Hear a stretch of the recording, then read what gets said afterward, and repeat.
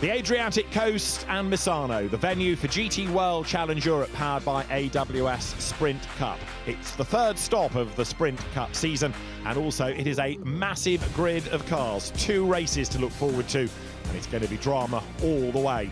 Sprint Cup this year has given us a variety of winners, and you can expect another wide open brace of races here in very high temperatures. Sunshine on Sunday and an evening race on Saturday. Valentino Rossi makes a welcome return to Sprint Cup, and he's going to be joined by Raffaele Marciello, who has yet to race a BMW in the Sprint Series. It's a multi-mark battle with different brands on the grid, and of course we have battles across the Pro, the Bronze, the Silver and the Gold categories. It's going to be hectic. Last time GT World Challenge Europe was in action was an Endurance Cup round, the CrowdStrike 24 Hours of Spa, with a massive grid led away by the flying McLaren of Marvin Kirchhofer, and some great racing in the daylight hours. The teams pounded on through the night, and as dawn broke, it was the Grasser Racing Team Lamborghini that took the lead. Jordan Pepper, Luca Enschler, Mirko Bortolotti, the drivers, and they were able to fend off the challenge of the Rutronic Racing Porsche for a first ever win for Lamborghini, a brand that had never even scored a podium result in the race before. 24 hours of success then for Bortolotti, Enschler and Pepper. And last time out, the GT World Challenge Asia teams were at Fuji. Race 2 had Ben Green on pole position, and he took the advantage from Jordan Love and Leo Yi, as Dan Arrow had a pretty tough battle with Ralph Aaron. Porsche 87 had won race 1 on the Saturday and therefore had a longer stop on Sunday, while there was drama here coming into the pit lane for a drive-through. Zhongwei Wang hit by the student in Rio. That brought out a safety car, a one-lap scramble to the end, and when Mike Zhou lost control and hit Wei Lu, they were out on the spot as Ben Green and Jeffrey Ibrahim came through victorious in the second race of the weekend at Mount Fuji.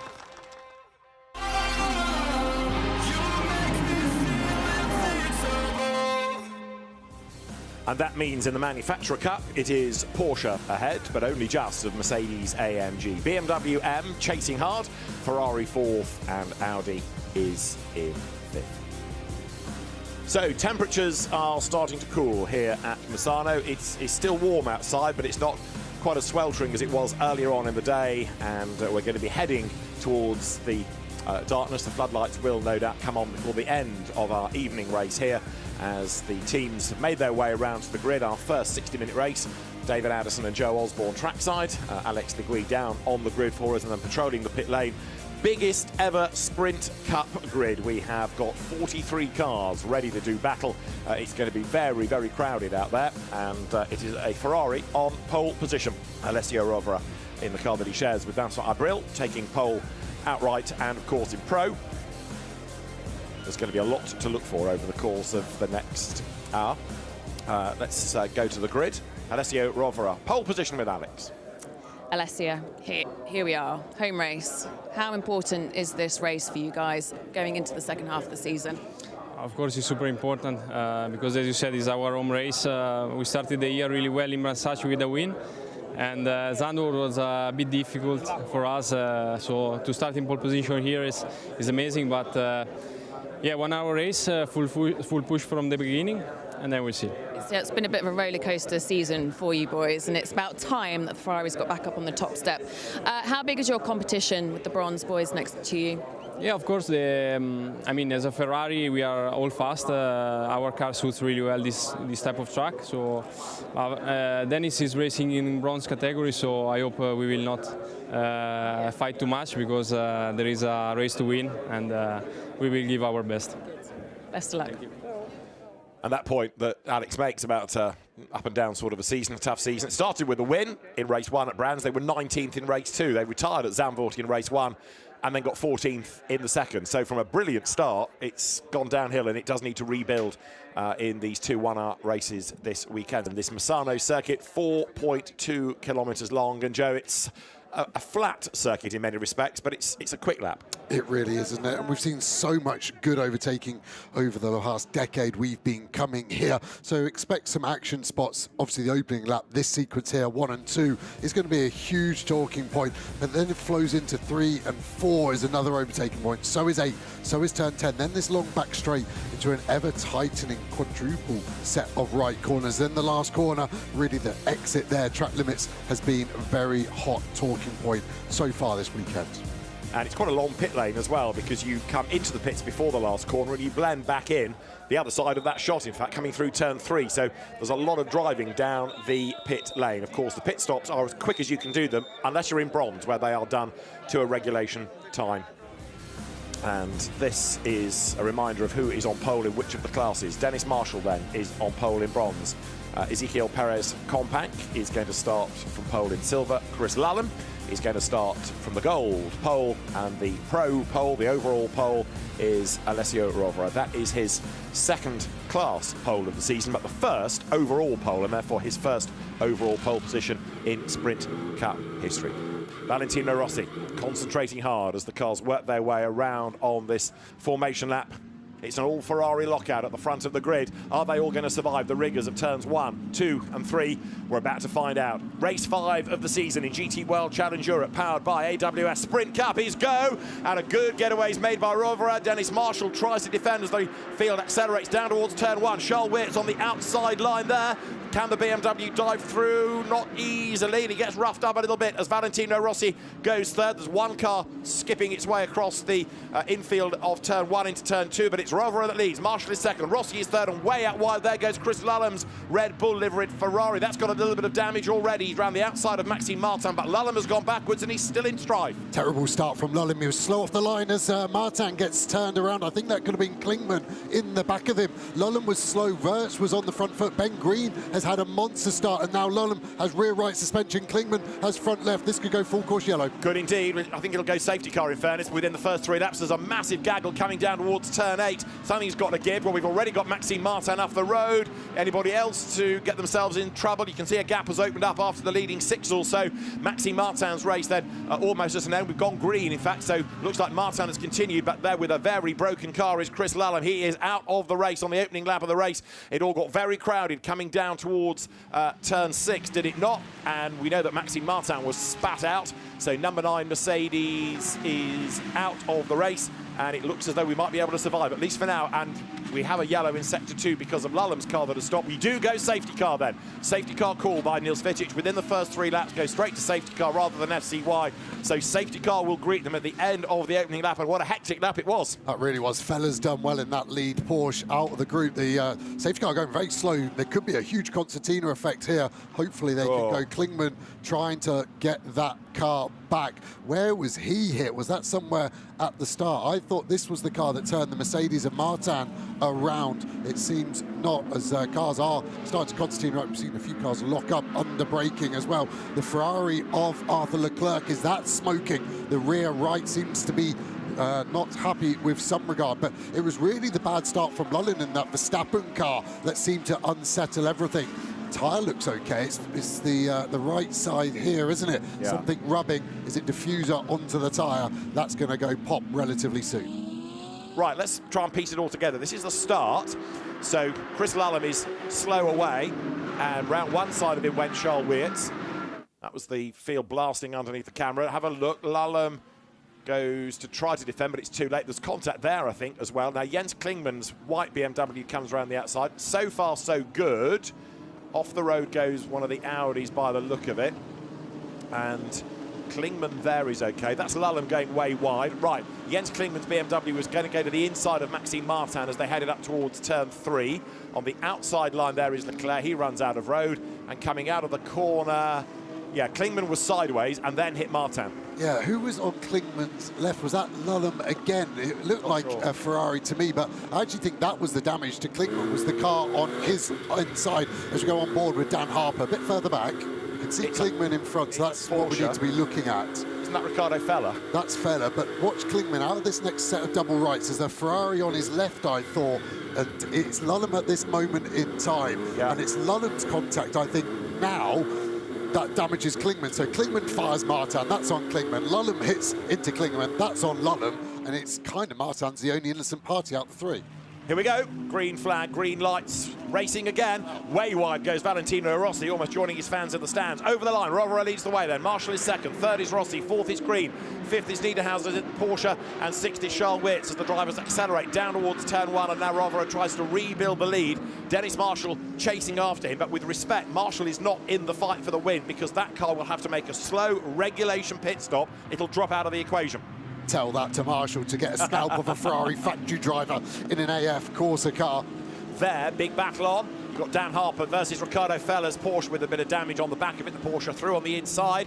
And Valentino Rossi, the best of the non-Ferrari battle. There's a yellow in sector 3 now, which is the final sector of the lap. So somebody may be in drama, and it is Engelhardt who's way off the road coming out of turn 16. Now, was that with a little bit of help? He's gone around, he's found the tyre wall. Race control hoping he can fire it up and drive away. Otherwise, it's going to be another interruption as the leaders power their way down that back straight. Yeah, full course yellow in 10 seconds. Right, and there the Lamborghini came across the front of Eddie Cheever and off it went.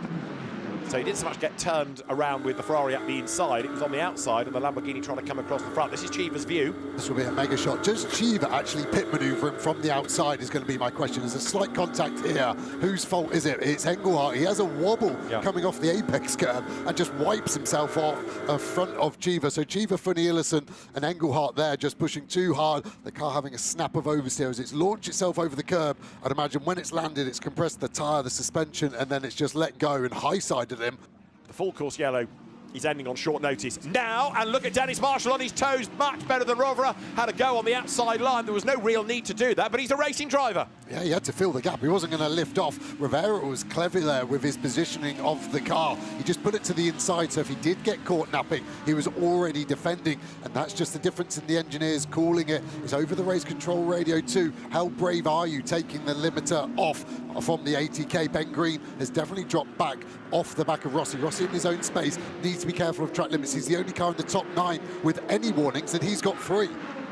So it's not looking great in terms of Valentino Rossi if he stays in that early aggressive mode using the curb. Big battle going on here. Look between 21 of Jamie Day and Ezekiel Perez Companc, that's for the lead of Silver, and it changes. Jamie Day goes through. The Aston Martin picks up the class lead, and you've also got Benji Goethe there on the inside line trying to get past the pair, which he does, so good move. Through he goes, and we understand from people trackside there's a report of a bit of light rain starting to fall now, so that could be something else just to throw this race into the air. It's been dramatic enough already, and we've only done 6 laps. We've had a safety car, we've had a full course yellow, and now 1 or 2 spots of rain starting to fall as well. Let's have another look at what went on at the start. So this is coming from the drone out of turn 2 into 3. You'll see Chris Lulham's car go way out wide and then back onto the racetrack as the cars accelerate up towards turn 4. Now have a look for the white BMW of Jens Klingmann relative. It's already happened. He got into Martin and Chris Lulham's car damaged as well, so it's all kicked off. You see Lulham out wide and Klingmann, I think he did get lent on again, but only just as they went down that back straight. But as he said at the time, masterful avoidance by everybody else trying to find a way past. I think they're going to box Rivera. They do, because cars leaving pit lane were going to be on his outlap, on their outlap, getting in his way. Yeah. So they box. Marshall stays out. He could get held up by traffic. Rossi in pit lane, pushing all the way to the line. You can loosen your belts. One hand must stay on the wheel. You can't drop the window net, so we're not going to see any more of that. I hope Green is in. Feller stays out like we expected. Wirtz, interestingly, stays out. I would have thought they would want the undercut, and some now getting to work. Maybe WRT didn't want to double stack the cars, so if you bring Rossi in, need to keep one out just to buy some space. So there to the end of the pit lane comes Valentino Rossi. Perfect place for the release because he just goes straight out and away down the pit lane behind. You saw Patrick Niederhauser come in to give way to Sven Muller. Away goes then now Vincent Abril in the number 51 Ferrari. Sorry, that was the Ben Green car, so Konstantin Lapalainen. There now is Vincent Abril in the AF Corsa car. He wasn't delayed at all, I don't think. That was a decent stop. Marcello's lost a load of time. Look at the gap to the Ferrari here of Abril. It was new tyres for Marcello. I didn't see what went on this 51 car. The new tyres, if it's not new tyres on the 51, could be a swing of anything up to 5 seconds for that WRT, the 46 car. Right, so away goes Abril now. That pit stop, 68.7 seconds. What about Marciello, as he will break the beam? quicker, 68.6. He had that car had dropped back before the pit stop. I think the time lost was on track rather than in the pit. So by 1/10 of a second, the BMW stopped better than the Ferraris. You're on board here with Sven Muller, who is determined to try to find a way past Konsta Lapalainen on the exit. Sven Muller up the inside into turn 6, and he's got the job done, has he? Well, he sort of roughs up Lapalainen, but yeah, Muller goes through.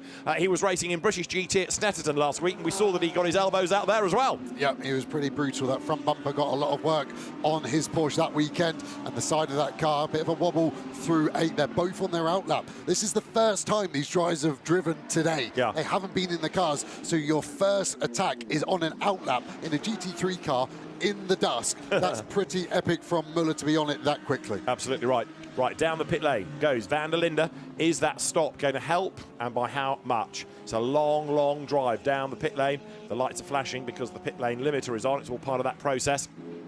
Van der Linde will wait till he gets to the pit exit line, and then he'll be able to accelerate away. There's a whole queue behind him. Muller, isn't it? It is going to be close. He accelerates away now, and the BMW will just be ahead of the Porsche. So BMW ahead now. It's gained track position, but Muller is on the outside line as they get down towards turn 4. The Porsche couldn't clear the BMW there, so he's got to slot back in.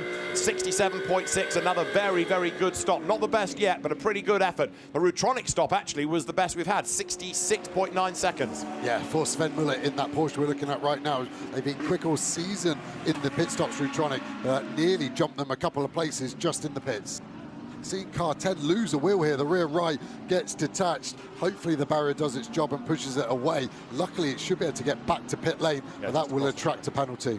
Into the pit lane eventually does come number 10, says Argazzo then, but that was another car from the Silver Cup. Bad day for Boutsen.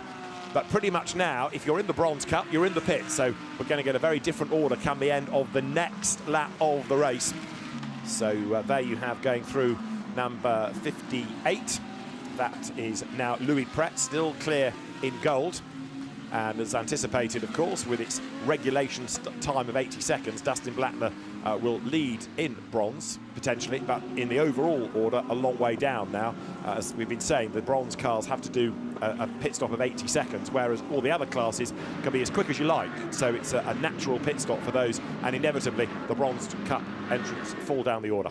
Vincent Abril then leads the way, sector 2. He's lost a little bit of time, so it's a bit cat and mouse this. And then in third place, you've got Kelvin van der Linde. So they've won big again on the pit stops, haven't they? Because they were, what, 6th before the window. On the back of Engsler here. We've got to run onto the back straight. We're going to see the performance difference. Engsler squeezing us all the way to the white line. This should be job done for Maro Engel now. Engel through on the inside going into turn 11. Job done. Yep, does it at 12, in fact. So Maro Engel makes the move, and through he has gone. So Engel's Mercedes looking rapid. He's chipping his way back up the order. The reigning Sprint Cup champion with Lucas Auer. The lead gap then, 1.2 seconds still between Abril and Marciello. The BMWs, WRT cars as well, always seem to go well around here. It's a circuit that suits Valentino Rossi. There he is, it's his home track, and he's getting a little bit more interested in life, a bit more confident, because he can see that gap may well be under a second. This time it is. It's only 0.4 of a second as they go across the line. 9 minutes on the clock, 0.4, split the top two. Raffaele Marciello could be on for a hero's return to Sprint Cup here. It really is on, and I think Abril's actually struggling with the car more than Marciello getting faster, and the rear of that Ferrari not looking particularly planted. Have they gone too high on the tyre pressures? Have the tyres fallen off a cliff? Marciello will now be looking to place the move. Where's it going to be? The back straight is an obvious place. He's able to look to the inside here. The Ferrari always strong with traction, mid-engine versus front-engine BMW. It's going to be a difficult move for Marciello. Abril will know this is for the race lead and will defend it as hard as he can. Raffaele Marciello, we know, he's one of the best GT drivers out there. Thinks about the inside and look up the road. There's a back marker as well they're going to come across in a moment. Is this going to help or hinder the Ferrari? Tough times these for Abril. Look at the graphic just to reinforce the point that over the last 5 laps, quicker than the average in the class has been Marciello. Now they've got to dive past that slower car and go down towards turn 8. Vincent Abril makes the move late up the inside line. Good move through on the inside. Marciello goes by now. So you're on board with that BMW. Let's listen. Yes, it's Abril, only 1 track limit. Marciello almost into the back of Abriel there. Now, which car has got better grunt coming off turn 10? It's the aero-friendly Ferrari versus the grunt-and-go BMW. Marciello in the slipstream. Is he going to pull to the inside? Yes, he is. Is there a gap? Yes, there is. Marciello elbows out, goes through. Side by side, he's got the inside line for the next corner. Raffaele Marciello leads. That was brave, brave, brave. And the WRT garage goes wild. Either Vince Abriel just thought he couldn't hold it, but he defended way too late, and Marciello already had the speed on it. Hard for the drivers in these conditions with how dark it is to exactly see the car, but he moved across too late. Marciello's speed, we saw the lap before, 7 or 8 Ks more, and he was a car length and a half, 2 car lengths closer as they exited onto the back straight. Easy move in the end. So, over the line, new race leader, Raffaele Marciello. He's not a regular in GT3 machinery anymore. He's not a regular in the Sprint Cup. First time he's raced this car in sprint. And Raffaele Marciello accelerates then now up from turn 3 ahead of Vincent Abriel, who now is the hunter rather than the hunted. And this is how the lead changed. Just popped to the inside. Abriel then made a second jig. Marciello wouldn't have appreciated that one, I don't think. We saw a similar thing, didn't we, between Marciello and the Rover BMW at Spa and another AF course Ferrari. It got physical there. This time the blows were relatively minor. Gets the car stopped, and I think Abriel has nothing to reply with. We go on board. You watch Abriel come midway and then has a second jig. Too late, and we have to take all the curb. 240, 245 kilometers an hour at that point. Great driving by Marciello to keep his foot buried. That's Mauro Engel having a go at Sven Muller then. This is for 4th in Pro. Engel trying one side, then the other. That is a wide old Porsche, but Mauro Engel knows this is a good chance. He has a go on the inside coming into turn 16, and yet again gets a face full of Porsche. And this has been a really good stint for Engel here. And this is the last lap. They will both be fighting for every last point. Let's forget the championship. Engel trying to go around the outside of 1, inside of 2. And he's going to do it because he goes a little bit deep there and he moves himself up past Sven Muller. Mauro Engel with some brave, robust driving makes it stick and pulls away. That Mercedes much better in these cooler late evening conditions than for the rest of the day. And was that a flash on the lights by Muller? A little bit aggrieved by all of that, I fear. It was the second flash. He was on the flash before the move had even finished on the exit of 2. He must have felt that Engel was roughing him up before that. I thought there was a slight tap and run at 14. I wonder if Engel was fully on side as they came into. Was he on the track? One person who won't care at all is Raffaele Marciello. Yes, it's a German car, 2 Italian drivers. One of them has had a stint that has been phenomenal in Marciello, and the other one, Valentino Rossi. On Misano soil, yet again, a win for Valentino Rossi and Raffaele Marciello. Their first win together as a combination, and it is a 3rd Misano win for Valentino Rossi, a 15th Sprint Cup win for Raffaele Marciello, and an excellent job done for the WRT team. Raffaele Marciello's first win with BMW, as I say, a 3rd win for Valentino Rossi, all of which have come here, and a 10th Sprint Cup win as well for BMW, and a 53rd Sprint Cup win for WRT. The numbers just keep on falling. Valentino Rossi and Raffaele Marciello, the winners by a 2.5 seconds from Alessio Rovera and Vincent Abriel, Charles Wirtz and Calvin van der Linde 3rd. Off the podium 4th, Lucas Sauer and Mauro Engel, ahead of Patrick Niederhauser and Sven Muller. 6th to Benji Goethe and Marvin Kirchhofer from Ben Green and Conte Lappalainen. Then Jordan Pepper and Luca Engschler with 9th, Tom Fleming and Louis Prett winning in gold, and 10th winning in silver, Ezekiel Perez-Companc and Alex Arca. And 16th, the winning bronzes, Dennis Marshall and Dustin Blattner. Vale, you did it under the lights, your home race in front of all the fans, again and again and again. Here we go. Yeah, so Lello did a fantastic job. It was like a train. Sincerely, already from the beginning, I know that he can do it. And great congratulations also to the Ferrari, but Lello was faster, and so it's good because during the season we suffer a lot in the WEC Championship because we are not so fast. So win like this in Misano is great, is special, and this championship is fantastic. You've really proved yourself, Raffaele. My goodness me, what a stint that was. What point did you know that it was going to be your chance to take that overtake? No, I told Vale yesterday, if you qualify top 4, we win the race. So he did P3, so no. No, I mean, I saw that the Ferrari was quite quick at the beginning, so I was not catching. Then suddenly, I don't know if they had an issue or something, they slowed down a lot. they lost a lot of pace, and there I saw I had a chance. So yeah, then it's amazing to be back in the sprint championship. I love this championship. So yeah, it's very nice to have the victory here. I fight many years WRT when Dries and Charles was always winning and me and Timur second. So it's nice now to be in the other side. Valentino Rossi for Raffaele Marciello. The winner's trophies at Misano. For Vale, a third victory of his Sprint Cup career, his GT racing career, third outright win. He was a class winner, remember, in the Le Mans Cup race at Le Mans 3 years back, but a great job done. Everybody turns on the winning drivers, soaks them, and Valentino Rossi cares not. That is a genuine, big grin. We talk about the length of the pit lane here. Well, it's almost as long as the smile across his face. Well done, Valentino Rossi and Raffaele Marciello.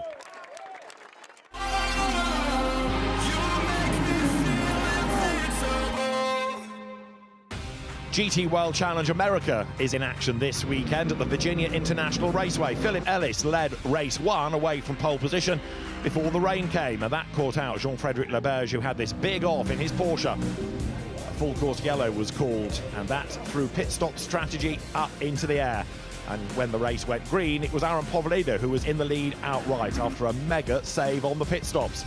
The Porsche, though, of Jan Heylen was carving its way up the order and would battle its way through into the lead of Pro. As for the win in Pro-Am, Robbie Foley found a way past Darren Turner. But up front, it would be a win outright for Porsche. Alex Sedgwick and Jan Heylen coming through victorious in race 1 at the Virginia International Raceway.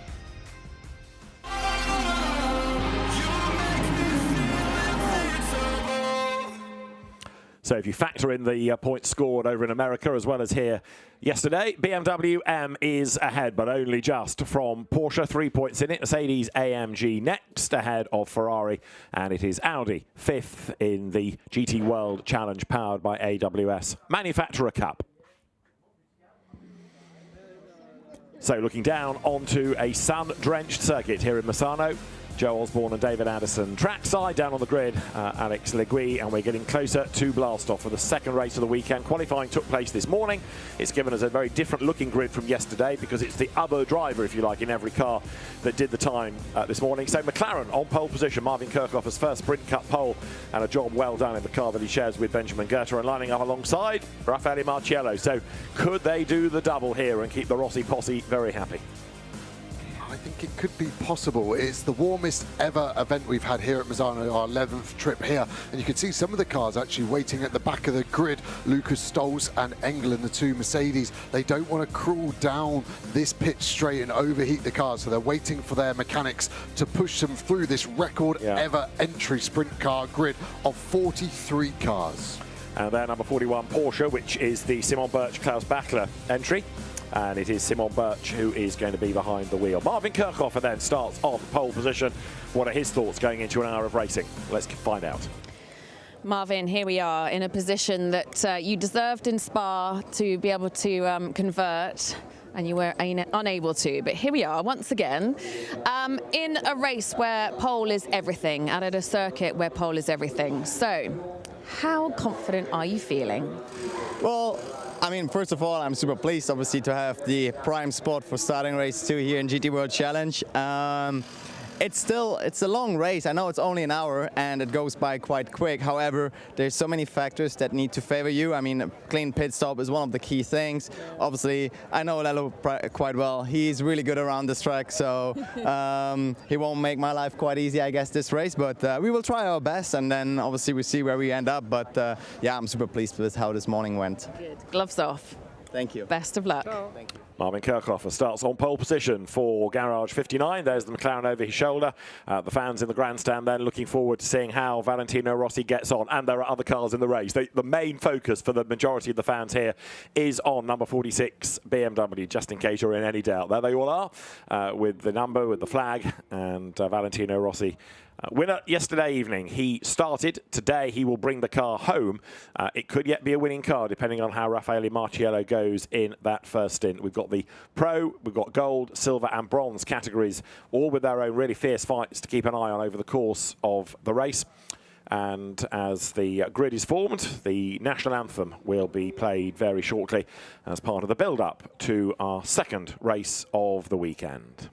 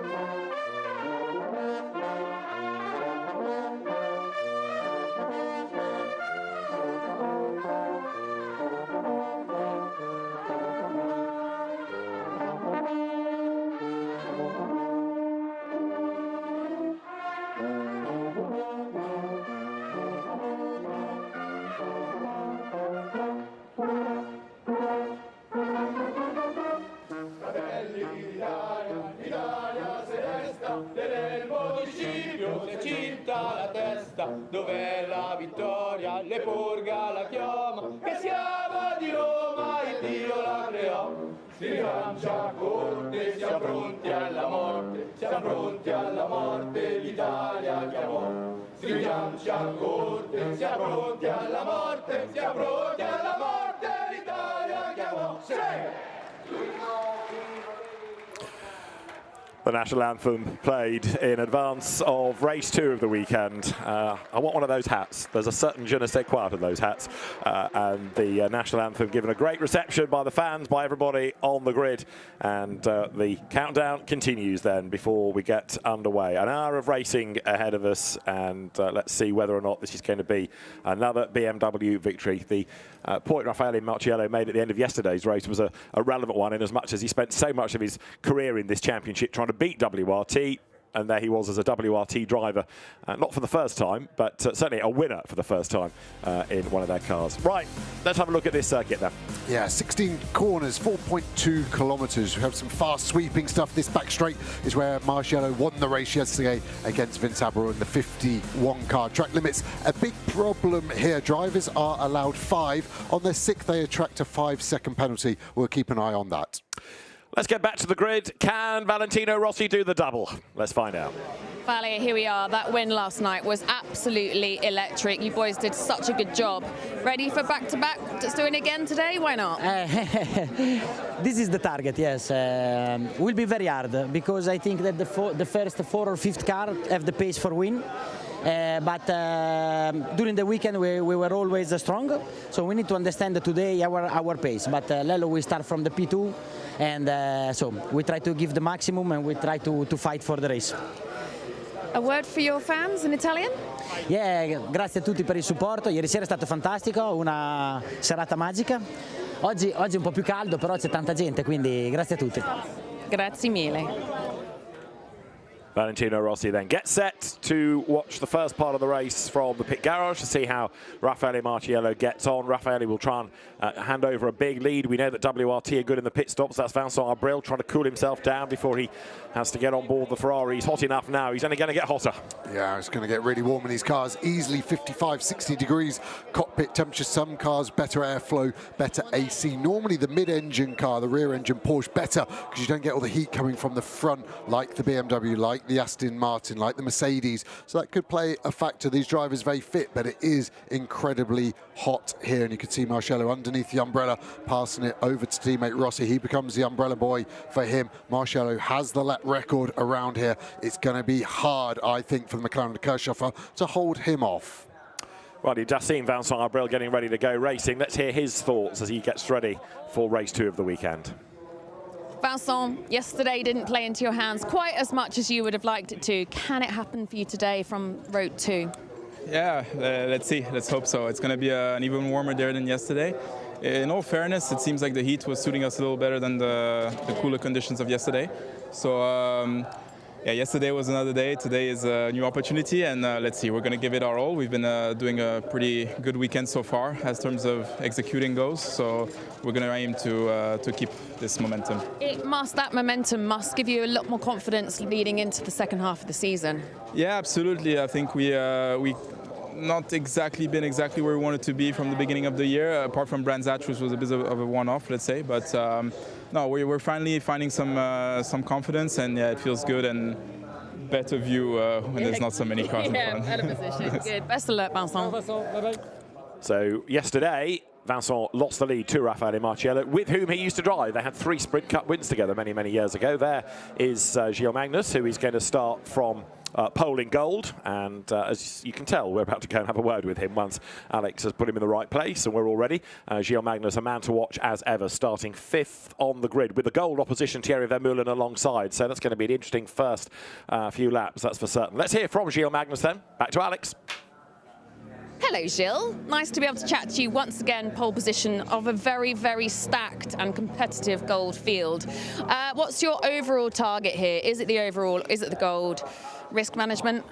It's always going to be the gold. For us, to finish every race is the most important thing. As in Gold Cup, we're not that many cars, so if you don't finish, you lose a lot of points.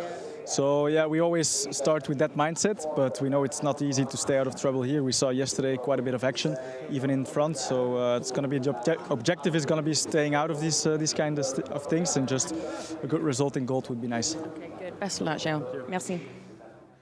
Gilles Magnus then sharing the Santalok Audi with Paul Everard, and a very quick touring car racer before coming into GT. We're into the final 5 minutes before the formation lap. You can see from the board there heading down the grid that all extraneous personnel now leave the grid, and then at the 1 minute board, engines will fire up, last engineers off the grid. Formation lap will be underway.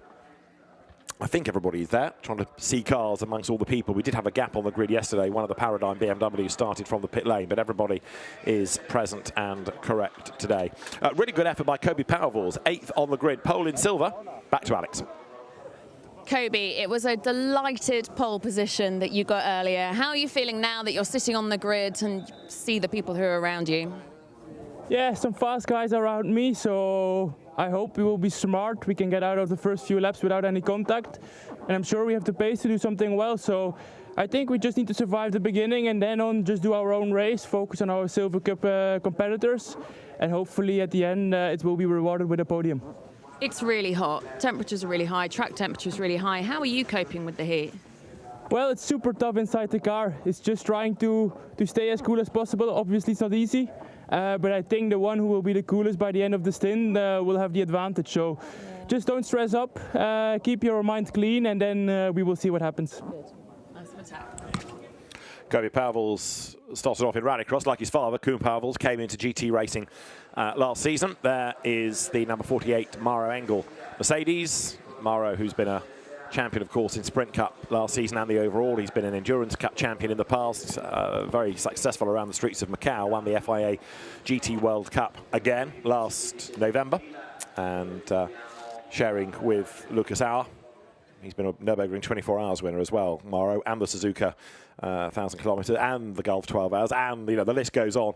Like many on the grid, ex-single-seater racer, but he's been a loyal servant of Mercedes for many, many years, including racing the cars in the Australian V8 Supercars Championship for a while. And he's still got the Australian twang to his accent, which is great to listen to. That's the yellow Mercedes starting third, Mauro Engel at the wheel. 3 minutes to go now. We're counting down to getting this formation lap underway. Can Marvin Kirchhofer convert pole position into a race lead? I think so for the first few laps for sure. Pole position has been very strong here this weekend, and historically he will dictate when to go. But that BMW, good in a straight line.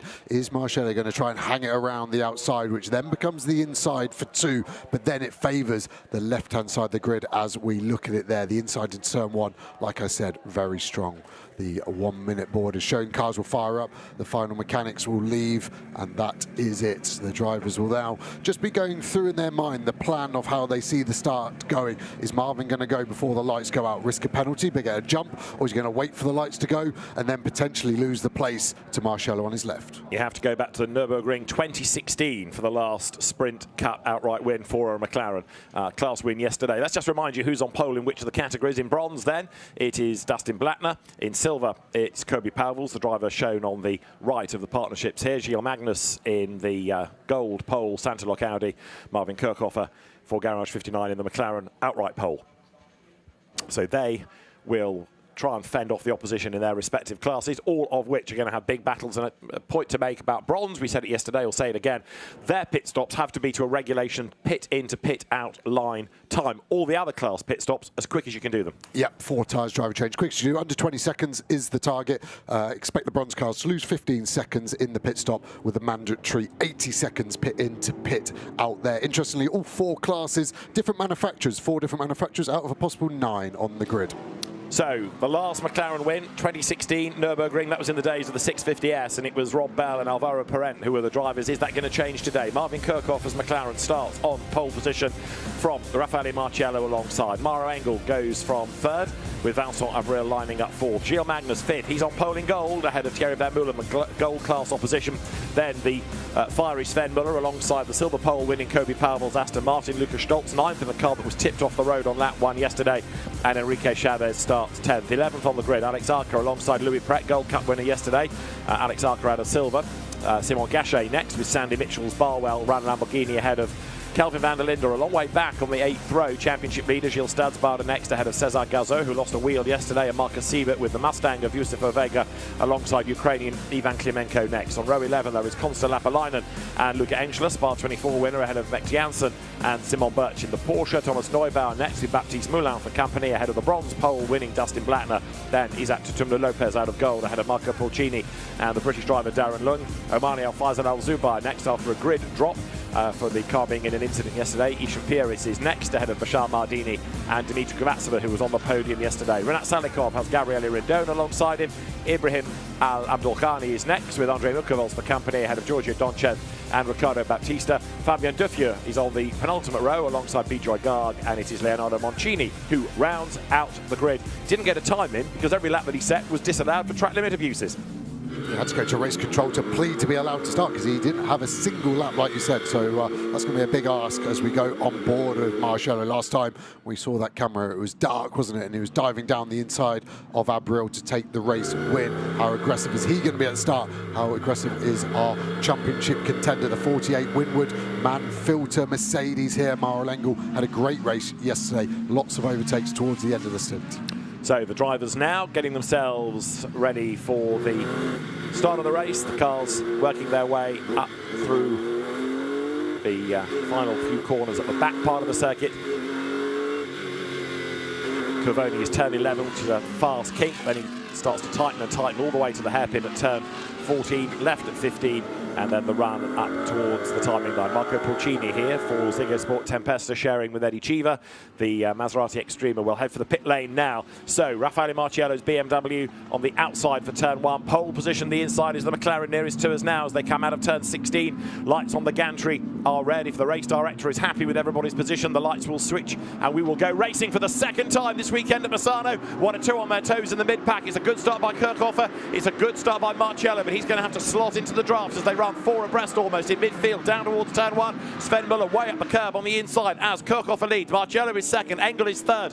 A good start by Magnus fourth, but up the inside comes Sven Muller all up the curb. The Porsche has feistily driven today as it was yesterday, and he's going to get through under braking. Is he for turn 4? Yes. Magnus goes 5th, and in 6th place it's Vincent Abril as they turn up through turn 5 for the first time. Marciello though is coming back at Kirchhofer for the race lead as they sprint now along that back straight. And look, Kirchhofer having to go really defensive. Marciello breathing down his neck, tries one side, tries the other. The outside line at turn 8, last of the late breakers. Marciello on the outside here. He's got the inside line for the next corner, but he gets run out wide, and Kirchhofer just hangs on to the lead. He eased him out, didn't he? Kirchhofer in that McLaren in front just said, no, thank you. I'm not being done around the outside on lap 1. Clean start from Engel. Vince Abril got roughed up. I think it was Stoltz that went in the back of him. That went into the back. And look, I think Marciello might go all the way around the outside on the back straight on Kirchhofer, who is going really defensive to cover off the inside line in the McLaren. Marciello in the BMW getting quicker and quicker and quicker, but again he can only go to the outside line down towards turn 12. Is there a gap up the inside? No.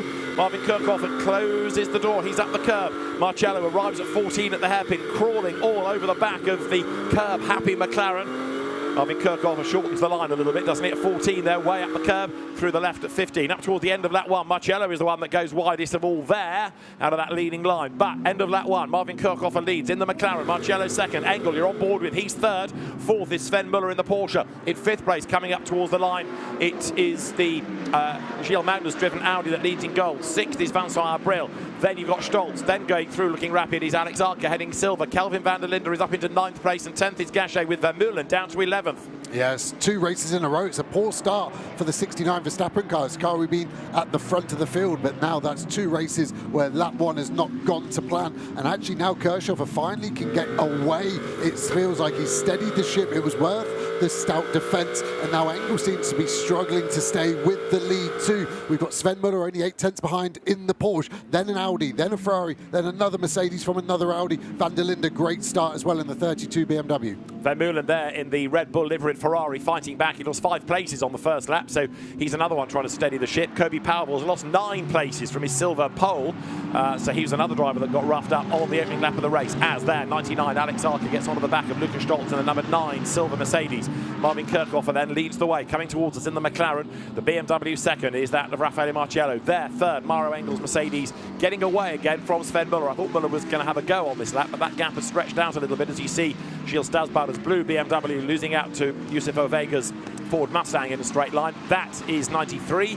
That is Marco Pulcini at the wheel of the Ziggo Sport Tempesta Ferrari, second in bronze at the moment. Behind he's at Tumula Lopez with another of these quick McLarens. Yeah, Louis Pret there just trying to make some positions. It was a purple sector 1 for the sister car. Kirchhoff in the lead of the race, so that car is getting up to speed. Pret still having to worry about Simon Birch behind him, as there's a whole stream of cars, and you can see the Lamborghini on our inside. Is Pulcini going to be able to fight back? A bit of contact, put Pulcini on the grass, and the Lamborghini takes the place, and maybe that Porsche coming through too. Dimitri Gavazza goes through, and also by the look of it, Bashar Mardini's Porsche goes by, so Pulcini with a little bit of hit the shoulder at turn 16, losing 2 places. Marvin Kirchhoff then, fastest lap of the race. He leads by half a second from Raffaele Marciello down towards turn 4. This is Pulcini's view, thinks about the inside line, trying to go back ahead of Mardini. Couldn't do it. Engel's dropping off the back of the leaders, isn't he? Marciello then glued to the tail of Kirchhoff, and those two have got away from the rest of the pack behind. Engel third. Yeah, nearly 2 seconds back to Engel now, so Engel could potentially here be the cork in the bottle, and that cork could be stopping what looks like at least 13 to 14 cars all the way down to Gazzo, I think, in 13th. Could be part of this battle, and that's going to be interesting. It looks like Marciello now on this lap is going to be quicker. Doesn't look like that lead McLaren did the fastest lap on the race last lap by, does it? It's changing quickly, the tide of pace. It is indeed. That's the Gold Cup leading Audi then. Gilles Magnus at the wheel, 5th overall. Paul Everard to take over that car. There are the 2 leaders. Look at the gap though. Mauro Engel in 3rd, and he in turn is getting away from Muller. So Engel is kind of in no man's land now, not catching, not really being caught. And Kirchhoff is having to work really hard to keep Marciello at bay. A lot of energy in these 2 leading cars. Yeah, a bit of a side note between these 2 yellow cars, the Mercedes and the Porsche, yellow and blue Porsche. There was no love lost between those 2 at the end of the race.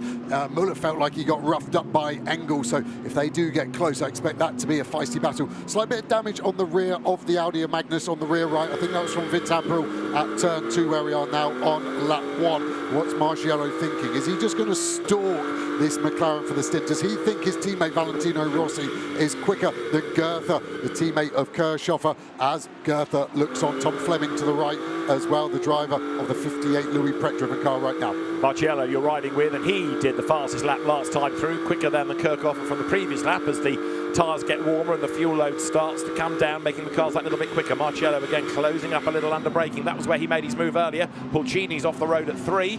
Getting back onto the circuit then, Marco Pulcini losing a lot of ground. Yeah, huge amount. He's been forced really wide there. He had Salikov just behind him. Was it the Mercedes that roughed him up? We might get a replay of that, but Pulcini has had a brutal couple of laps, and he is really out of the running now already this early on into the race. So there are the top 2 heading towards Covoni. Turn 11, Engel, best of the rest in 3rd place. Now, how is he getting on relative to Sven Muller behind him? Muller fractionally faster in the 1st sector, losing out in the 2nd then. So different cars, strengths and weaknesses around the circuit. Look in the background, the white BMW is Al Faisal Al Zubair coming up to have a go at Constellapalainen in the Emil Frey Ferrari. That one struggling at the moment compared to the AF Corsa cars. But for Garage 59, here comes Marvin Kirchhoff once again up towards the end of the lap. This is lap number 4. heading their way up towards the timing line now. It's still McLaren ahead of the light flashing BMW of Raffaele Marciello. Replay of what happened to Pulcini. Comes out of turn 1. This is turn 2, the left-hander. Just going to listen, see if I can hear any contact. I feel like he lost that himself, but that would be a very strange thing to happen there. So, like I said, that turquoise Mercedes was very close behind as we crossed the line. Couldn't hear any contact, so I'm just going to have to put that down as a driver error for Puccini. Just looking at the pace here on the graphic, you can see on its ebb and flow. I just feel Marciello in that BMW can place the car better. He's not having to run wide out the last corner, for example. It isn't just a good race. Look at the view we've got here. This is one of the best racetracks to come to as a spectator. And we've got plenty more to come to. Magny-Cours next, and Spa 2026 tickets on sale already. Race leaders then up towards turn 10. Marvin Kirchhofer clear by 0.3 of a second at the start of this lap from Raffaele Marciello as they work their way down that back straight once again. Mauro Engel's last lap was a 34.3, so he's giving away a couple of tenths a lap at the minute to the top 2. Then Muller in 4th in the Porsche. Valentino Rossi looks on, thinking, OK, I'm going to have to square up against Benji Goethe here. Is Raffaele Marciello going to hand over that car in the lead? Not yet, he's not. Tried very hard on the opening lap, closing up again here at turn 14. Out of the hairpin, Benji Goethe then on the left as you look, watching all of the data, watching his car with Marvin Kirchhofer at the wheel of it, coming up towards turn 16 and the end of lap number 5. It's a 1-hour race, and we are about to complete then the first 8 minutes as they come up towards the timing line. Through goes Kirchhofer. In second place, Marciello, and the gap between them was 0.376. It's 0.463, so it's gone up ever so slightly. Yeah, track limits, by the way. Everyone's being very respectful at the moment. Really nothing to talk about too much. Just 1 for Marciello, 0 for Kirchhofer, and Engel in the top 3 at the moment. We've got to remember as well the pit stop race. Which team's going to be quicker between Garage 59 and WRT? WRT historically the strongest in the grid, but that Mercedes, sorry, the BMW, not quite as quick as the Audi for them thus far. And Garage 59 have been strong in the pits, but it's another factor we have to think about. An incident between Thomas Neubauer and Dustin Blattner from the opening lap has been noted, and Blattner has fallen back now to 4th in bronze, having been on pole position. The red BMW there, number 32, is the car of Charles Weerts, and that is at the moment driven by Kelvin van der Linde in 9th place. Weerts to do the second stint. It was a car that yesterday was able to haul itself up after the pit stops into contention, but right now it's a long, long way back, and van der Linde is finding it tough to make progress, as also is Lukas Stolz in that silver number 9 Mercedes, 7th on the back of Vincent Abril. Yeah, Abril in 6th, making it 6 different manufacturers inside of the top 6. Just interesting that Neubauer is the sister car, the factory car to this 51. And why is he battling with our bronze class leader? That car's had 0 pace this weekend. Leclerc the same. They had a puncture yesterday, which of course hampered them. But surprising to see a pro car all the way down in 32nd, especially a factory Ferrari run one. Very true. Race leaders then working lap number 6, and it's about to start lap number 7. Is that freight train headed by the McLaren there with the BMW in the draft. Marciello looking a bit nearer again. Yeah, the gap's down to 0.287 of a second now. So Marciello having another push from Engel, from Muller, from Manuels leading in gold. Abril, Stolz, silver leader is Alex Arca in 8th. Kelvin van der Linde is 9th, and Simon Gachet 10th in number 111. McLaren. See that long line of cars, that bright blue BMW, Gilles Stadsbader's car, 15th, ahead of the Mustang of Yusuf Ovega right now. Pit stops come after 25 minutes, a long way to go for that. Yeah, I'm just thinking about the pit stops. The undercut very strong because you get a fresh or new set of tyres depending on what the team have saved for the end of this race. So the undercut gives you an advantage. But I feel the first 3 cars especially have got their faster driver of the weekend in. So that will be the trade-off. The undercut of the tyre is probably worth more than the delta between those drivers. But I still expect most cars to pit as soon as they can.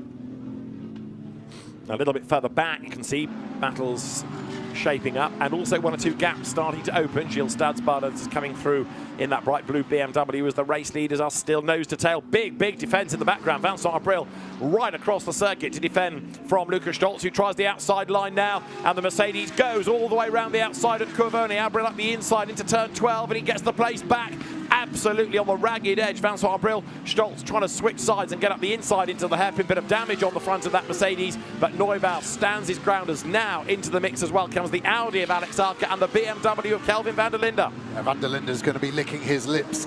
This hasn't got the pace, but you have the aggression in racecraft, I think, to pick a few off here. I think the damage on Stoltz could have even been on the first lap, because I think he went in the back of Abril, who then went in the back of Magnus. So I don't think it's going to be performance limiting yet, but the grille shaking around. The team might want to get rid of that yellow flag in the background, I can see as well.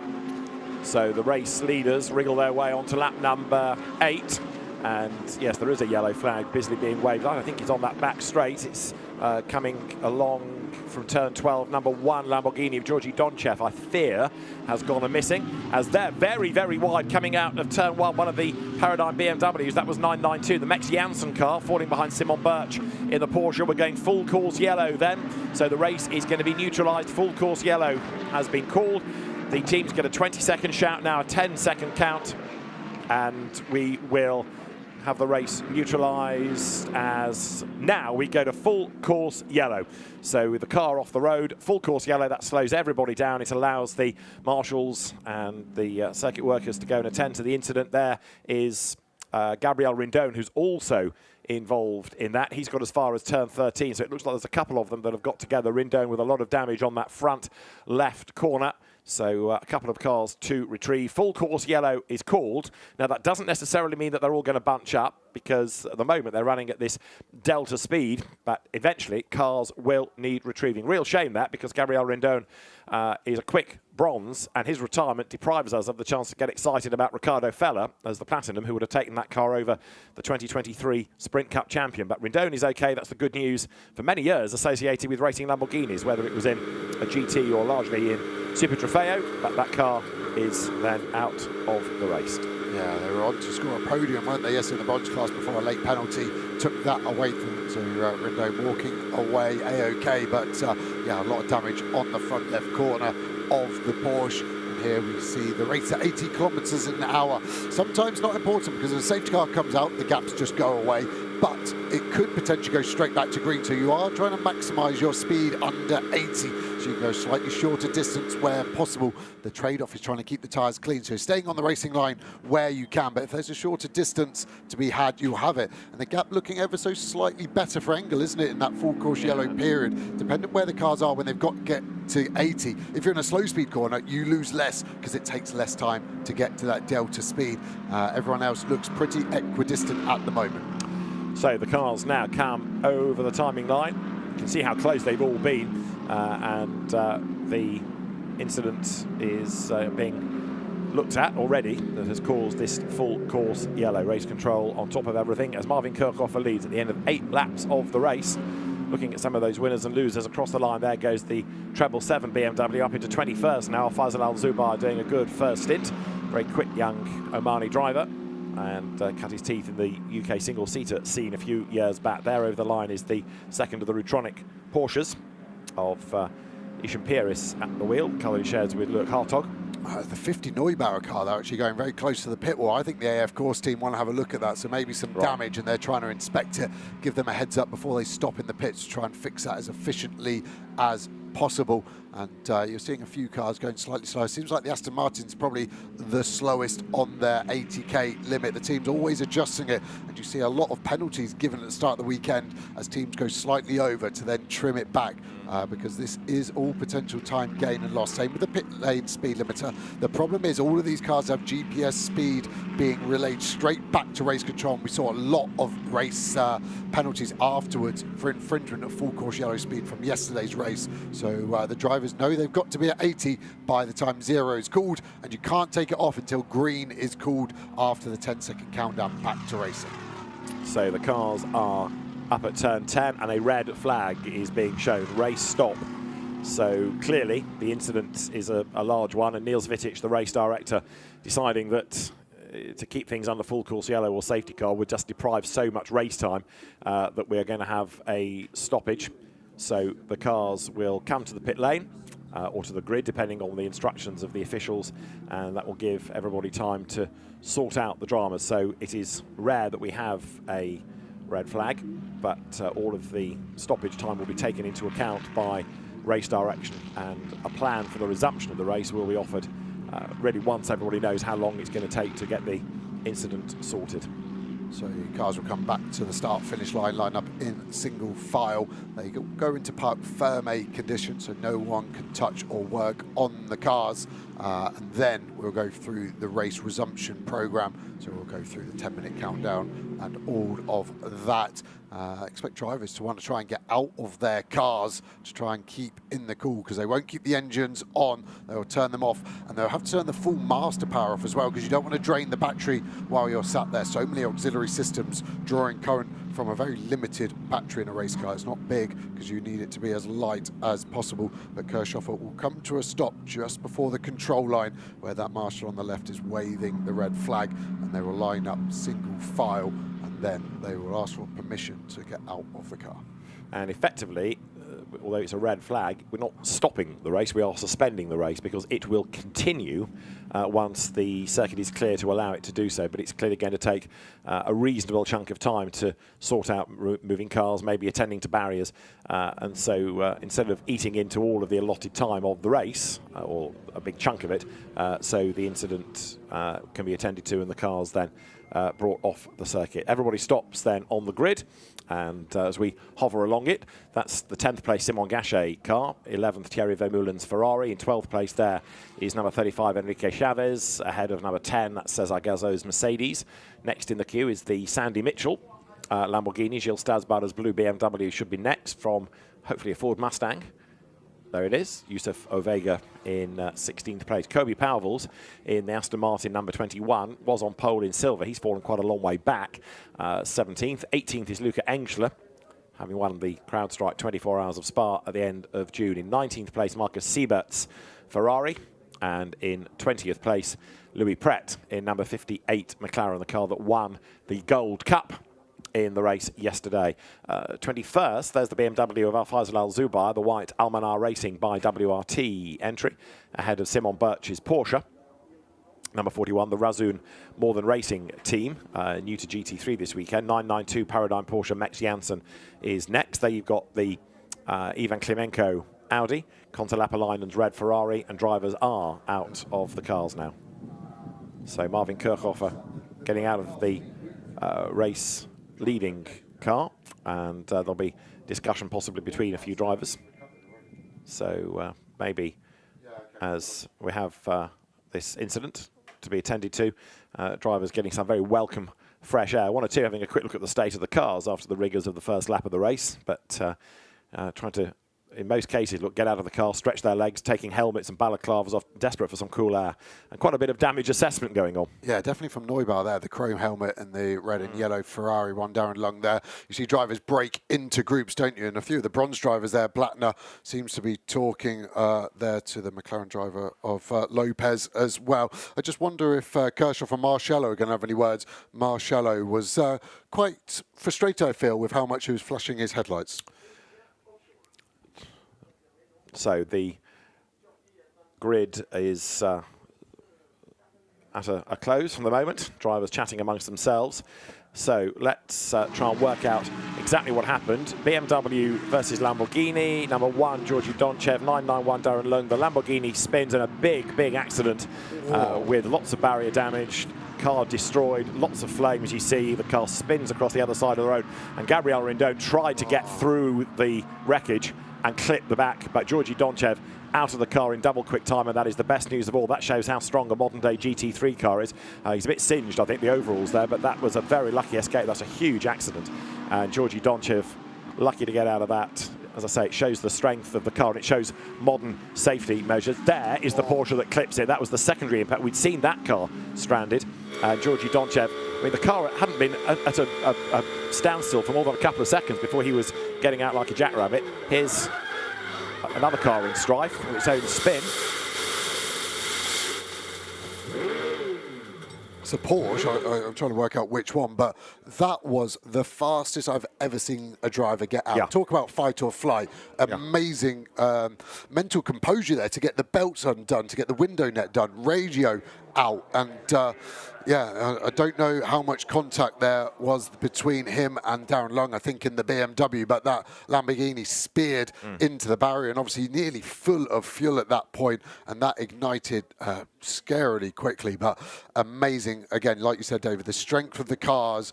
This is going to take a while to repair there. You can see the Armco's done the job it should have, and it stayed in touch, intact, sorry. But that is a good 30, 40 metre stretch, and they're going to have to replace poles. Even, I'm trying to work out where that polystyrene block has come from. I think that might be a motorbike relic that protects that pole behind it for motorbike riders more than anything else. But wow, I've never been so thankful to see a driver get out as quickly. And you're right, the whole left arm of his suit was discoloured because of the fire. And as a driver, I've been complaining since the Grosjean F1 crash that we have to wear thicker fireproofs to give us more protection. But if that one incident made it worthwhile, I might actually keep my mouth quiet for once. The clock has stopped at 44 minutes and 44 seconds, and we are looking at around about half an hour's worth of repair time. Bear with us, everybody. We will get racing back underway as soon as. It's partly to retrieve the car. It's partly to get rid of all the debris. It's partly, of course, to make sure that Georgi Donchev is okay. Once the adrenaline wears off, he'll obviously go to the medical centre. You do in any accident, large or small. But then there's a massive chunk of barrier that needs to be repaired as well. Konsta Lapalainen in the Emil Frey Racing overalls leaning against the pit wall. Bijoy Garg there in the black overalls with the white vest, striding purposefully up the pit lane. And there is more racing, of course, still timetabled at Misano today, so that's got to be factored in with any local curfews as well. But the main race of the day takes priority, and the teams on the grid not yet able to touch the cars. They can look, they can work out what might need to be done, but we are under part ferme conditions. But whether the drivers have seen a big screen replay of that impact or not, either way, the best news of all is that Georgi Donchev is okay. That car has not had a good weekend, because when Christian Engelhardt drove it yesterday, it got duffed up at this corner in the background, turn 16, and was a retirement. Georgi never got to race yesterday, and a very brief spell behind the wheel today before that monster accident. Yeah, and yeah, the G's pulled as well. Like you said, he'll be fine jumping out with the adrenaline, but that's going to be a sore one. Expect that to be at least 10 G of a crash. I don't think will be sore tomorrow, but the medical centre here, second to none, so he'll be well looked after. Just another word about the Lamborghini. I was saying about the strength of the car. We knew that the drivers had got out before we saw the replay.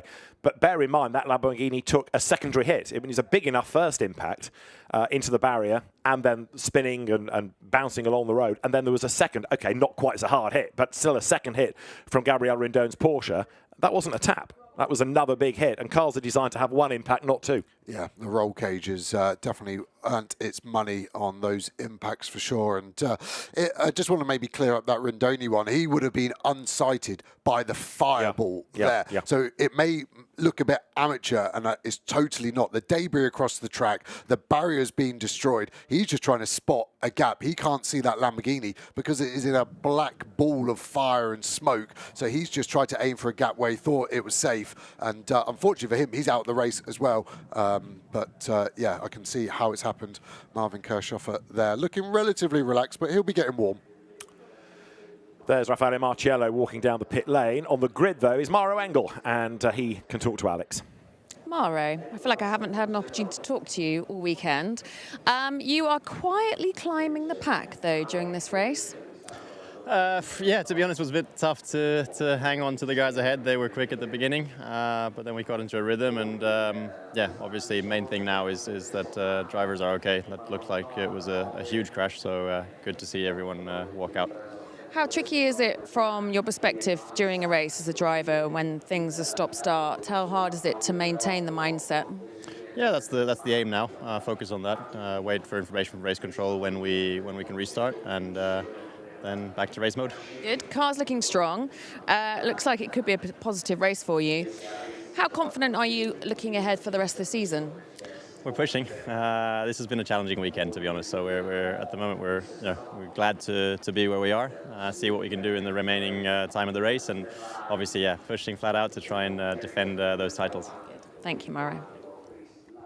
So Mauro Engel all smiles for a number 48 Mercedes. He's right, it has been a challenging weekend, but points help win championships, and so they, in yesterday's race, got 4th and running 3rd at the moment. More and more drivers there out of cars, sheltering from the sun, and I think going onto YouTube to have a look at replays and seeing what that was all about. And that is, as far as the circuit staff are concerned, is what it's all about, and how long it's going to take to repair that. From where we are, at the end of the pit straight, if I look across into the middle of the circuit, we can see some more of the trackside furniture where it is stored, and lots of tyre stacks have gone onto the back of a truck, which makes me think that if they can't repair the entire section, that at least some tyre barriers in front of it might cover it or be put behind it to give it some support, but we'll see what happens. But that is a huge repair job, and the fact that at the moment there's no barrier ready to go means that it is going to be a long delay.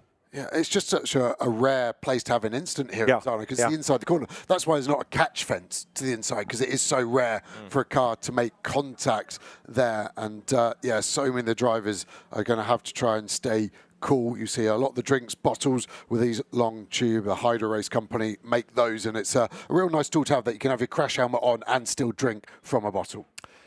Now, Marvin Kirchhoff is the race leader still under these suspended conditions. He's out of the car. He's with Alex. Marvin, just hearing the commentators, the British commentators, talking about how hard it is for you drivers to keep cool. And as I come over to you, I see that you've got this ice pack here, Matt, and one there that was in an area that we won't discuss about right now. But how tricky is it to stay cool in this environment? It's pretty tough out here. I mean, yeah, we've got like 32 degrees ambient. It's actually, you can feel like when you're standing on the circuit, it's like really hot even on your feet. So it's quite tough for us. We don't have an AC, so that doesn't make life much easier. But yeah, I mean, the first thing, most important, is I've heard the drivers are all right. They were involved in this accident, so that's very good news. And now, I mean, from here, we just got to see what's going to happen. Talk us through this first stint of this race. It didn't look easy to hold off the boys behind, but then you started to claw it back again. Yeah, as I expected, Lello was on it. Yeah. We know each other quite well from single-seater days. No, I mean, they've been very strong all weekend, the 46 crew. I mean, they won yesterday's race for a reason, so we were expecting them to be quite on it and fast. Once we got a bit into the groove, it was all right, but definitely it's hard work out here. It's not like a nice Sunday afternoon drive, not at all. So we really have to push, and obviously, yeah, it would be nice if we can stay where we are right now. So you were just off before I rudely stopped you. What is your plan? What do you do in this environment for these minutes that you have? I would love to find an ice cream, to be honest. That would be quite nice right now. No, I think I will just go back to the team, get a bit into the shade, just see what the decision is, how we're going to continue from here. And then after that, at some point when I'm done for today, I will treat myself in an ice cream. That's the plan. Good. Well, enjoy that. Thank you, Marvin, and best luck for the rest of the race. If he wins, we might all get one, if we ask nicely. Marvin Kirchhoff then feeling the heat. The teams have been told that they can have umbrellas to shield the drivers, no blowers. In the pit stops, you can actually have a blower into the car to help keep the driver cool, but that's only in the races, and it's not at the moment. If you want to keep cool, get out of the car. There in the black shirt, with his back to you, is Niels Vitic, the race director, talking to the circuit staff.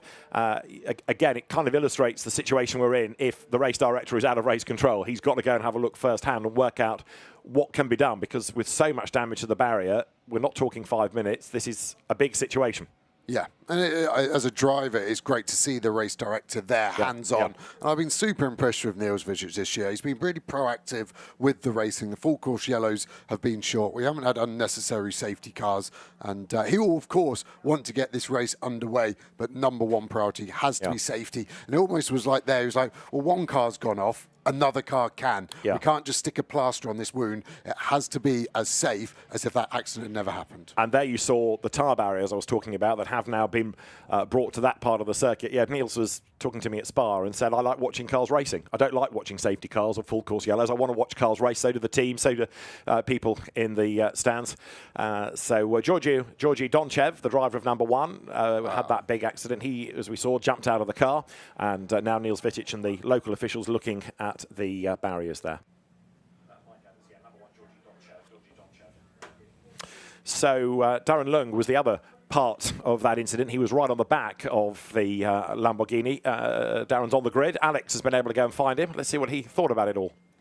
Darren, this is not the place or time that we want to be having this interview. You were right behind the incident.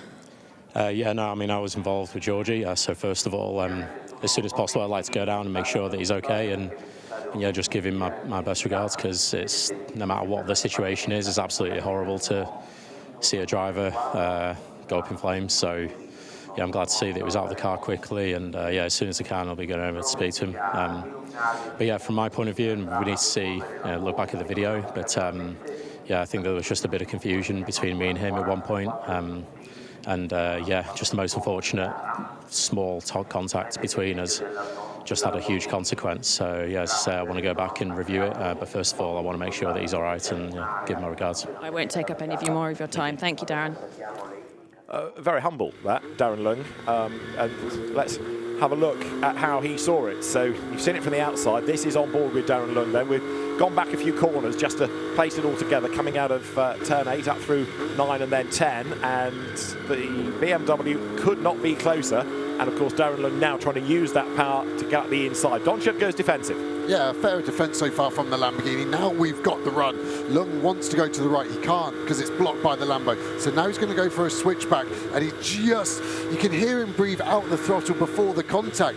And I just don't think he judged the closing speed quite right. No malice whatsoever. But look at the slightest of contacts now. And it loads the Lambo up and it sends it in. Like Darren said, the smallest of touches with the largest of consequences there. And this is where the Porsche just comes in. I wonder if his belts were actually undone already by the time the Porsche made contact, because he was out so quickly. Not as a negative, but just as a, wow, how lucky were we that both drivers walked away from that. No malice whatsoever from Darren Lung. I can fully see how that's happened. The real telling bit is the lift off the throttle before the contact. He was trying to get out of there, just misjudged, is my opinion on that. And Darren wanting to make sure that Georgie Donchev is perfectly okay. Eddie Cheever, we ought to catch up with, the Italian-American. Back to Alex. Eddie, you were not in the car during that stint.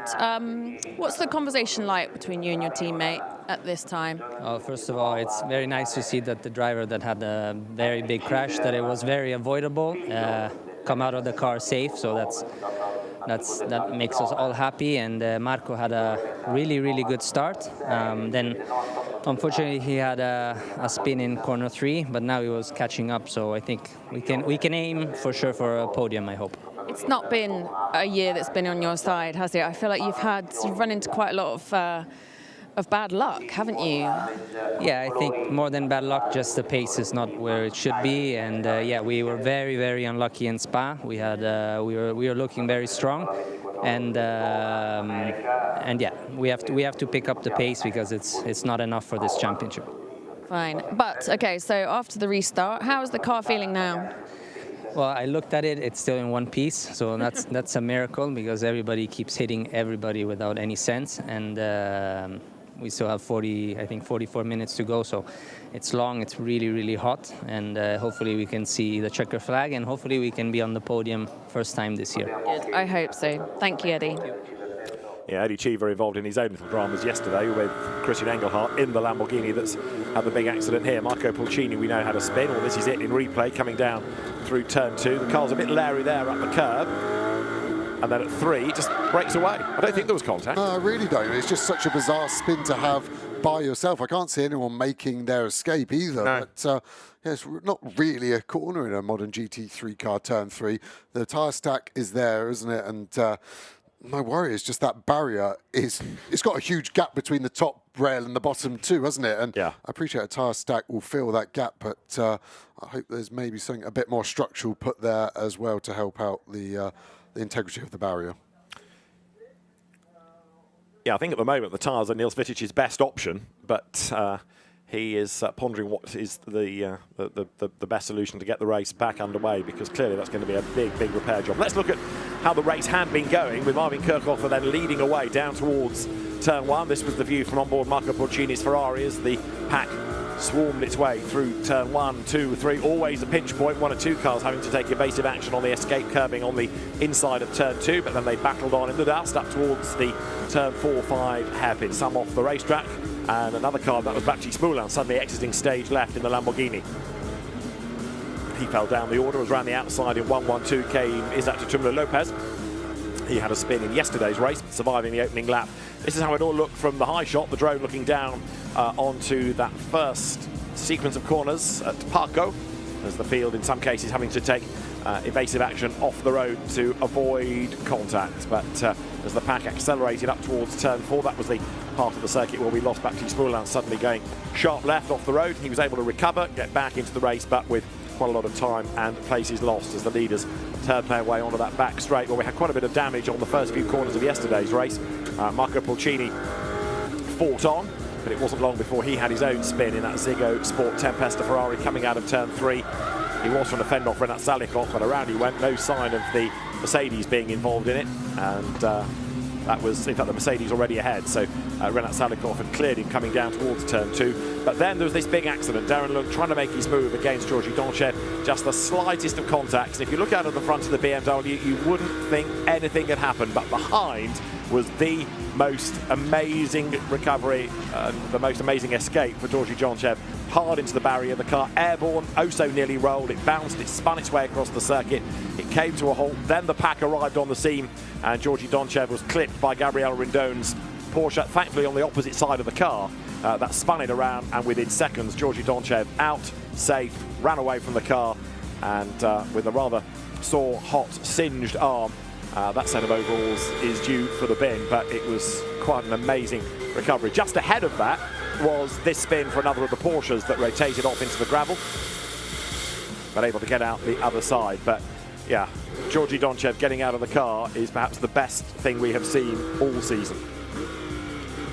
Marvin Kirchhofer had battled with Raffaele Marcello, but a full course yellow was called, and that neutralised things before the red flag. Let's just have a look at how Raffaele Marcello saw the opening couple of laps. You're riding with the BMW that won yesterday, second to Marvin Kirchhofer.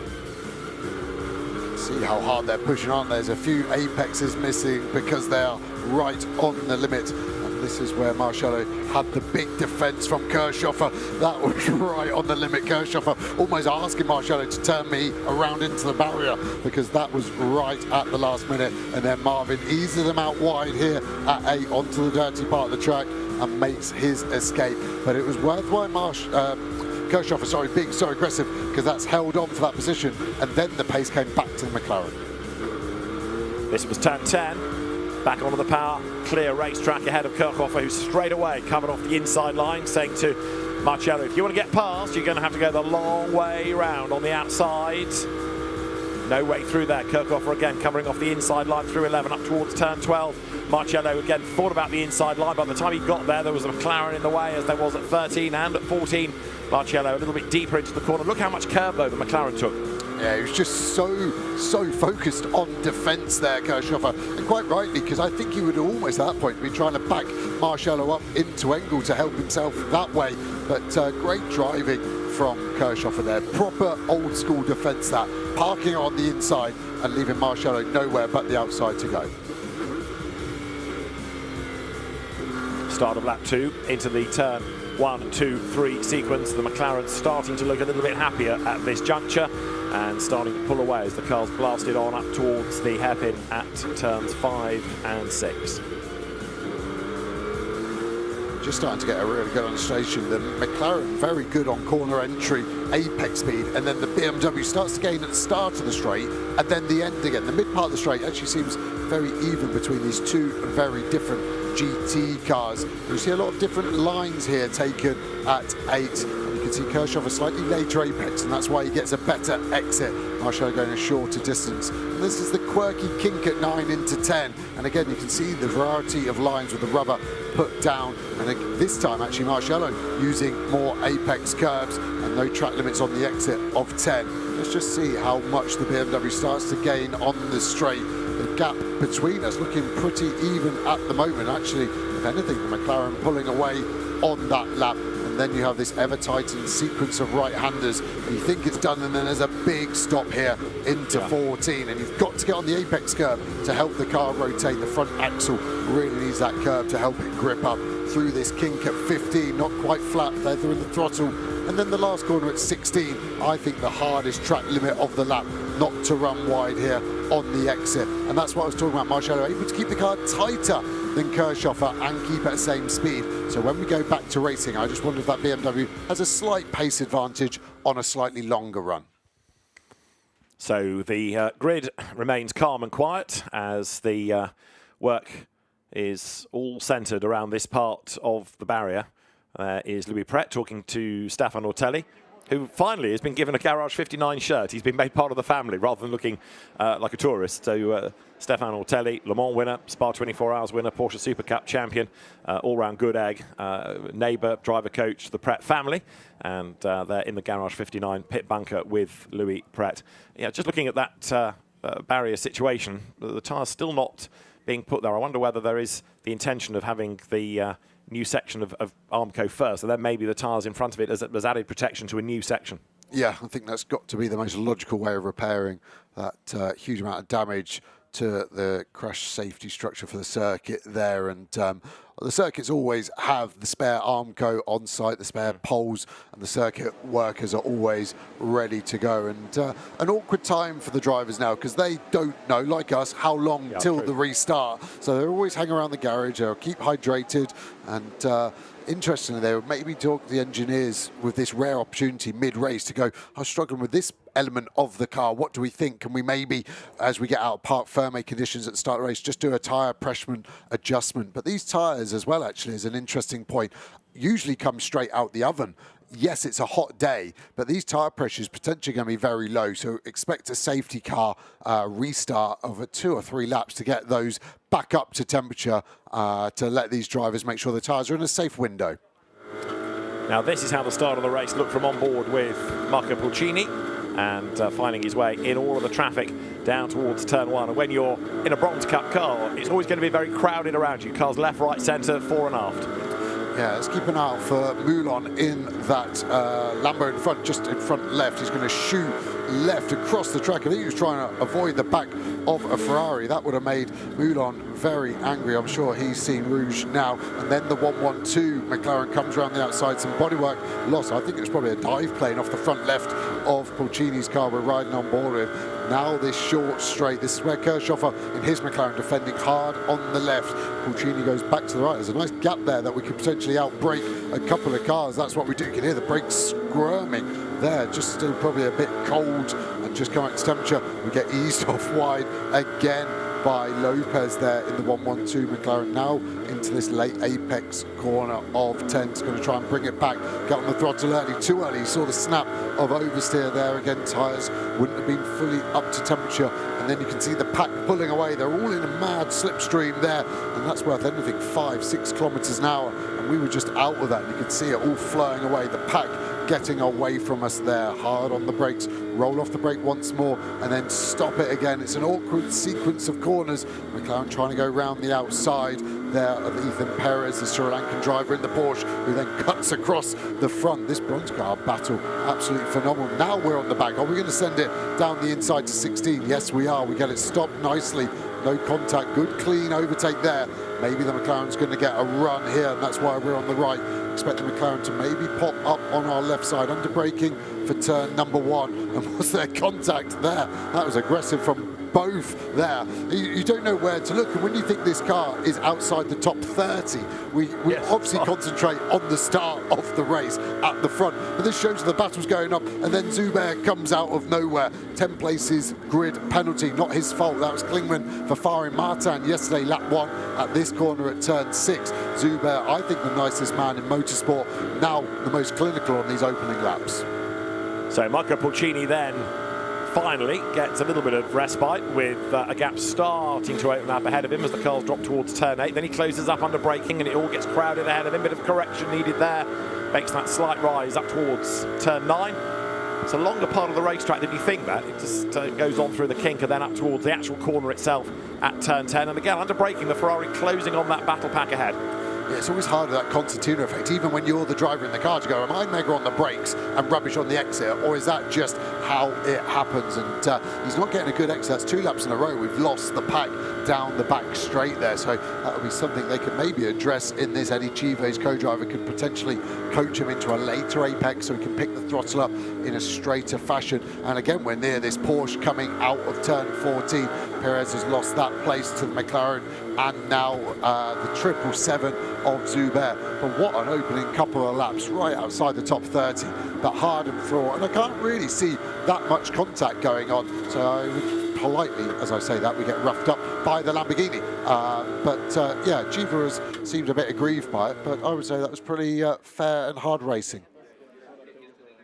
That's one way of keeping cool. That's Valentino Rossi with the ice vest on. Try and keep cool while we wait for the resumption of the race, which is all rather dependent at the moment on this barrier repair work going on over on the far side of the circuit. All the cars then with the reflective screening to try and get rid of some of the sunshine and the heat. That's Thomas Neubauer, who's found a novel way of keeping cool.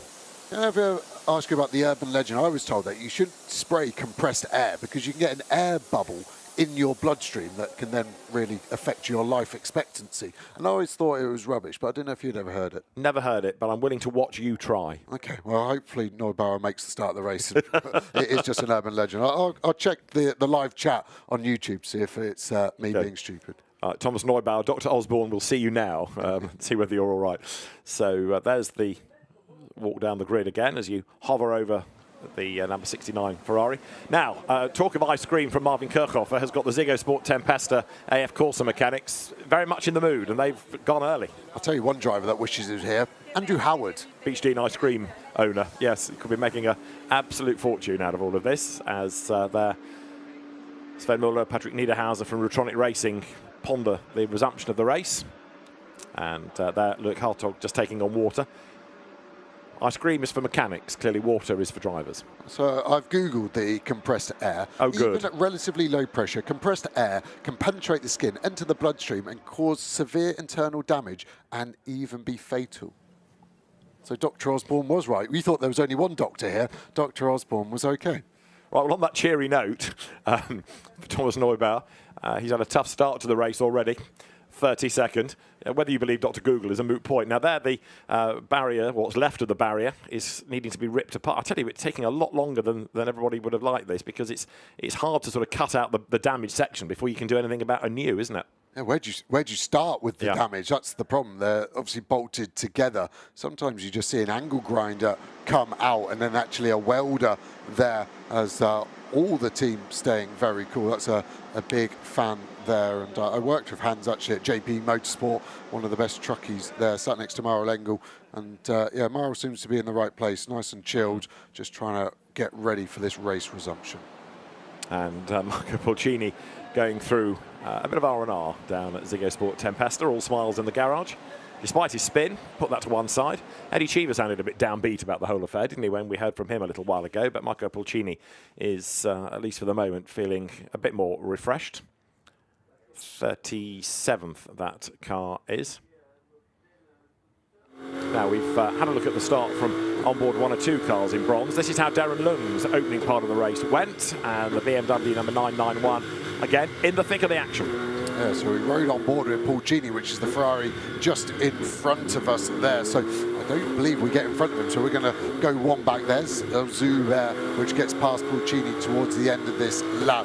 We've got the Lamborghini that unfortunately got contact there. And then the Porsche as well. You can just see lots of bodywork going. And was that Neubauer that got roughed up with Blattner? We saw that was getting investigated, but we've not seen why. Huge amount of contact on the front left there as well. Was that Blattner coming back at us? And that cost Darren Lung a couple of positions, didn't it? Did indeed. So Darren Lung trying to fight back at the end of this back straight through the kink at 7, the corner at 8. At the inside goes there the Aston Martin, loses another place as well, Darren Lung. So it wasn't a great first lap as he tried to sort of regroup, get his head straight, and then push on again on the outside going up towards turn 9. Again, you think, go to the outside because there's space, there's a gap, but the danger is you put yourself on the wrong line for the next corner. Yeah, so we've lost a place to Baptista, and I think that's Mancini who started last. See Darren's hand come up. Frustration there. I think that's got to be 5 or 6 places lost. I wonder if that was in the back of his mind as he's trying to come through. You can see Moncini trying to get past Baptista there as well. So far respectful between those two. He pops to the inside. Nice move, space, no contact between the Aston and the Audi. And then we get done back by Neubauer, isn't it, in the 50 car. He was out of position, like I said, and was looking at damage. He gets past Baptista, but Darren Lung unable to follow through on that. Even him go down a gear lower than usual for the last corner to try and get the drive. And you can see suddenly how much time you start to lose with a couple of cars overtaking you. Down towards turn 1. Drops a gear, goes left. Big scrum of cars ahead, all busy squabbling, which is helping to keep Darren Lung in the mix. Gets up the inside then of Rodrigo Baptista on the exit of turn 3. Only a short straight up to the hairpin at 4 and 5, which is that long right-hander. Neubauer, having been able to gain a couple of places at the end of the opening lap, then struggled to make much more progress, but he does get up the inside there and picks off the Barwell Lamborghini and the Audi as well. So along the back straight now, Darren Lung partly able to use the grunt of the car and finding a bit of clear space. Up the road is Gabriel Rindon's Porsche on the inside, coming under attack. Look, switching sides is Neubauer, and Darren Lung hung out to dry a bit on the outside line. That Audi and Moncini back at him on the inside. Yeah, this is all just costing time for Darren from places he shouldn't have lost on that opening lap in the back of his mind. Nice cutback potentially here on the Lamborghini of Garg, and this was the move he probably wanted to do on the number 1 Audi. Of course, that went wrong for both of them, and he's now trying to catch Rindoni in the Porsche in front of the Lion Speed car, and that car not seeming to be particularly quick in this sector 3 of the Misano lap. Darren Lung to the outside line up towards the hairpin. And let's have a look from the drone at how the start of the race looked. You can see just how busy the road was and how many GT3 cars can you get across the road. 3, 4 going into turn 1. It's probably about the limit. But although we talk about that being a pinch point, 1 or 2 people rather wisely getting out of the draft and going onto the escape road, just giving back a position. It's easier to do that and lose a place than get involved in a big damaging incident early on, because it's going to get equally crowded up here at the hairpin, isn't it? Again, you see 1 or 2 taking to the curb. There, look, Ferrari getting turned around. So that was Dustin Blattner getting involved, I think, with Neubauer, which is why he lost so much ground early on. Yeah, that's hurt both of them massively. Sven Muller had the best start at the front, didn't he? 3 places gained, 7th to 4th on that opening section of the lap. And then I thought it was going to be stronger against Engel, but then Engel started to pull away. You can see that gap already, and this was the hard defence then from Kirchhoffer down the back straight. He comes over to the right straight away and just closes off that gap. An option for Marcello, Marcello then has to go back to the left, which is a long way round the outside. It is indeed, as the cars power their way through Curvoni on towards turn 12. You can see this sort of loops them round towards the back of the paddock, around those grandstands, the road tightening and tightening and tightening from a kink to a corner to a tighter corner to a hairpin, and under braking closing right up onto the back of the lead car was Marciello, but Marvin Kirchhoff's McLaren accelerating down towards turn 16 and then bursting back into view at the end of the opening lap. You can see the grid markings, because the grid for some races, like the Clios that we've got this weekend, stretching all the way back round that last corner and then over the timing line. By that stage, Marvin Kirchhoffer had been able just to extend a small advantage of about 3 lengths. Yeah, and then I thought Marcello did very well in this first sector, carrying a good amount of minimum speed, placing the car on top of the curbs really well. Very important here at the double right. If you miss this first apex at 4, you completely compromise the rotation. You're always making 4 and 5 as one corner. You can see how they swing out and how they really abuse the track limits where they're not policed on the apexes, taking out angle, going the shortest distance possible. And then you can start to see at that point, Abril was very quick and right on the back of Magnus in the Audi, and Lucas Stoltz behind him, and it was Stoltz that was very quick just before the red flag.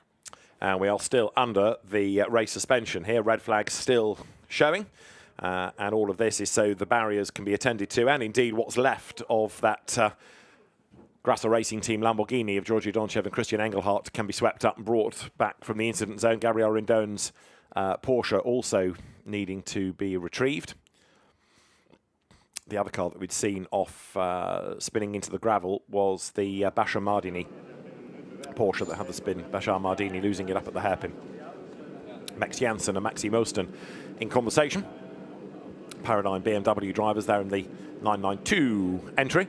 Thumbs up from Maxi Moston. Smile from Max Janssen. That car started in the pit lane yesterday with problems before the race began, but they got into the race and worked a way up the order. Max Janssen is currently the driver of that car. In other words, he started and he's yet to finish his stint. But you can understand now why a red flag, because to keep the cars trundling around under full course yellow, we'd have had the race finished by now. Yeah, it wouldn't have been the most enthralling circuit we've seen during our 11 visits to Misano.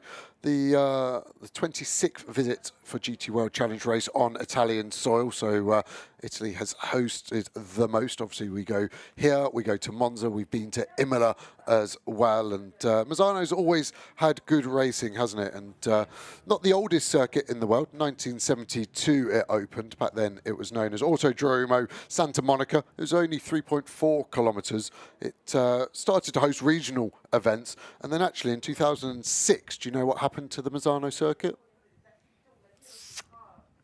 Started to run the opposite direction. Well, you're so clever. Exactly that. So it used to run anti-clockwise, and to make it safer, they flipped it the other way and made it 4.6 kilometres in the configuration it is now. And that made MotoGP came back after a 14-year absence. And then after his tragic death, the circuit named after Marco Simoncelli, the Misano World Circuit, and it's also a popular place for track racing once a year. The European Track Racing Championship comes here. The drone is about to get itself back just about upright and then hover back over the grid. And a very arty shot indeed as the drone yawns its way over the top of the circuit and shows you one long line of GT3 cars. But still, the track workers looking at the barriers, seemingly not having an answer of how to cut that middle section out. So the work still continues to try and sort out the barrier damage over at the back part of the circuit. The tyres are still standing there, but clearly if it was just a case of put tyres in the way, that would have been done by now. Yeah, that's my worry, is why we haven't started cracking on with it. As we see, don't touch it, as we see Neubauer still trying to cool down. I wonder if he will be concerned about the damage on his car as well, because he was looking around the front of it, wasn't he? And that must have been the contact with Blattner on lap 1. As we look at Mardini in the Lion Speed garage there, trying to stay cool, all quite relaxed, and Bastian Boost there looking pretty good. And yeah, again, this just awkward time for drivers. They'll just be trying to keep cool and trying to stop thinking about everything else but the race. So Bashar Mardini there talking to Bastian Bus about keeping cool and about race suits. We understand that the Armco barrier is not looking very good to be repaired. So in order to put something in the way, the Misano staff are trying to find some concrete barriers that could be put in front, and there may be tyres in front of those. So that's not, again, a 5-minute job. So we are still looking at a lengthy delay. In theory, the race will be finishing in 5 minutes' time. That gives you an idea of just how long we've been under this red flag.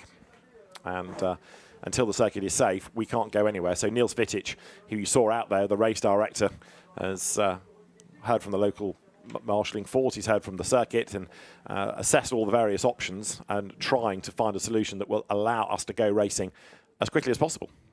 Yeah, just wonder if there's a bit of cloud forming facing the other way to the drone right now. It looked a bit dark and ominous, quite humid, so it feels like a storm could roll in. But yeah, sure, the circuit are trying to find the resource they need. The town of Rimini, just down the road, is actually a very important Roman trade hub since 2068 BC. So if they are needing resource, maybe Rimini is a good place to go.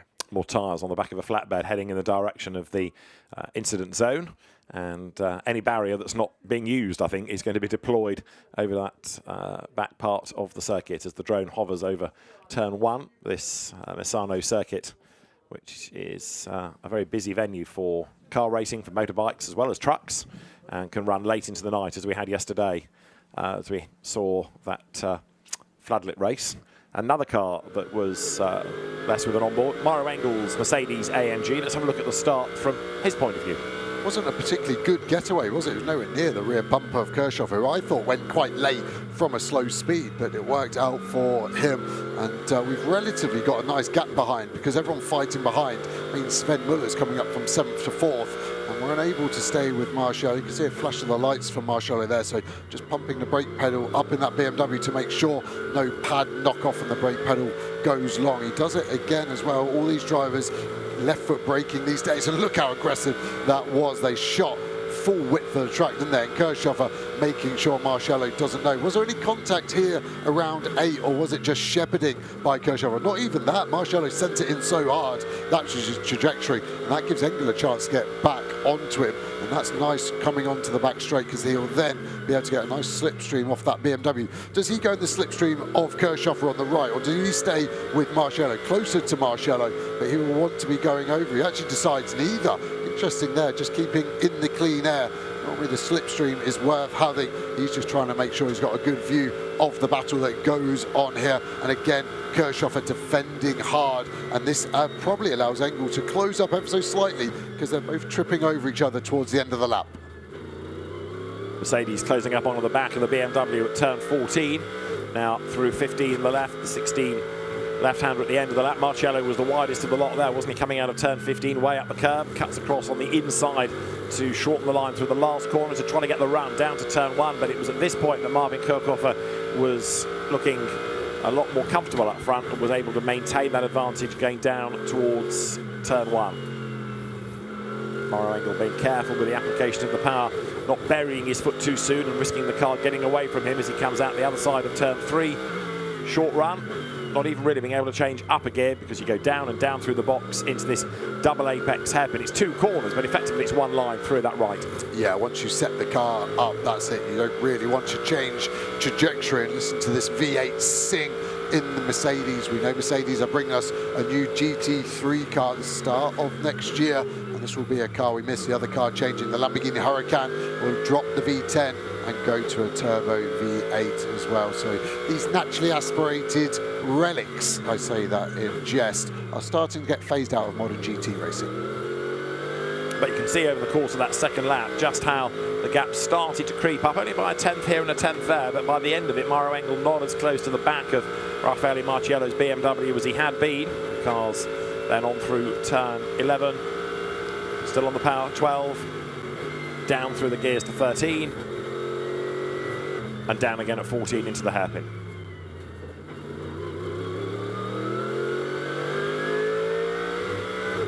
Mercedes does make a great noise as Mauro Engel accelerates his way down towards turn 16 and was third then and is still third now. Effectively, although the race is still live, we are with the race suspension and Mauro Engel in third place. The cars, when we do get the all clear, will continue. They won't regrid. You just carry on from a safety car restart. So Marvin Kirchhofer still in the notional lead of the race. So the race officials awaiting news as to what barriers might be spare that can be redeployed from around the circuit. There are, of course, different configurations of this Misano circuit. So, as you've seen, hovering above the circuit, there are little cut-throughs. You can, of course, take some of the barriers away from that, maybe, and use elsewhere. Mauro Engel talking to the team. Breeze picking up as the flags for GT World Challenge, GT2 European Series, GT4 European Series, the SRO Championships here this weekend, all in evidence.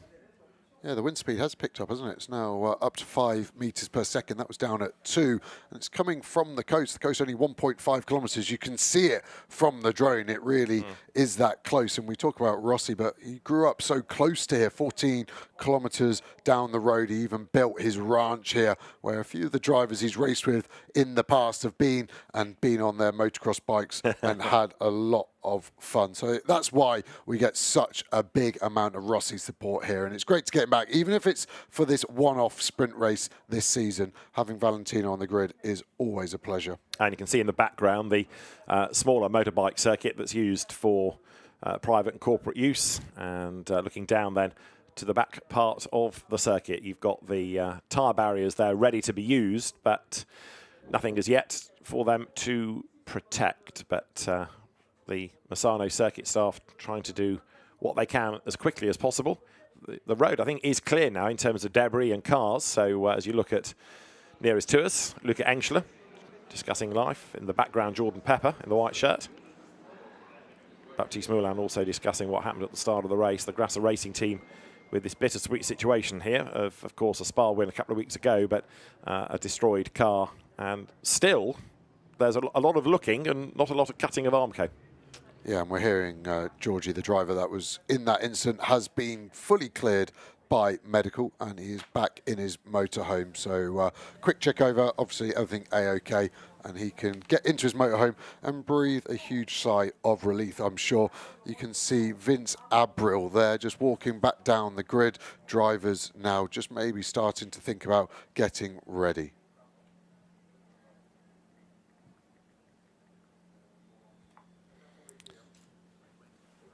Now, Marvin Kirchhofer is the driver still in the lead of the race from Marciello, from Engel, Muller, Magnus and Vincent Abril. That is the top 6. Class leaders: gold, Gilles Magnus' Audi; silver, Alex Arca; and a long way back, 27th, he's at Tumlu Lopez, leading in bronze.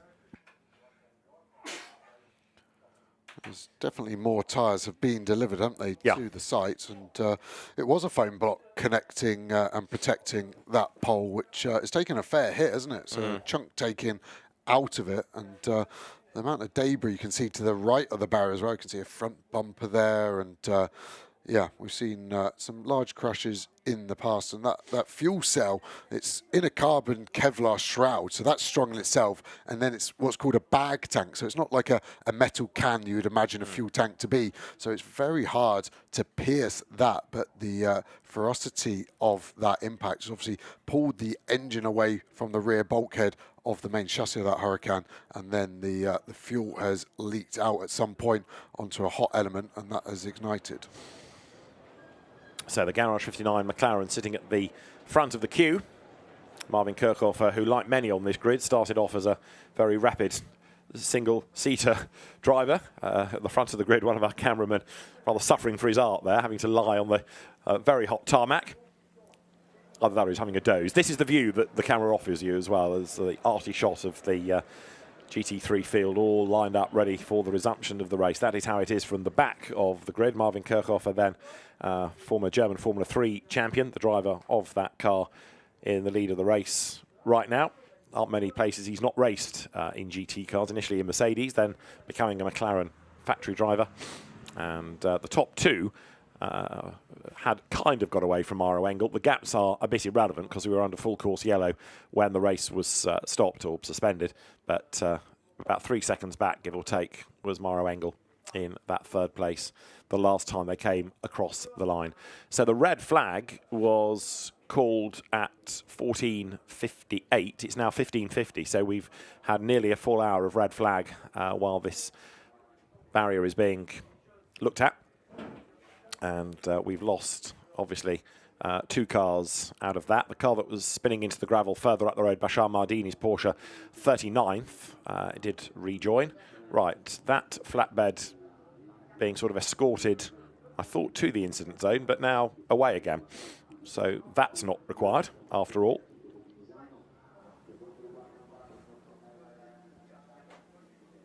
There is the line of cars, as you can see, stretching all the way back round turn 16, and our biggest Sprint Cup grid in the history of the championship, now sadly having to sit silent whilst things were attended to. Fastest lap of the race had been done by Raffaele Marciello on the 4th lap of the 8 that we'd done, not all 8 racing laps, because of course we'd had full course yellow for about 3 minutes, probably a lap or so before we got the red flag come out. Yeah, still 41 cars lined up there is an impressive sight, isn't it? And you did a combined horsepower, it's going to be 20,000 horsepower and a value of over 20 million euros. So, like your drive at home, isn't it? Something like that. So under the red lights, the red flag, session stopped conditions here. The pack awaiting instructions to what can be done.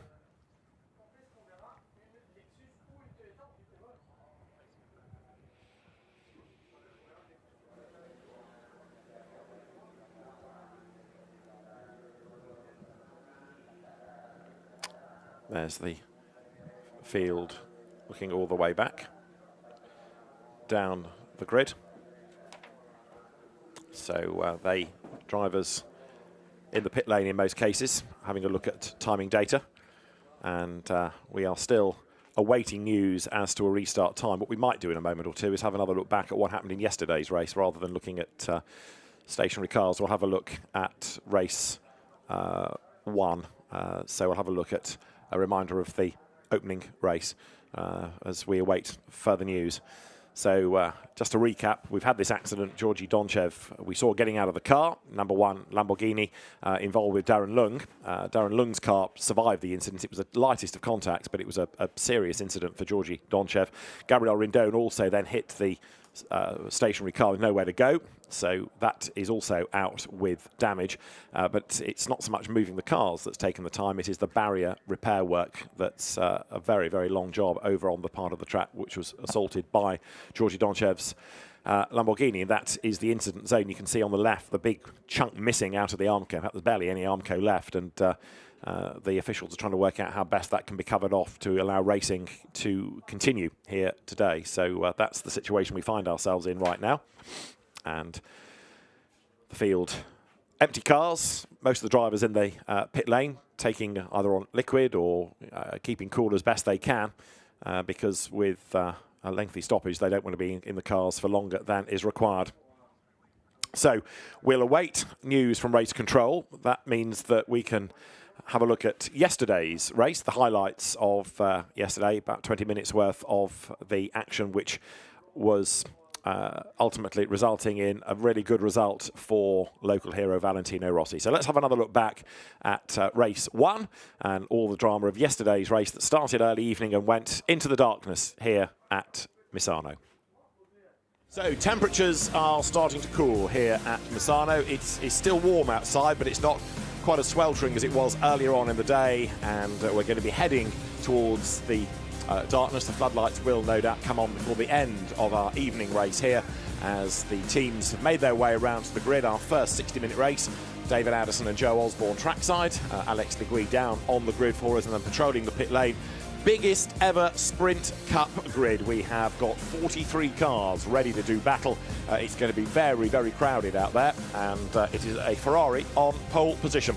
Alessio Rovera in the car that he shares with Vincent Abril, taking pole outright and of course in pro. There's going to be a lot to look for over the course of the next hour. Let's go to the grid. Alessio Rovera, pole position with Alex. Alessia, here we are, home race. How important is this race for you guys going into the second half of the season? Of course, it's super important because, as you said, it's our home race. We started the year really well in Brandsatch with a win, and Zandvoort was a bit difficult for us. So to start in pole position here is amazing. But yeah, 1 hour race, full push from the beginning, and then we'll see. It's been a bit of a roller coaster season for you boys, and it's about time that the Ferraris got back up on the top step. How big is your competition with the bronze boys next to you? Yeah, of course. I mean, as a Ferrari, we are all fast. Our car suits really well this type of track. So Dennis is racing in bronze category, so I hope we will not fight too much, because there is a race to win, and we will give our best. Best of luck. Thank you. And that point that Alex makes about up and down sort of a season, a tough season. It started with a win in race 1 at Brands. They were 19th in race 2. They retired at Zandvoort in race 1 and then got 14th in the second. So from a brilliant start, it's gone downhill, and it does need to rebuild in these 2 one-hour races this weekend. And this Misano circuit, 4.2 kilometres long. And Joe, it's a flat circuit in many respects, but it's a quick lap. It really is, isn't it? And we've seen so much good overtaking over the last decade we've been coming here. So expect some action spots. Obviously, the opening lap, this sequence here, 1 and 2, is going to be a huge talking point. But then it flows into 3 and 4 is another overtaking point. So is 8. So is turn 10. Then this long back straight into an ever-tightening quadruple set of right corners. Then the last corner, really the exit there, track limits, has been a very hot talking point so far this weekend. And it's quite a long pit lane as well, because you come into the pits before the last corner and you blend back in the other side of that shot, in fact, coming through turn 3. So there's a lot of driving down the pit lane. Of course, the pit stops are as quick as you can do them, unless you're in bronze, where they are done to a regulation time. And this is a reminder of who is on pole in which of the classes. Dennis Marshall then is on pole in bronze. Ezequiel Perez Companc is going to start from pole in silver. Chris Lallam is going to start from the gold pole, and the pro pole, the overall pole, is Alessio Rovera. That is his second class pole of the season, but the first overall pole, and therefore his first overall pole position in Sprint Cup history. Valentino Rossi concentrating hard as the cars work their way around on this formation lap. It's an all-Ferrari lockout at the front of the grid. Are they all going to survive the rigours of turns 1, 2 and 3? We're about to find out. Race 5 of the season in GT World Challenge Europe, powered by AWS Sprint Cup is go. And a good getaway is made by Rovera. Dennis Marshall tries to defend as the field accelerates down towards turn 1. Charles Wirtz on the outside line there. Can the BMW dive through? Not easily. And he gets roughed up a little bit as Valentino Rossi goes third. There's one car skipping its way across the infield of turn 1 into turn 2, but it's Rovera that leads. Marshall is second. Rossi is third, and way out wide there goes Chris Lulham's Red Bull liveried Ferrari. That's got a little bit of damage already. He's round the outside of Maxime Martin, but Lulham has gone backwards and he's still in strife. Terrible start from Lulham. He was slow off the line as Martin gets turned around. I think that could have been Klingman in the back of him. Lulham was slow. Wirtz was on the front foot. Ben Green has had a monster start, and now Lulham has rear right suspension. Klingman has front left. This could go full course yellow. Good indeed. I think it'll go safety car, in fairness. Within the first 3 laps, there's a massive gaggle coming down towards turn 8. Something's got to give. Well, we've already got Maxime Martin off the road. Anybody else to get themselves in trouble? You can see a gap has opened up after the leading 6 or so. Maxime Martin's race then almost just an end. We've gone green, in fact, so looks like Martin has continued, but there with a very broken car is Chris Lulham. He is out of the race on the opening lap of the race. It all got very crowded coming down towards turn 6, did it not? And we know that Maxime Martin was spat out, so number 9 Mercedes is out of the race, and it looks as though we might be able to survive, at least for now. And we have a yellow in sector 2 because of Lulham's car that has stopped. We do go safety car then. Safety car call by Niels Vitic within the first 3 laps, go straight to safety car rather than FCY. So safety car will greet them at the end of the opening lap, and what a hectic lap it was. That really was. Fellas done well in that lead. Porsche out of the group. The safety car going very slow. There could be a huge concertina effect here. Hopefully they can go. Klingman trying to get that car back. Where was he hit? Was that somewhere at the start? I thought this was the car that turned the Mercedes and Martin around. It seems not, as cars are starting to concertina. We've seen a few cars lock up under braking as well. The Ferrari of Arthur Leclerc, is that smoking? The rear right seems to be not happy with some regard, but it was really the bad start from Lulham in that Verstappen car that seemed to unsettle everything. Tyre looks okay. It's the right side here, isn't it? Yeah. Something rubbing. Is it diffuser onto the tyre? That's going to go pop relatively soon. Right, let's try and piece it all together. This is the start. So Chris Lulham is slow away, and round one side of him went Charles Wirtz. That was the field blasting underneath the camera. Have a look. Lulham goes to try to defend, but it's too late. There's contact there, I think, as well. Now, Jens Klingman's white BMW comes around the outside. So far, so good. Off the road goes one of the Audis by the look of it. And Klingman there is okay. That's Lulham going way wide. Right, Jens Klingman's BMW was going to go to the inside of Maxime Martin as they headed up towards turn 3. On the outside line there is Leclerc. He runs out of road. And coming out of the corner, yeah, Klingman was sideways and then hit Martin. Yeah, who was on Klingman's left? Was that Lulham again? It looked like a Ferrari to me, but I actually think that was the damage to Klingman, was the car on his inside as we go on board with Dan Harper. A bit further back, you can see Klingman in front, so that's what we need to be looking at. Isn't that Ricardo Feller? That's Feller, but watch Klingman out of this next set of double rights. There's a Ferrari on his left, I thought, and it's Lulham at this moment in time. Yeah. And it's Lulham's contact, I think, now that damages Klingman. So Klingman fires Martin, that's on Klingman. Lulham hits into Klingman, that's on Lulham. And it's kind of Martin's the only innocent party out of the 3. Here we go. Green flag, green lights, racing again. Way wide goes Valentino Rossi, almost joining his fans in the stands. Over the line, Rovera leads the way then. Marshall is second, third is Rossi, fourth is Green, fifth is Niederhauser, Porsche, and sixth is Charles Wirtz as the drivers accelerate down towards turn 1, and now Rovera tries to rebuild the lead. Dennis Marshall chasing after him, but with respect, Marshall is not in the fight for the win because that car will have to make a slow regulation pit stop. It'll drop out of the equation. Tell that to Marshall to get a scalp of a Ferrari factory driver in an AF Corsa car.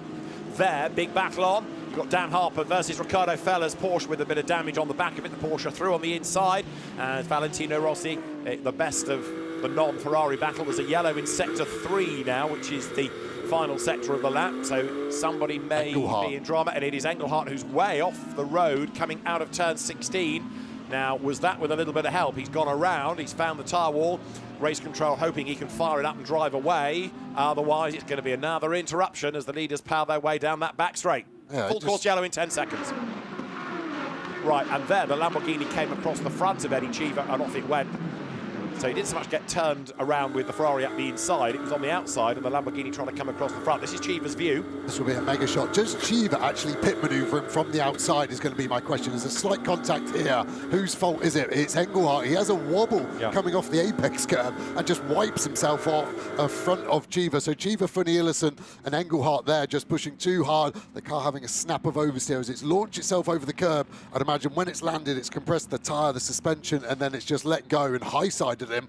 The full course yellow, he's ending on short notice now, and look at Dennis Marshall on his toes, much better than Rovera. Had a go on the outside line. There was no real need to do that, but he's a racing driver. Yeah, he had to fill the gap. He wasn't going to lift off. Rivera was clever there with his positioning of the car. He just put it to the inside, so if he did get caught napping, he was already defending, and that's just the difference in the engineers calling it. It's over the race control radio too. How brave are you taking the limiter off from the 80k? Ben Green has definitely dropped back off the back of Rossi. Rossi in his own space needs to be careful of track limits. He's the only car in the top 9 with any warnings, and he's got 3. So it's not looking great in terms of Valentino Rossi if he stays in that early aggressive mode, using the curb. Big battle going on here. Look, between 21 of Jamie Day and Ezekiel Perez Companc, that's at the lead of Silver, and it changes. Jamie Day goes through. The Aston Martin picks up the class lead, and you've also got Benji Goethe there on the inside line trying to get past the pair, which he does, so good move. Through he goes, and we understand from people trackside there's a report of a bit of light rain starting to fall now, so that could be something else just to throw this race into the air. It's been dramatic enough already, and we've only done 6 laps. We've had a safety car, we've had a full course yellow, and now 1 or 2 spots of rain starting to fall as well. Let's have another look at what went on at the start. So this is coming from the drone out of turn 2 into 3. You'll see Chris Lulham's car go way out wide and then back onto the racetrack as the cars accelerate up towards turn 4. Now have a look for the white BMW of Jens Klingmann, relative. It's already happened. He got into Martin, and Chris Lulham's car damaged as well. So it's all kicked off. You see Lulham out wide, and Klingmann, I think he did get lent on again, but only just as they went down that back straight. But as he said at the time, masterful avoidance by everybody else trying to find a way past. I think they're going to box Rivera. They do, because cars leaving pit lane were going to be on his outlap, on their outlap, getting in his way. Yeah. So they box. Marshall stays out. He could get held up by traffic. Rossi in pit lane, pushing all the way to the line. You can loosen your belts. One hand must stay on the wheel. You can't drop the window net, so we're not going to see any more of that, I hope. Green is in. Feller stays out like we expected. Wirtz, interestingly, stays out. I would have thought they would want the undercut, and some now getting to work. Maybe WRT didn't want to double stack the cars, so if you bring Rossi in, you need to keep one out just to buy some space. So there to the end of the pit lane comes Valentino Rossi. Perfect place for the release because he just goes straight out and away down the pit lane. Behind, you saw Patrick Niederhauser come in to give way to Sven Muller. Away goes then now Vincent Abril in the number 51 Ferrari. Sorry, that was the Ben Green car, so Konsta Lapalainen. There now is Vincent Abril in the AF Corsa car. He wasn't delayed at all, I don't think. That was a decent stop. Marcello's lost a load of time. Look at the gap to the Ferrari here of Abril. It was new tyres for Marcello. I didn't see what went on this 51 car. The new tyres, if it's not new tyres on the 51, could be a swing of anything up to 5 seconds for that WRT, the 46 car. Right, so away goes Abril now. That pit stop, 68.7 seconds. What about Marciello, as he will break the beam quicker, 68.6. He had that car had dropped back before the pit stop. I think the time lost was on track rather than in the pit. So by 1/10 of a second, the BMW stopped better than the Ferraris. You're on board here with Sven Muller, who is determined to try to find a way past Konsta Lapalainen on the exit. Sven Muller up the inside into turn 6, and he's got the job done, has he? Well, he sort of roughs up Lapalainen, but yeah, Muller goes through. He was racing in British GT at Snetterton last week, and we saw that he got his elbows out there as well. Yeah, he was pretty brutal. That front bumper got a lot of work on his Porsche that weekend, and the side of that car, a bit of a wobble through 8. They're both on their outlap. This is the first time these drivers have driven today. Yeah. They haven't been in the cars, so your first attack is on an outlap in a GT3 car in the dusk. That's pretty epic from Muller to be on it that quickly. Absolutely right. Right, down the pit lane goes Van der Linde. Is that stop going to help, and by how much? It's a long drive down the pit lane. The lights are flashing because the pit lane limiter is on. It's all part of that process. Van der Linde will wait till he gets to the pit exit line, and then he'll be able to accelerate away. There's a whole queue behind him. Muller, isn't it? It is going to be close. He accelerates away now, and the BMW will just be ahead of the Porsche. So BMW ahead now. It's gained track position, but Muller is on the outside line as they get down towards turn 4. The Porsche couldn't clear the BMW there, so he's got to slot back in. 67.6, another very, very good stop. Not the best yet, but a pretty good effort. The Rutronic stop actually was the best we've had, 66.9 seconds. Yeah, for Sven Muller in that Porsche we're looking at right now. They've been quick all season in the pit stops, Rutronic. Nearly jumped them a couple of places just in the pits. See car 10 lose a wheel here. The rear right gets detached. Hopefully the barrier does its job and pushes it away. Luckily it should be able to get back to pit lane, but that will attract a penalty. Into the pit lane eventually does come number 10, says Argazzo then, but that was another car from the Silver Cup. Bad day for Boutsen, but pretty much now, if you're in the Bronze Cup, you're in the pit. So we're going to get a very different order come the end of the next lap of the race. So there you have going through number 58. That is now Louis Pret, still clear in gold. And as anticipated, of course, with its regulation time of 80 seconds, Dustin Blattner will lead in bronze, potentially, but in the overall order, a long way down now. As we've been saying, the bronze cars have to do a pit stop of 80 seconds, whereas all the other classes can be as quick as you like. So it's a natural pit stop for those, and inevitably, the Bronze Cup entrants fall down the order. Vincent Abril then leads the way, sector 2. He's lost a little bit of time, so it's a bit cat and mouse this. And then in third place, you've got Kelvin van der Linde. So they've won big again on the pit stops, haven't they? Because they were, what, 6th before the window? On the back of Engsler here, we've got to run onto the back straight. We're going to see the performance difference. Engsler squeezing us all the way to the white line. This should be job done for Maro Engel now. Engel through on the inside going into turn 11. Job done. Yeah, does it at 12, in fact. So Maro Engel makes the move, and through he has gone. So Engel's Mercedes looking rapid. He's chipping his way back up the order. The reigning Sprint Cup champion with Lucas Auer. The lead gap then, 1.2 seconds still between Abril and Marciello. The BMWs, WRT cars as well, always seem to go well around here. It's a circuit that suits Valentino Rossi. There he is, it's his home track, and he's getting a little bit more interested in life, a bit more confident, because he can see that gap may well be under a second. This time it is. It's only 0.4 of a second as they go across the line. 9 minutes on the clock, 0.4, split the top two. Raffaele Marciello could be on for a hero's return to Sprint Cup here. It really is on, and I think Abril's actually struggling with the car more than Marciello getting faster, and the rear of that Ferrari not looking particularly planted. Have they gone too high on the tyre pressures? Have the tyres fallen off a cliff? Marciello will now be looking to place the move. Where's it going to be? The back straight is an obvious place. He's able to look to the inside here. The Ferrari always strong with traction mid-engine versus front-engine BMW. It's going to be a difficult move for Marciello. Abril will know this is for the race lead and will defend it as hard as he can. Raffaele Marciello, we know, he's one of the best GT drivers out there. Thinks about the inside and look up the road. There's a back marker as well they're going to come across in a moment. Is this going to help or hinder the Ferrari? Tough times these for Abril. Look at the graphic just to reinforce the point that over the last 5 laps, quicker than the average in the class has been Marciello. Now they've got to dive past that slower car and go down towards turn 8. Vincent Abril makes the move late up the inside line. Good move through on the inside. Marciello goes by now. So you're on board with that BMW. Let's listen. Yes, it's Abril, only 1 track limit. Marciello almost into the back of Abril there. Now, which car has got better grunt coming off turn 10? It's the aero-friendly Ferrari versus the grunt-and-go BMW. Marciello in the slipstream. Is he going to pull to the inside? Yes, he is. Is there a gap? Yes, there is. Marciello elbows out, goes through. Side by side, he's got the inside line for the next corner. Raffaele Marciello leads. That was brave, brave, brave.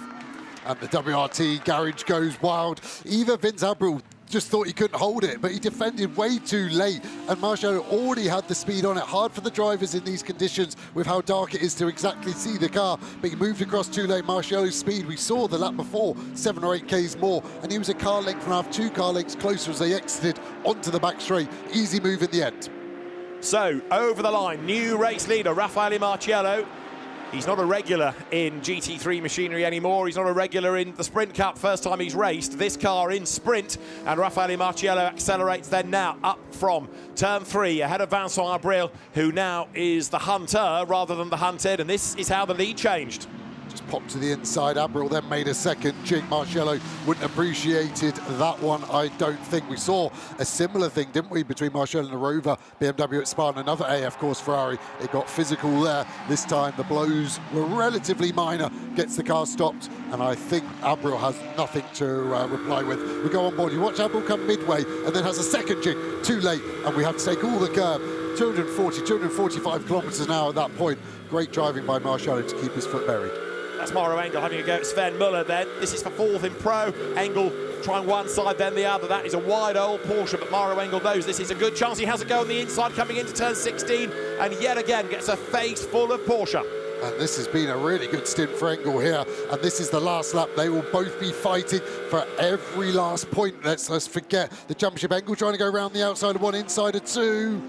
And he's going to do it because he goes a little bit deep there and he moves himself up past Sven Muller. Mauro Engel with some brave, robust driving, makes it stick and pulls away. That Mercedes much better in these cooler late evening conditions than for the rest of the day. And was that a flash on the lights by Muller? A little bit aggrieved by all of that, I fear. It was the second flash. He was on the flash before the move had even finished on the exit of two. He must have felt that Engel was roughing him up before that. I thought there was a slight tap and run at 14. I wonder if Engel was fully on side as they came into. Was he on the track?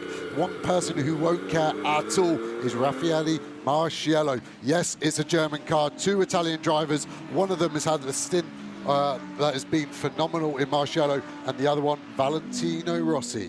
On Misano soil, yet again, a win for Valentino Rossi and Raffaele Marciello. Their first win together as a combination, and it is a third Misano win for Valentino Rossi, a 15th Sprint Cup win for Raffaele Marciello, and an excellent job done for the WRT team. Raffaele Marciello's first win with BMW, as I say, a third win for Valentino Rossi, all of which have come here, and a 10th Sprint Cup win as well for BMW, and a 53rd Sprint Cup win for WRT. The numbers just keep on falling. Valentino Rossi and Raffaele Marciello, the winners by a second and a half from Alessio Rovera and Vincent Abril, Charles Wirtz and Calvin van der Linde third. Off the podium fourth, Lucas Auer and Mauro Engel ahead of Patrick Niederhauser and Sven Muller. Sixth to Benji Goethe and Marvin Kirchhofer from Ben Green and Konsta Lappalainen. Then Jordan Pepper and Luca Engschler with ninth. Tom Fleming and Louis Prep winning in gold, and 10th winning in silver, Ezekiel Perez Companc and Alex Arca. And 16th, the winning bronzes, Dennis Marshall and Dustin Blacknell. Vale, you did it under the lights, your home race in front of all the fans, again and again and again. Here we go. Yeah, so Lello did a fantastic job. It was like a train. Sincerely, already from the beginning, I know that he can do it. And great congratulations also to the Ferrari, but Lello was faster, and so it's good because during the season we suffer a lot in the WEC Championship because we are not so fast. So win like this in Misano is great, is special, and this championship is fantastic. You've really proved yourself, Raffaele. My goodness me, what a stint that was. What point did you know that it was going to be your chance to take that overtake? No, I told Vale yesterday, if you qualify top 4, we win the race. So he did P3, so no. No, I mean, I saw that the Ferrari was quite quick at the beginning, so I was not catching. Then suddenly, I don't know if they had an issue or something, they slowed down a lot. They lost a lot of pace, and there I saw I had a chance. So yeah, then it's amazing to be back in the Sprint Championship. I love this championship, so yeah, it's very nice to have the victory here. I fight many years WRT when Dries and Charles was always winning and me and Timur second, so it's nice now to be in the other side. Valentino Rossi for Raffaele Marciello. The winners' trophies at Misano. For Vale, a third victory of his Sprint Cup career, his GT racing career, third outright win. He was a class winner, remember, in the Le Mans Cup race at Le Mans 3 years back, but a great job done. Everybody turns on the winning drivers, soaks them, and Valentino Rossi cares not. That is a genuine, big, big grin.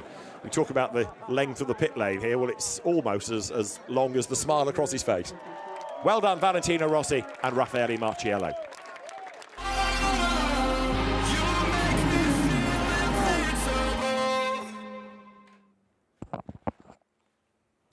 So back live here at Misano.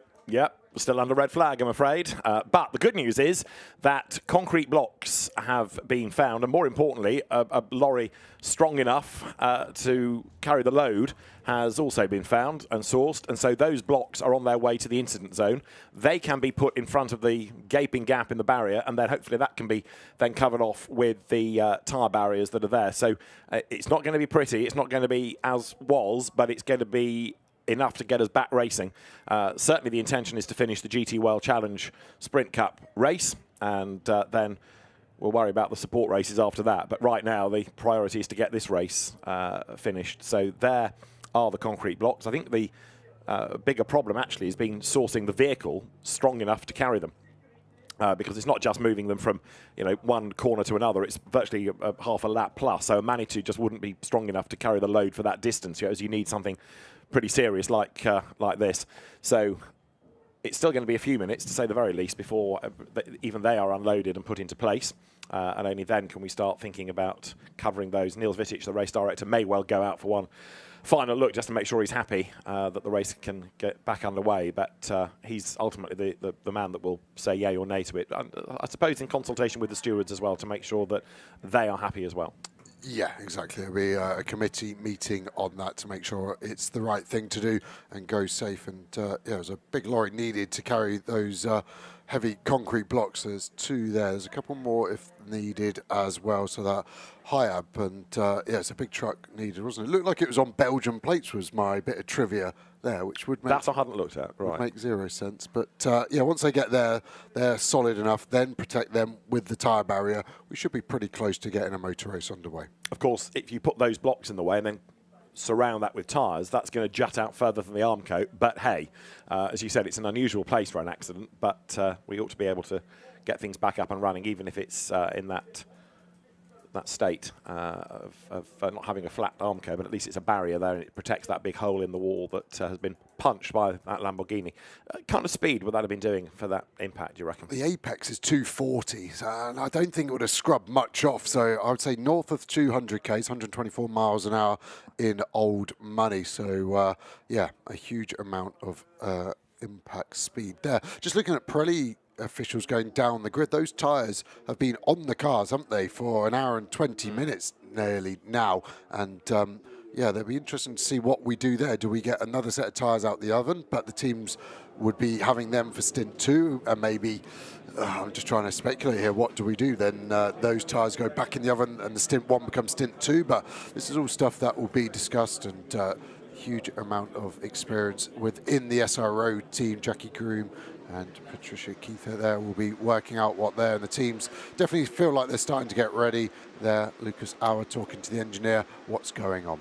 Now, there was a team manager's briefing that was due to start around about 5 minutes ago, so more news, I think, will be communicated from that, not only in terms of what's happening with the barriers and information that the teams can pass on to drivers, but then also Gabriele Piano there, you see, walking away from the Windward garage back to his pit box, but also in terms of the resumption of the race, the teams, I suspect, will give an input to race direction, say, look, okay, we've been sat there for over an hour now, there's no tyre temperature, you're going to need to give us at least 1, maybe 2, maybe 3 laps behind the safety car to get things back up to temperature before we go racing. That in turn will have an impact on the pit window. So there's a lot to factor in from both sides. It's not just a case of, right, the barrier's there, let's get back on. Yeah, the cars will go through a warm-up procedure, engine, gearbox. They have to be in the air to warm the gearbox up. So we're kind of blessed, aren't we, that the ambient is 30 plus degrees and track temp at 50. As you can see, the race delay due to barrier damage. Restart will be advised when known. But now we're seeing those concrete blocks being hauled into place from that high-ab lorry. We've got a chance of at least getting closer to a resumption. Yeah, it's 4:20 now. In theory, there would have been the next race having already started. But we have the drivers watching on, seeing what is happening on that back part of the racetrack, and then looking down there onto the grid. But yeah, those concrete blocks, first of all, have to be put in place as close to the barrier as is possible to protect what's there now. Which will, of course, have taken an impact, and then the tyres put around that. Plenty of tyre stacks. That's one bit of good news. They're already there, ready and waiting to go. Yeah, fully made up, weren't they, in their bundle, 3 deep there. I wonder if they want to put a bit of conveyor belt around those tyres as well once they're in place. That would help that problem you said about them jutting out slightly, wouldn't it, if they're all tied together. And there's those Pirelli officials. They would have been taking the tyre pressures there. Those tyre pressures would have been up at perfect temperature, 1.8, 1.9 bar of pressure. I expect them to drop all the way back down, probably to 1.1 bar, which is below the minimum. And if you were to start pushing, say, flat out on a low tyre, the car would not feel good, but it would also probably make a tyre failure at some point. You worked out why there was an SRO official on the right standing on one leg. I know this is a sort of stretching process, but it's slightly random to see a man standing on one leg on the grid. However, each of their own. There is the concrete block number 2 going into place. That's not taking too long, is it, thankfully? You're right about those Belgian plates. I think you could be onto something there. Right, Alex has finished her ice cream, I think, and has gone off to find Maxime Martin. His car is in 7th place. Let's get back down to the pits and Alex. Hello, Maxime. Hello. This is not the situation that any of us would like, but I wondered, what is it that you do as a driver during this downtime when you're waiting? Yeah, I mean, first of all, I think we can all be happy that everything is okay and that the driver which was in the car is okay, because at the end it was quite an impressive crash. But to be honest, now, yeah, we're just waiting. So we discuss in the team, and we are waiting. There is nothing a lot more we can do. Yeah, I just hope we will be able to go soon and to repair in a safe way, especially because, as you see, these kind of impacts can happen, and we need to be sure that everything is safe to race. And then, yeah, we go again. What do you do with the tyres? Yeah, that's a good question. I think as the cars are in Parc Fermé, I don't know if they will change the rules to try to that we can change the sets or something. Otherwise, we go again with cold tyres and we go and we see. You guys had a heartbreaking Spa. How did you recover from that as a team, as a driver? Is it a case of shrugging it off and just getting on with things? Yeah, I mean, it's. I've been in racing for a long time, so I know that you can have good and bad moments, and at the moment it's a lot of bad luck going on, a lot of bad races. So for sure it was a hard one in Spa as well. It was a hard one yesterday because we were quite okay. We were in the mix, and then yeah, I got pushed out in the first lap, but. You know, it's part of racing. We always know when we start the race. We never know when we finish the race. But yeah, we have to keep focusing and looking forward. Do you like Misano? I know you have good history here. Yeah, I've had many good histories here, and I won the last 2 years with Valentino. Yeah. So for sure, I like Misano. The atmosphere is nice, a lot of public. It's hot, it's sunny, it's the beach. So yeah, for sure, it's nice. All right, you can go back to your cool spot that we dragged you out from. Thanks, Maxime. Maxime Martin, another massively experienced driver within GT racing, and a driver that's won, of course, the 24 Hours of Spa. He was a factory BMW driver, factory Aston Martin driver, then went back to BMW, now switching his attention to driving Mercedes AMG chassis this year. You're looking into the CSA, Concept Sport Automobile pit bunker there. Arthur Rougier is the sort of player manager of that team. Simon Gachet, Jim Pla, all huddled around looking at pictures. Right. Now that we've got the vehicle to bring the concrete, things are moving on apace, looks, because the tyre bundles are quickly being put into position. So, I don't know from how far away that lorry had to come, but as soon as it was here, things have moved on very swiftly.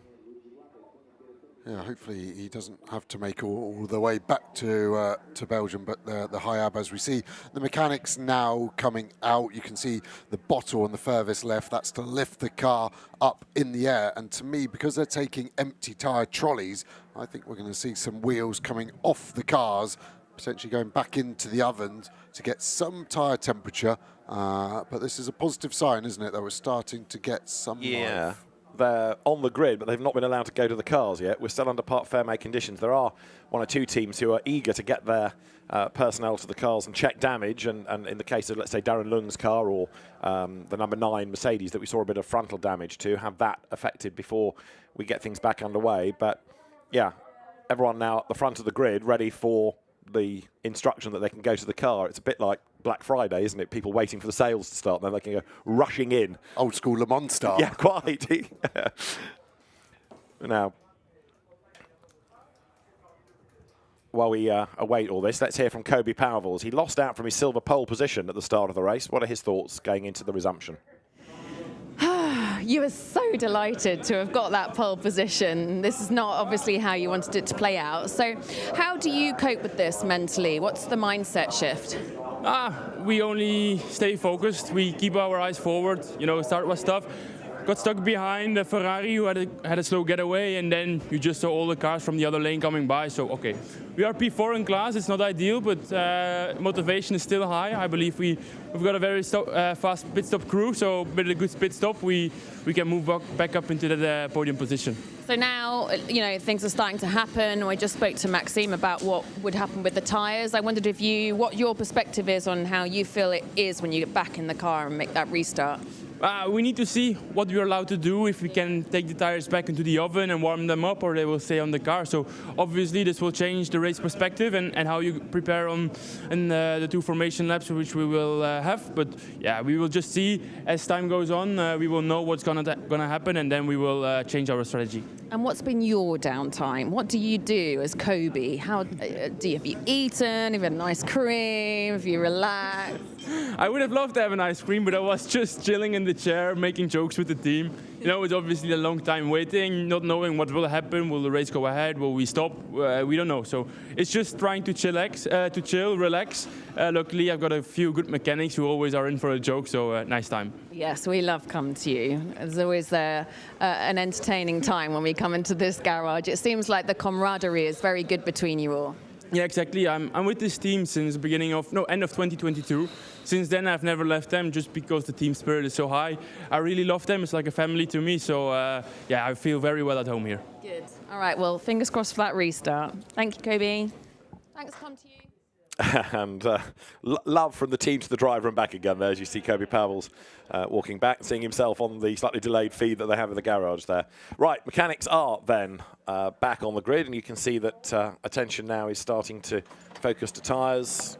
The amount of pickup on those tyres, just because they've been cruising around under full course yellow, it shows you, if we'd gone back to green, for example, how dirty those tyres are and the cleaning up process all the drivers will have gone through. And yeah, so if those tyres go back on the car, see all those bits of marble stuck to it, and that isn't intentional. Kirchhofer would have been trying to keep them as clean as possible, but they would have felt absolutely horrible, like when a wheel weight falls off your road car and it's like driving on 50p pieces. That's how that would feel. And performance limiting from anything up to half a second upwards, really. So there you can see the work carrying on, and the tyre stacks being put into place, tethered as well, so that if anything did hit them, they wouldn't bounce away. Teams now presumably thinking of that second set of tyres, and then what would they do with that set that's just come off? Try and scrape them and use them again, or is that the end of those? Well, that's what we need to work out. We said in the team managers meeting before, wasn't it? Because my logic here would be, good save on that cover, with that we use the second stint tyres now, and the first stint tyres become the second stint. But you're right, they need to be cleaned up, they need to be scraped. Otherwise, the second driver in the race is going to inherit those tyres covered in marbles. Now, although we have seen mechanics back on the grid, still nothing in terms of a restart time. So this process now allows the teams to go and work on the cars. That, yes, is a good sign in itself, because it shows there's a reason for doing so. But we haven't yet got a time. Now, what we do have is Ricky Collard, the reigning British GT champion, making a welcome return to Sprint Cup, and he's with Alex. When was your flight? What did you just say? Tomorrow now. Ricky, it's lovely to have you in the paddock. How much are you enjoying your GT World Challenge debuts? So yeah, it's been great to be back with Barwell. Obviously winning the championship last year in British GT was great, and then obviously to be back now with Barwell is fantastic. But last time here in Misano, obviously qualified second overall. And yeah, I've got fond memories of this place. I enjoy the track. The track's great. The car's fantastic. We're in a really good position yesterday, but unfortunately a small mechanical issue meant we couldn't finish. Yeah, shame. Was it gearbox? Yeah, box and neutrals. I was pulling, there was nothing happening. How was it racing with Papa in Spa? Papa in Spa was good. No, the old boy's still got it. He's still quick. He's done a fantastic job. He's doing really well in British, and obviously to be the current champions was just the cherry on the cake this last year. So we'd love to be out racing together more. That's like the dream, is to carry on doing some more races together. But unfortunately, you know, with budgets and stuff at the moment, it's not possible. So really appreciate the opportunities I've been given with Lamborghini and Barwell. But yeah, I'm definitely keen to explore and be out there as much as I can.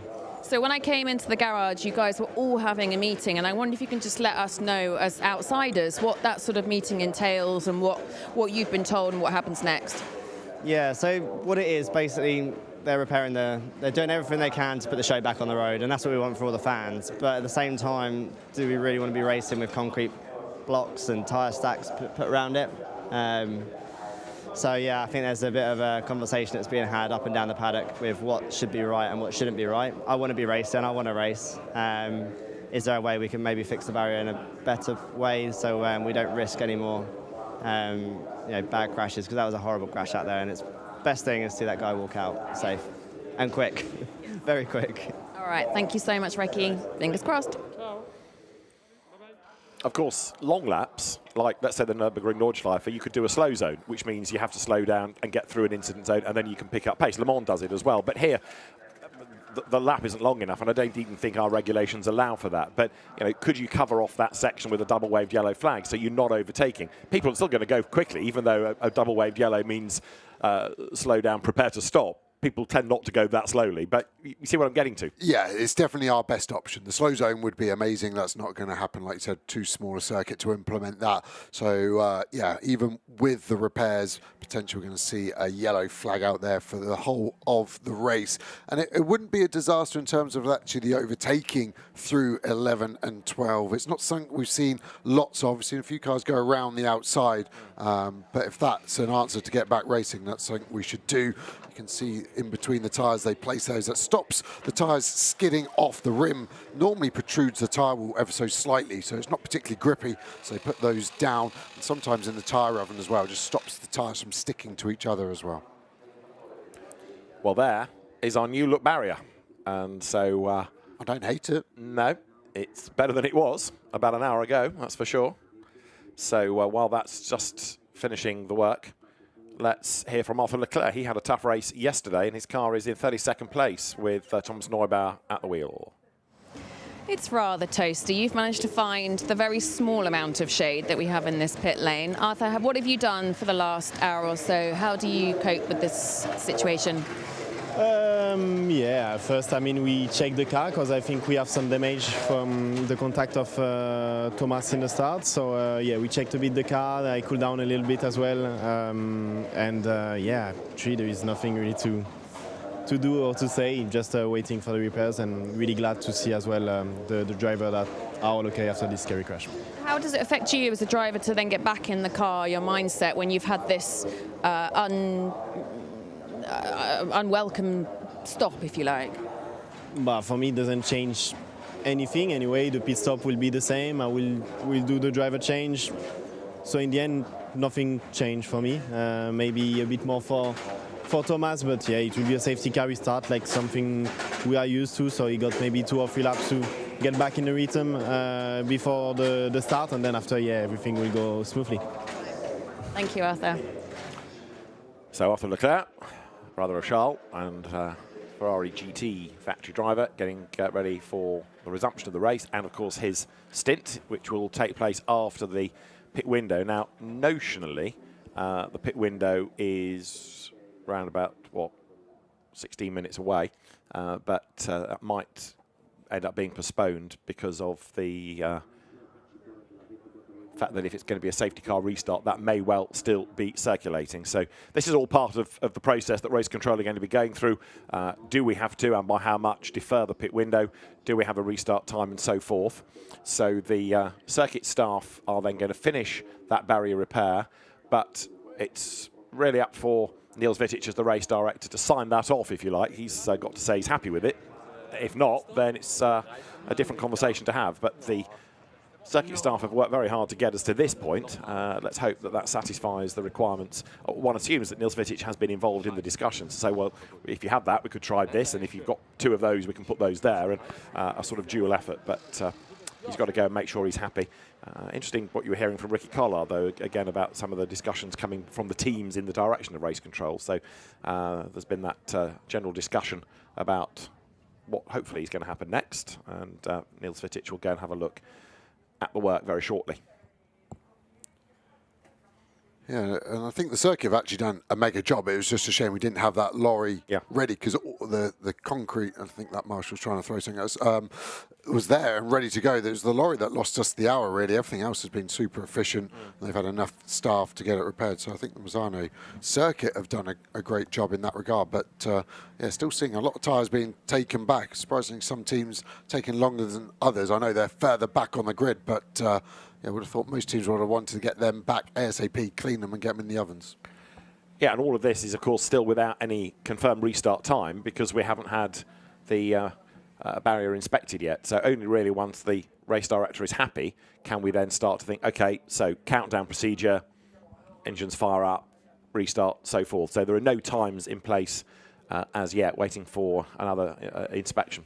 We're in a bit of an unprecedented time where I think we're still under parc ferme, if I'm correct, but we've had the wheels taken off, which has kind of broken a parc ferme regulation. So those cars that have got damage still not able to be repaired. I can't see any mechanics working on cars, but those wheels taken off the cars. So yeah, the SRO group having to work on the fly here to keep all the regulations in check, but also a realistic approach to restarting this race. Yeah, exactly. There is, of course, the radio from race control to the teams. There's the message line, so some of the communication will be on the radio, no doubt. Let's get back to Alex, and let's find out who she's managed to catch up with this time. Possibly Raffaele Marciello. Let's find out. Hello, Raffaele. Hello. So, positive news is that we are about to get going again. Firstly, what have you done in this downtime? How have you managed to maintain your fighting mindset that we saw earlier? Nothing. I went back to the hospitality, have a drink, and yeah, I'm just waiting. Relax and stay cool. Okay. So we're actually going to have a look at the restart between yourself and Marvin. You were pushing pretty hard, weren't you? Yes, but not enough. So. Not enough. No. Talk us through it. No, I mean, I had a good start. We had all the lap more pace than him. Also at the end of, before the red flag, I tried always to undercut him to have a better exit, but he closed every door. In this corner, he missed the apex quite a bit. So yeah, then I was close. Yeah, I mean, he always tried to have a good exit. He almost hit track limit. Had a good run. He moved quite aggressive, let's say. Give him a little tap, and yeah, let's say from there on outside, yeah, you lose the rear. So yeah, I went wide. There, what happened? I mean, my car is pretty strong in this area, like we saw yesterday with Vincent. So I was very tight inside. I had a good exit, but his car was very quick in the straight also. So I didn't have any chance to overtake him. I tried to undercut in the one after in the exit, but yeah, no chance. Then I think 2-3 laps I was going to overtake him if the red flag was not there. But let's see at the restart. Mm-hmm. Okay, so now with what you've learned, what are you going to do differently? Nothing. Put him under pressure. Try to. I mean, in Misano at 10, you have to try to. That the guy in front does a mistake, because I mean he has a good top speed. So if he doesn't do any mistake, for me it's difficult. But I will try to overtake him. And if not, our mechanics are amazing, and we will overtake him in the pit stop. So at one point we overtake him. Yeah, good. Okay. And how is your relationship with that Vale? It seems like you're a really good pair. Yeah, I mean we're fine here. For sure, there is no championship stress. I'm trying for sure to help the 32 for the championship, so I try to keep behind also 48. But it's a relaxing weekend because we have no stress. We're here for win, but it's always funny with Vale. Yeah. Yeah, good. Well, I'll see you on the podium, yeah? Yeah, the P1 I said. Yeah. So yeah, for sure. Good. All right, push hard. Grazie. Raffaele Marciello then getting ready for the resumption of the race. The teams being told they can take tyres from the cars, put them back into the heating device. Once the restart is announced, the tyres must be put back on the car from the 10-minute signal. Not talking about a fresh set. That is phrased in terms of the existing set. Yeah, so they'll be able to scrape them. There's no saying you can't clean the tyres. So what would I want as a driver? I'd rather them clean and a bit cooler and not in the oven for as long, essentially.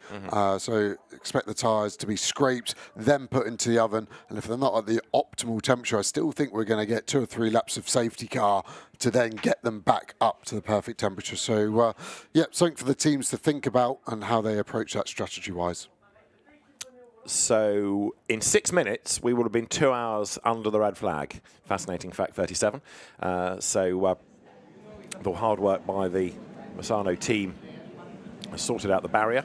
The race director's gone for a look. That's Luca Engschler, part of that Spa 24 hours winning combination with Jordan Pepper, his co-driver here, and Mirko Bortolotti.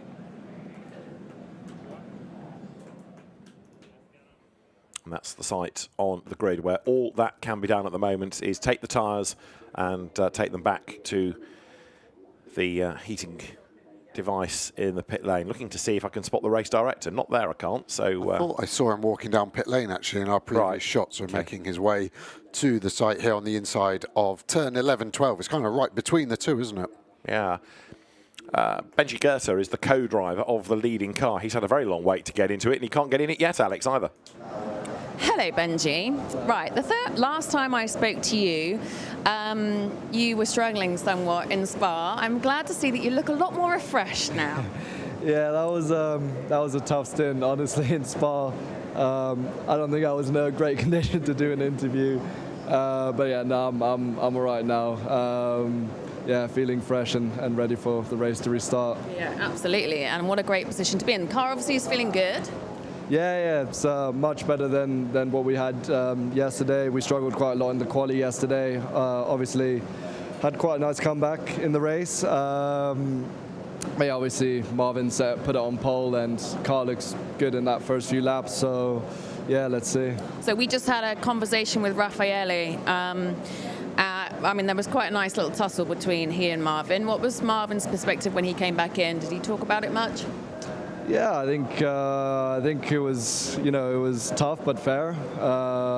Yeah, he just, I think, struggled a bit in the first few corners. Yeah, as we could see on the onboard. So I think Marcello had quite a few opportunities to try put a move in, but yeah, he defended really well, kept the position, and then after that, it looked like he was getting in a good rhythm. What is it that you think that suits the car so well? Why is Misano good for you? Yeah, we're quite good in the high-speed corners. Obviously, there's a few of those in this track, the medium high-speed corners. We struggle a little bit over the curbs compared to other cars. So yeah, I wouldn't say it's 100% a McLaren track, but yeah, we usually run quite well here. When we spoke to Marvin earlier, he said that he thinks that the car potentially runs better when it's slightly cooler, which, it might get a bit cooler. Yeah, exactly. We do struggle a bit when it's very hot. So this delay might be a bit of a blessing in disguise if the track temperature can get a bit cooler. So yeah, hopefully the car just gets quicker and quicker. Well, fingers crossed. Thank you, Benji. Benji Goethe from Garage 59.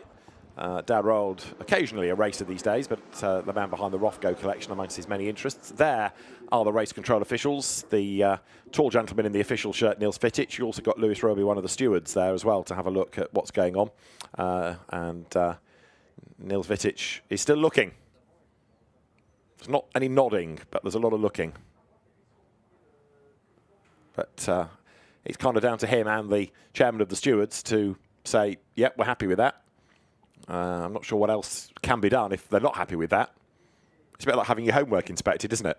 So the Misano staff, we've done our best. We've done everything for you. It's a difficult decision for him, isn't he? Because he's got a lot of interest to get this race underway, but his main priority is safety, and it's good to see how tightly he's inspecting it. Yeah, absolutely. Like looking at the tyres, are they actually bolted together, or are they just stacked upon one another, which wouldn't be very good in an incident. It looks like he's asking for one more tyre stack potentially at the start of that. I'm not a lit reader, unfortunately, but I do think the circuit have done a very good job with the resource and time available there. And as a driver, I would be happy to race with it like that from the angle we're seeing here. Interesting as well, Niels Vitic looking down each sort of stack of tyres and just making sure there was nothing in there that, if hit, was going to fly out like an old piece of metal or something. Others are booking their alternative flight for tomorrow morning. World's most expensive sunshade, a rear wing of a Porsche GT3, probably retail €6,000 or so. But yeah, a lot of teams will be under logistical stress here. This race obviously should have finished some time ago. A few airports locally there. But one man that's never stressed is Rafael Marcello. And there's Faisal Al-Zubair in the background. Had a good start, didn't he, in the 777 car as well. So all the WRT drivers seem in a pretty relaxed state of mind. There's not a lot else you can do, I suppose, at this point. There's no point getting stressed and being stressed and stressed and stressed for 2 hours. You've just got to wait and see what comes. At 14:58 and 15 seconds, there was the red flag, and we are at 16:47 and 55 seconds as of now. So we've almost had that 2-hour hiatus. And the bulk of that, as we've been saying, was not repairing the barriers. It was, first of all, working at what could be done, but then requiring the lorry to come and partly lift, but transport those big concrete blocks. There was no other way of getting them across there because they're very, very heavy things. Yeah, which they need to be, right? If they're acting as part of a barrier, you don't want them to move, so they need their own mass to keep them secure. You can see another track vehicle moving in the background, maybe going to get another stack of tyres, and that might be the final piece of the jigsaw puzzle to make Niels Vitic happy. Now, while the cars have been sitting there on the grid, they've tried to shield the cockpits from the sunshine. I think Niels has got his hands dirty now. He's just wiping those. The chairman of the stewards, Luis Roby, with him as well. And tapping of watches.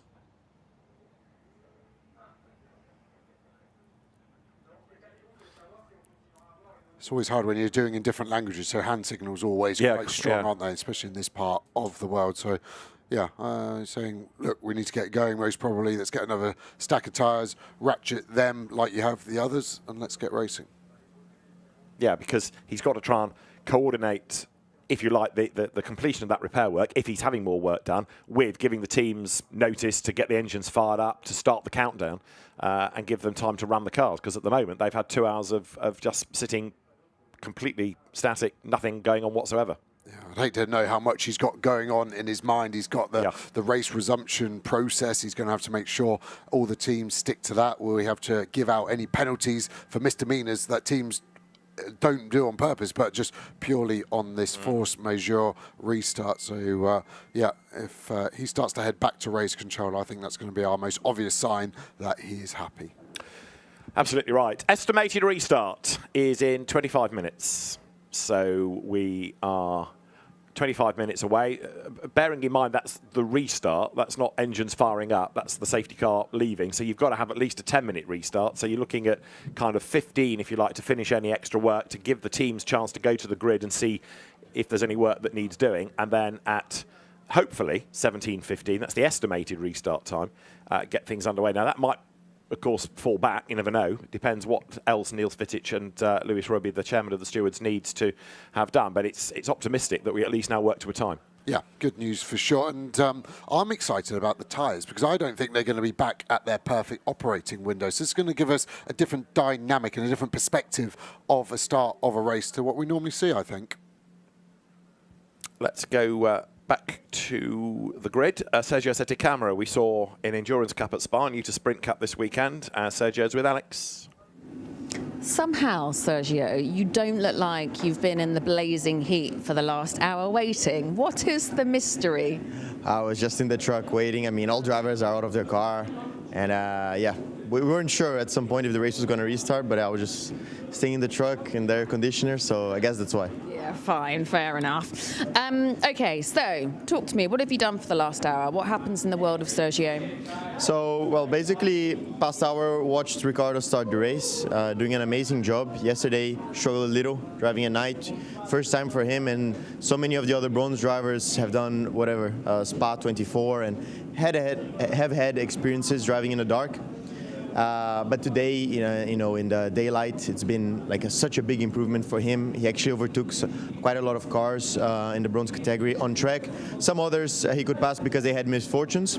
And I think we're looking pretty good. I'm not sure, around 7th or 8th. So yes, and then I was just chilling back in the truck, speaking with him and my engineer and getting ready, making sure we are fresh in case the race restarts. It's such a close fought category, isn't it?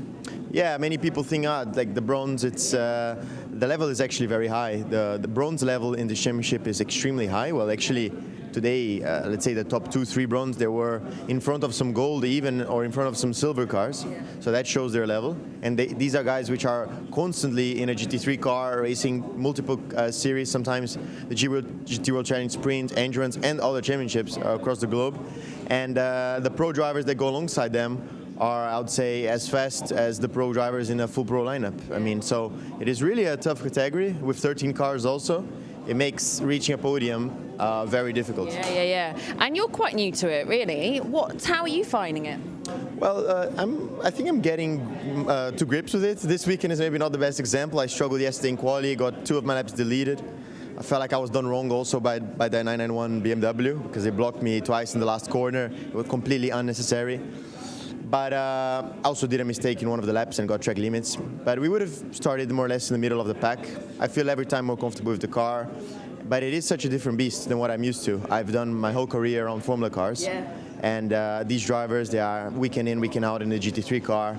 And it just makes a lot of a difference. Also, when you're with a bronze, you got to allocate most of the session times to your bronze driver. He has more to improve. So you get to drive a little bit less and so on. But yeah, getting to grips to come to you guys have helped me a lot through the process, and it's been a lot of fun. Yeah, I guess as a driver, that potential for the learning and the growth is huge for you, right? Yeah, I do feel that. It's strange actually, because in the Formula cars, like I've been driving them for maybe 10 or 12 years now. And you get to the point of your life where you still always learn, but in the GT, my learning curve is still at some steep part of the curve, and I hope to unlock whatever may be my full potential sometime soon. But in order to do it, you also got to be doing more races. Problem is, a lot of times, this is my 3rd GT3 race, and at least this time, there's been a, let's say, small enough gap. I was in Spa and I'm here now. I hope to keep driving every other month at least. Because before I was driving, then 1 year without driving a GT car, and back in, you completely forget everything. So I hope I can, get a more consistent taste of GT racing going forward. Spa was really tough for the team, wasn't it? What was the sort of fallout afterwards? How did Come To You Racing cope with an event like that? Well, I left the track a little bit early on my side of the garage. Frederick was doing an amazing job. He was one of our bronze drivers, and I mean, very, very courageous move from him to jump in straight into a race like that. And he's not a guy which is constantly racing every week like many of the other bronzes. And he was doing well, but he got pushed off, probably in the worst place to get pushed off, in the middle of a Rouge. And we were thankful that he was well and safe after such a crash. But of course, that meant our race was over. And for the team, I guess it was just a hard punch to take with all the expectation they had. They had won the previous year, and then some cars having mechanical issues, some other 2 getting crashed out, 2 getting mechanical issues. But they will bounce back from it. It's a very they have tough people in this team. I'm sure they will come back as strong as ever for next year in their home race. I don't doubt that. Well, I'm excited about your progression, Sergio. Keep learning, eh? Thank you. Thank you. Sergio said to camera then, as he says, coming from open wheeler racing, Formula cars, into GT racing, the next part of his career. As there you can see Vincent Avril talking to the AF Corsa engineer, and the team's being told about this 5:15 restart. Questions coming back about what time can we go to the grid. Don't forget we need to get the tyres out of the ovens, and it's going to take at least 5 minutes to walk up the grid with them in many cases and fit them. So again, all of this will be factored in. It's not oh good, we can go, right, green flag waved, you know, there is a lot to think about from race control, and of course from the teams as well. Yeah, and the drivers as well, because you can see how chilled Vince Abril was looking as a driver. I think I'd want to get a couple of espressos in me, maybe a banana, because the whole day is focused around this race when you have your dinner, when you have your lunch before, all of that. So then suddenly you're now 2 hours later into that, your hydration, all of that is a lot to consider for the drivers as well, and they need to be in peak performance, and they've got to get the roller coaster of adrenaline back as well. That would have been peak at the start of the race, had 3-4 real intense push laps, and then this huge 2 hour gap that they now need to recover from and get ready again. So we're edging towards that estimated restart time, and you can see that the teams, having taken the tires into the pit lane, back to the ovens, getting themselves through their processes now as well. There is Eddie Cheever, Marco Pulcini standing. Eddie's the one sitting down on top of the pit counter there, and both of them starting to ponder when they can get going again. So even though we're getting closer to start time, still a certain amount of relaxation going on. Marco Pulcini not taking life too seriously at the minute. Yeah, considering he had a pretty rough start as well, he might be one that's happier to have a bit of a regroup time than others, in all honesty. You can see Marshall's on the pit straight doing a good job of getting some shade from the start gantry. I wonder what Darren Lung's mindset's going to be, because he's got to get back into the car. And you heard what he was saying about that incident. He was obviously very upset about his part in it, innocent as he was, or certainly wasn't intentional. But he's then got to get back in and re-motivate. Now here is the answer to what Niels Vitic was asking for, and that's another 2 stacks or 2 lines to go in front of the tyre bundle that's already there. And when that is in place, we should be good, I would have thought. Yeah, I'd agree with that. I don't know if we're going to use that secondary sat that's behind the barrier at the moment. And you can see more AF course. Just want to listen to what the engineers say. I just heard him say more tyres. I was interested to see if he was going to give me a bit more information, or it feels like he very much knows the camera's on him. So there you've got then the discussion about the last few minutes before we hopefully get people back on the grid and get things back underway. Vincent Abril putting his earpieces back in, and drivers now, more team personnel starting to gravitate towards the cars on the grid. Even if they can't do anything yet, they are at least there ready. And in 1 or 2 cases, of course, there might be just a little bit of work needed to be done, a bit of damage repair. I know that Paradigm have been a bit concerned about one of the tyres on, I think, Darren Lung's car. And the rim as well may have some damage, so they want to know whether or not they can sort that out. They don't want to go racing if that rim is damaged. And there, the work is done. Everybody suddenly can leave the scene. So that is very good news indeed, because now with 15 minutes to go, we can count down to the resumption of the race. And it has, as you're all fully aware, been a very long stoppage, but well done to everybody involved for making a restart actually possible. First up. Yeah, I was a bit late to the party, but I just thought, why didn't we just use some barrier cream? That could have helped. That was Joe Osborne, everybody. Please give generously. Right. We have then, yeah, well, that's part of the issue here. 41 cars of the 43 survived and are ready to go racing shortly. 15 more minutes before our estimated resumption time. It will be, of course, a safety car restart, and the teams will be asking for 1, 2, maybe more laps before they can confidently have tyre temperature and pressure back up. A South African meeting going on here between Kelvin van der Linde and Jordan Pepper. They'll go into battle very shortly, and when they do so, it's going to be Kelvin van der Linde in BMW and Jordan Pepper in Lamborghini.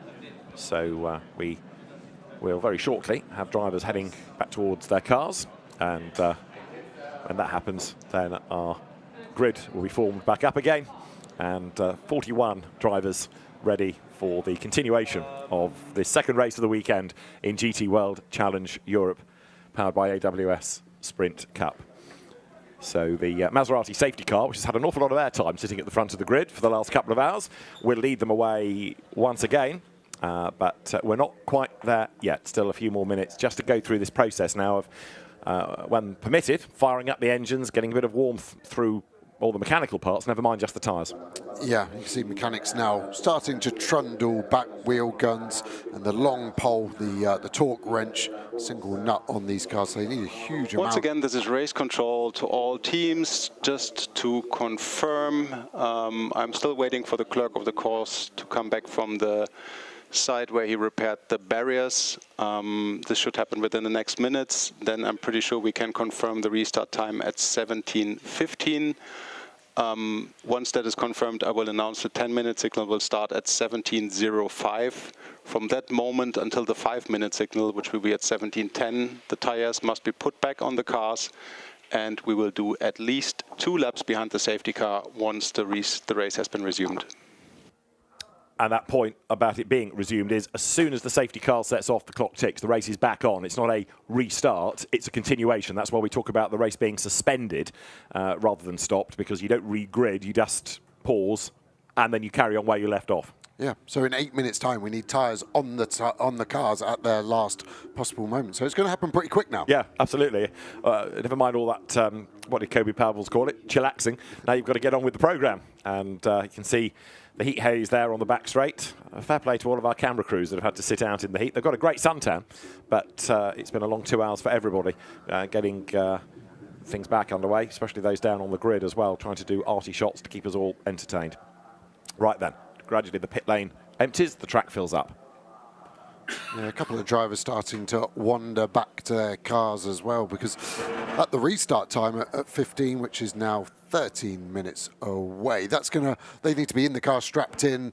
And yeah, this is where I'm a bit worried about some drivers maybe being a bit lethargic. They suddenly need to get going. I can see Darren Lewing actually in the background, the red suit, halfway down that straight. He's by himself. Maybe would have thought maybe Dan Harper would be with him, just geeing him up, telling him we know something's just happened, but let's get our eyes forward and let's go.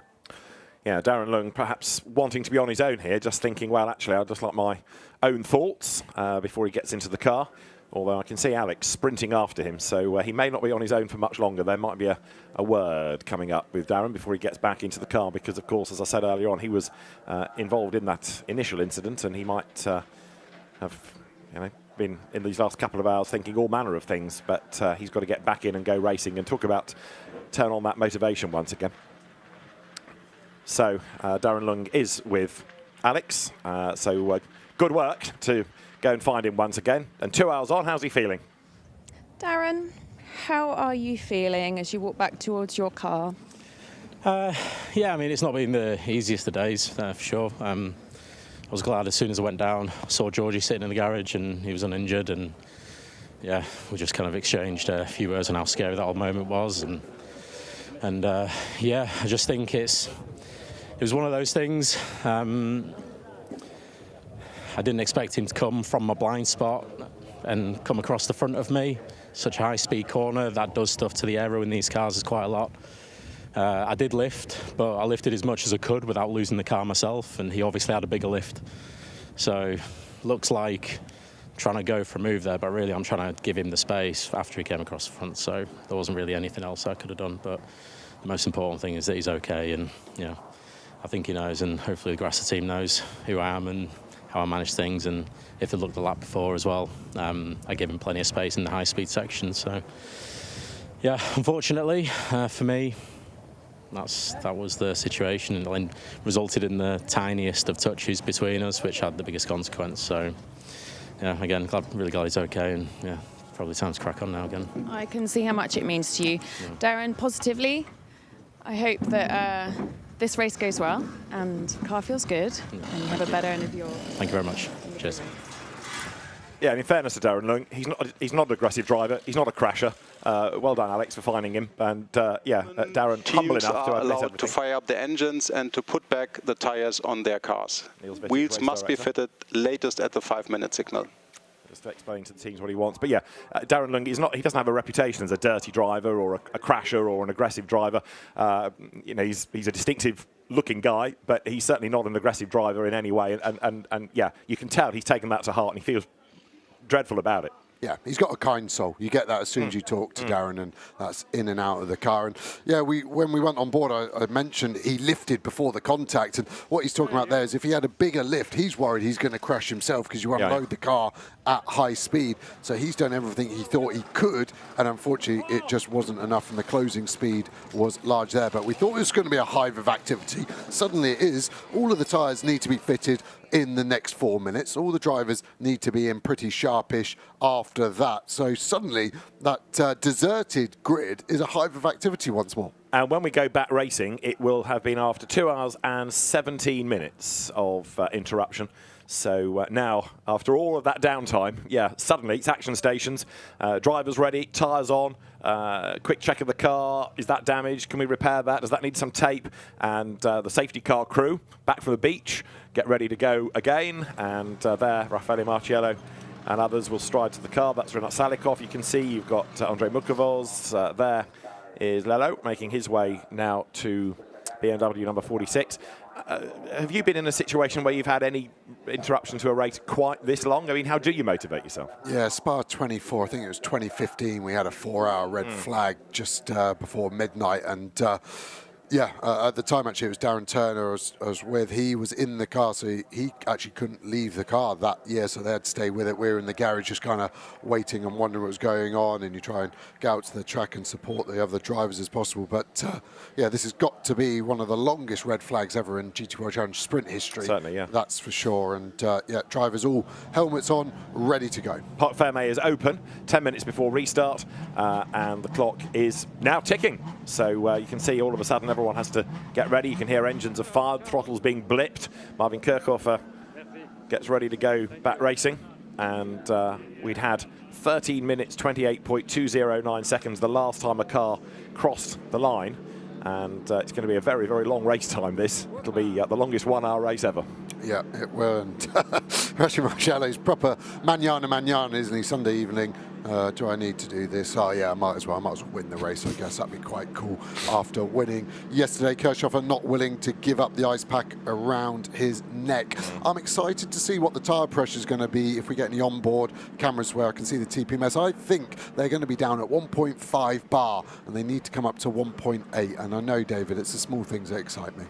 I was just thinking, every man needs a hobby, I'll grant you, but you're excited about tyre pressures. After spending 2 hours with you, I will take any hobby. Touche. Right, Mario Engel is back on board, number 48 Mercedes then, and he, of course, from being 2.5 seconds back, is now right back on the tail of Raffaele Marciello. Now, of course, safety cars breed safety cars. Here you go. You bunch everybody up, you let them go. They're all keen.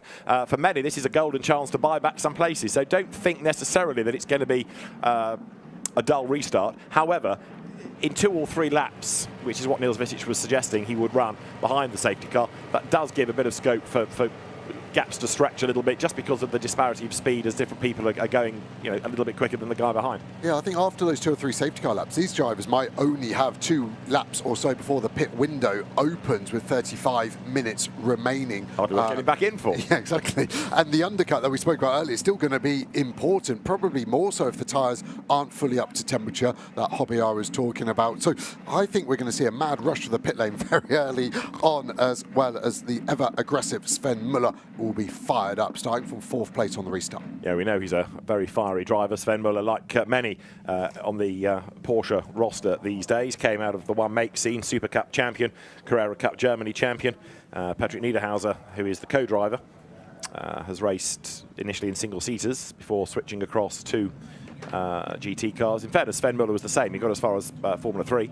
Right, crash helmets on. Marvin Kirchhofer then at the front of the grid, and we are under 5 minutes away from getting the race back control underway. To all teams, 5-minute board, 5-minute board. All wheels must be fitted now. 5 minutes for the race resumption.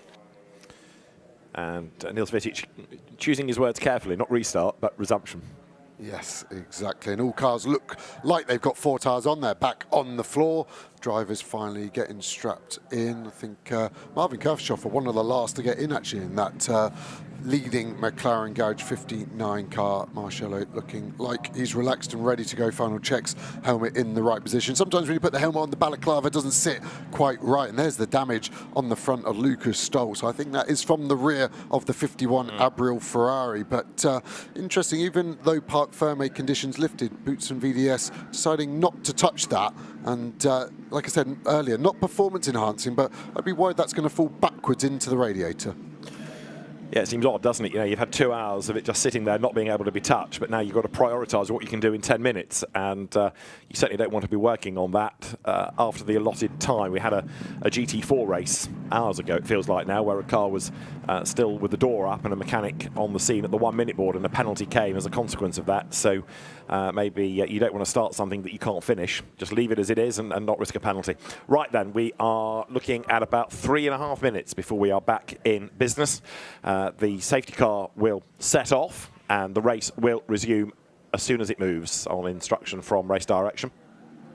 There, Thierry Vermeulen, 11th place in number 69, the Verstappen.com Ferrari. Thierry Vermeulen is all smiles inside the helmet, eager to get going like everybody. And of course, there's no warming up lap in a sense here. You know, the race is back on. You could argue that you do have, in quotes, warming up laps while you're behind the safety car. But again, they've got a lot to process because in 2 hours, the track may well... to all teams, 3 minutes until the race resumption. 3 minutes. In that 2 hour period, the track may have changed. Temperatures are different. The feel might be different.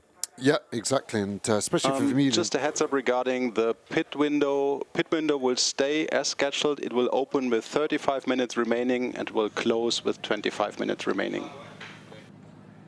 So there's the information from race director Niels Wittich that the pit window will remain. He's confident, therefore, of getting the race back under green flag conditions and not needing to delay the pit window. Yeah, it's just great communication from the race director. That's what all the teams desire. Just looking at tyre pressures there, 1.3 bar on the rear. That's really exciting. Gosh. That is right at the minimum that Pirelli actually allow if you want to know about that. Is it? Performance-wise, if you were trying to get a lap time out of that, David, which obviously you couldn't, it'd be about 1.5 seconds a lap slower, I think, than the ideal tyre pressure. So that is going to be, of course, elevated during the 2 or 3 lap safety car period, but still off, and it's going to be interesting to watch.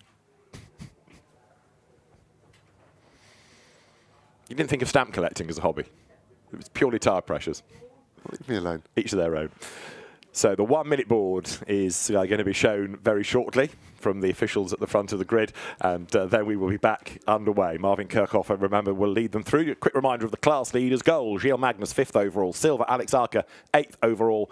And bronze, Isaac Tutumlo-Lopez, 27th overall. That means you've got a McLaren leading in pro and a McLaren leading in bronze. You've got an Audi leading in silver and an Audi leading in gold. Yeah, good mix there, and just seeing these mechanics, they will wait for the cars to fire up, which should be happening in the next 15 seconds or so, and they're going to have to scurry, aren't they? And because they're in a single line, the line effectively twice as long, so some of the cars towards the back, and they're going to have a quick vacate of the grid. What have we got? 6 different manufacturers Race in the control top to all 10. teams, 1 minute, 1 minute. So, engine on, 1 minute board. There'll be a 15-second board as well. At this point, of course, everybody has to scramble back to the pit lane, which is fine if you're near a gate, but in other cases, you've got to vault over the pit wall or just leg it until you do get to a gap that allows you back into the pit lane. And there you go, the exodus from the grid.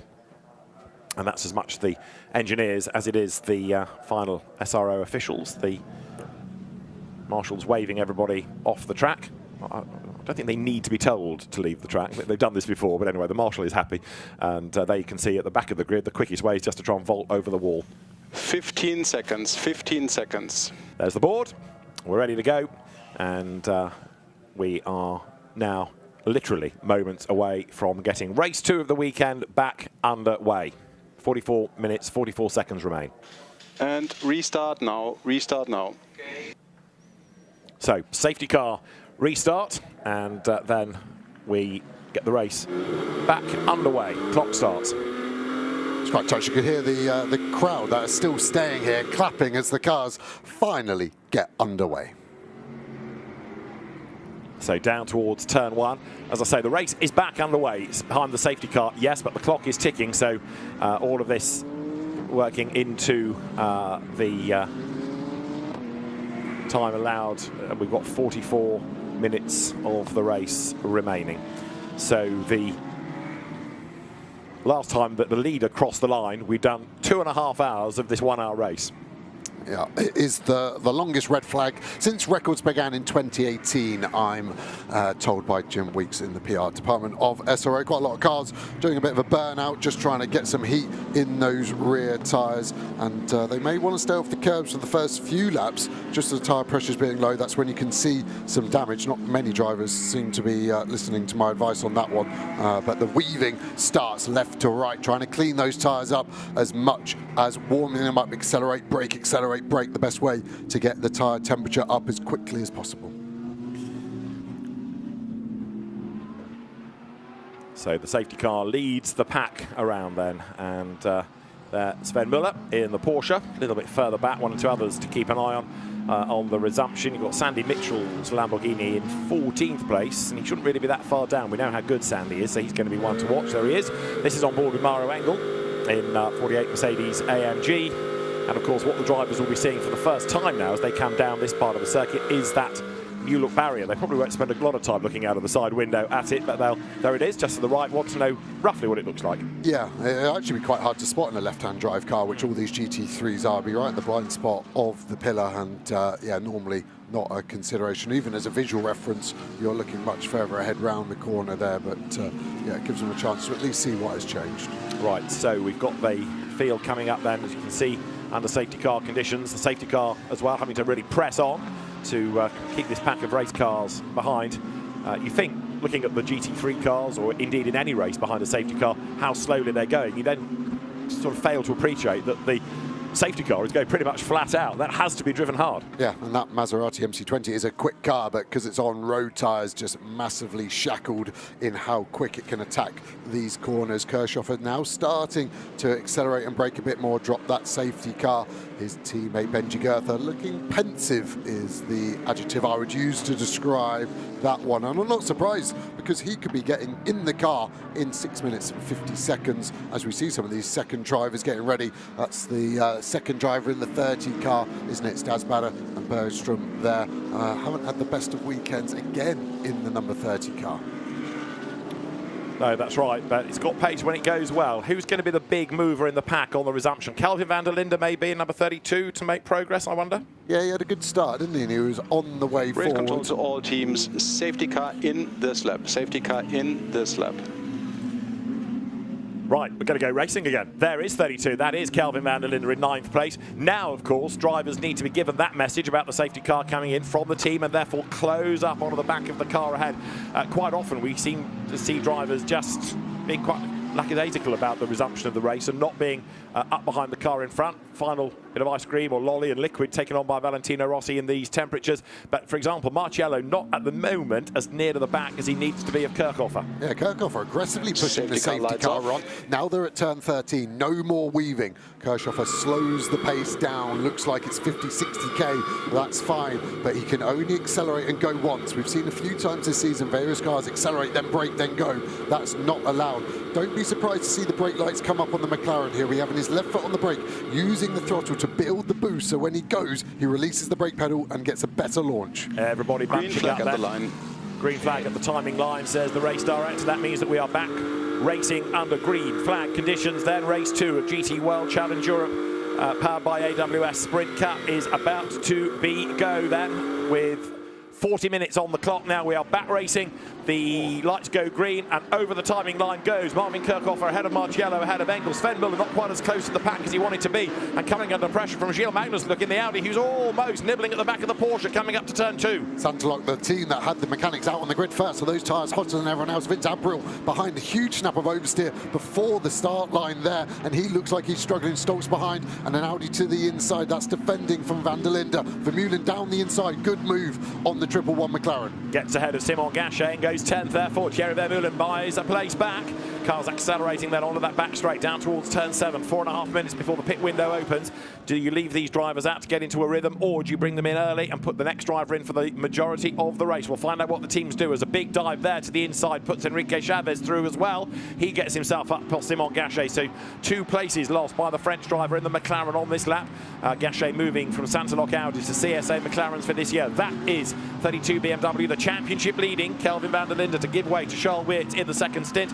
But up front, Kirchhofer leads, and actually Marciello has not stayed with him on this racing lap as he did on lap 1 from the original start. No, much more spread out, aren't they? All the way down the field, to be honest. Some weaving left to right, still trying to get some tyre temp up there. And I'm surprised van der Linde wasn't close to the back of Acker. Acker actually is the closest to the car in front inside the top 10, under 4 tenths behind Stoltz as we go on board. Marciello still feathering the throttle through 15, trying to get the grip where they need it. Engel looking quick in this final sector. I think he's got a car that's looking pretty good right now. To the timing line comes Mauro Engel. About 2 hours ago, the question was put about how he was sort of building his weekend. Well, it's still there. Comes down towards turn 1, edging ever closer. There is Lukas Stoltz in that very battered-fronted Mercedes AMG, coming under attack from Alex Arca, who's always a feisty driver. He's the Silver Cup leader, remember, keeping the Pro Cup Championship leader. Kelvin van der Linde at bay as the rest of the pack swarms now from turn 2 and 3 up towards the hairpin. Look further back, we've got number 10 in 13th place, Cesar Gazzo at the wheel of it. Now Valentino Rossi is getting ready to leap aboard. Charles Weerts is ready in the red overalls to take over number 32. And it'll be Benji Goethe ready for McLaren number 59. We've got an incident being looked at from turn 4. We'll come to that in a moment as you see Alex Arca then eyeing up a move. The incident at turn 4 is not from this part of the race, it's from the opening lap of the race. It's the Thomas Neubauer, Dustin Blattner incident, but that now, because there is enough time to worry about it, being looked at. There's also a 1-minute stop-go penalty for Andre Mukavel's Dylan Pereira's Audi for a grid procedure infringement. However, here comes then Marvin Kirchhofer, and he's getting away. He really is, isn't he? And the gaps are starting to spread. The number 9 Mercedes there starting to pick up pace a bit, but that was all over the Ferrari in front before the red flag. It doesn't seem to have the same pace at the moment. No one's going to be able to box this lap. It's actually going to be tight if they can box at the end of next. I think there's 2 more laps, so definitely the lead 10 to 15 cars. Dustin Blattner's Ferrari, the Bronze Cup winner yesterday, a 30-second time penalty for causing a collision. So that is bad news. That'll be served at the pit stop, whereas the Mukavel's Pereira Audi has a 1-minute stop and go. Over the timing line come the race leaders. Kirchhofer to Marciello, then now he's 0.678 of a second. Engel is 9 tenths back in 3rd spot. 4th it is Sven Muller from Gilles Magnus, then Abril, Stoltz, Acker, van der Linde and Vermeulen next up. Yeah, and van der Linde now on the back of Acker, but Vermeulen's closed up nicely as well. But it does look like van der Linde is the car that's going to make the move to the inside here. That's going to close off quite quickly. Acker might compromise his line. Is Vermeulen going to be able to swing out wide and get a run on both of them as they exit T6? Darren Lung, a 20-second stop-and-go penalty for causing a collision against Georgi Donchev that stopped the race. So Darren Lung now getting a penalty of 20 seconds, a stop-go as well, as there you see van der Linde thinking about making that move against Alex Acker. I don't think Darren can argue with that one, so served in the pits, so at least it's not a drive-through, and let's see what Dan Harper can do. Yeah, stop and go though, so it's in addition to the pit stop, isn't it? So they've got to do the regulation stop and also that stop and go in whichever order they choose. So this is Marvin Kirchhofer leading the race. Raffaele Marciello in the first sector of the lap had dropped another couple of tenths. Mauro Engel then in 3rd place. 4th it's still Sven Muller from Magnus, and then Vincent Abril in 6th, and then 7th Lukas Stoltz, absolute best middle sector. Yeah, suddenly come alive, hasn't it? The British teeth-fronted Mercedes, the number 9 one, struggling in the dust, getting kicked up there. No one inside the top 25, I don't think, can pick. Cars just coming into Sector 3, I think, could bail and box. That is our bronze class leader. The 112, I think, could be the first car to pit. So the race leaders here coming up towards the completion of the lap, and as they accelerate over the timing line once more, it is still Marvin Kirchhofer, 7 tenths of a second to the good.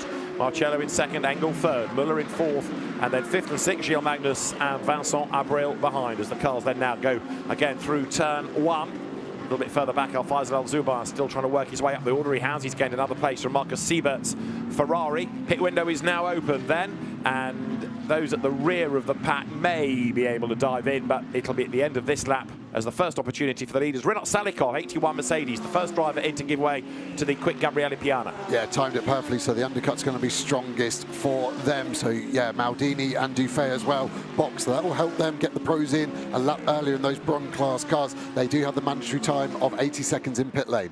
So race leaders up at turn 9 at the moment. You can see there Gilles Magnus going a little bit deep up to the corner in the 5th place Gold Cup leading Audi. That's the overall championship leading car of Kelvin van der Linde.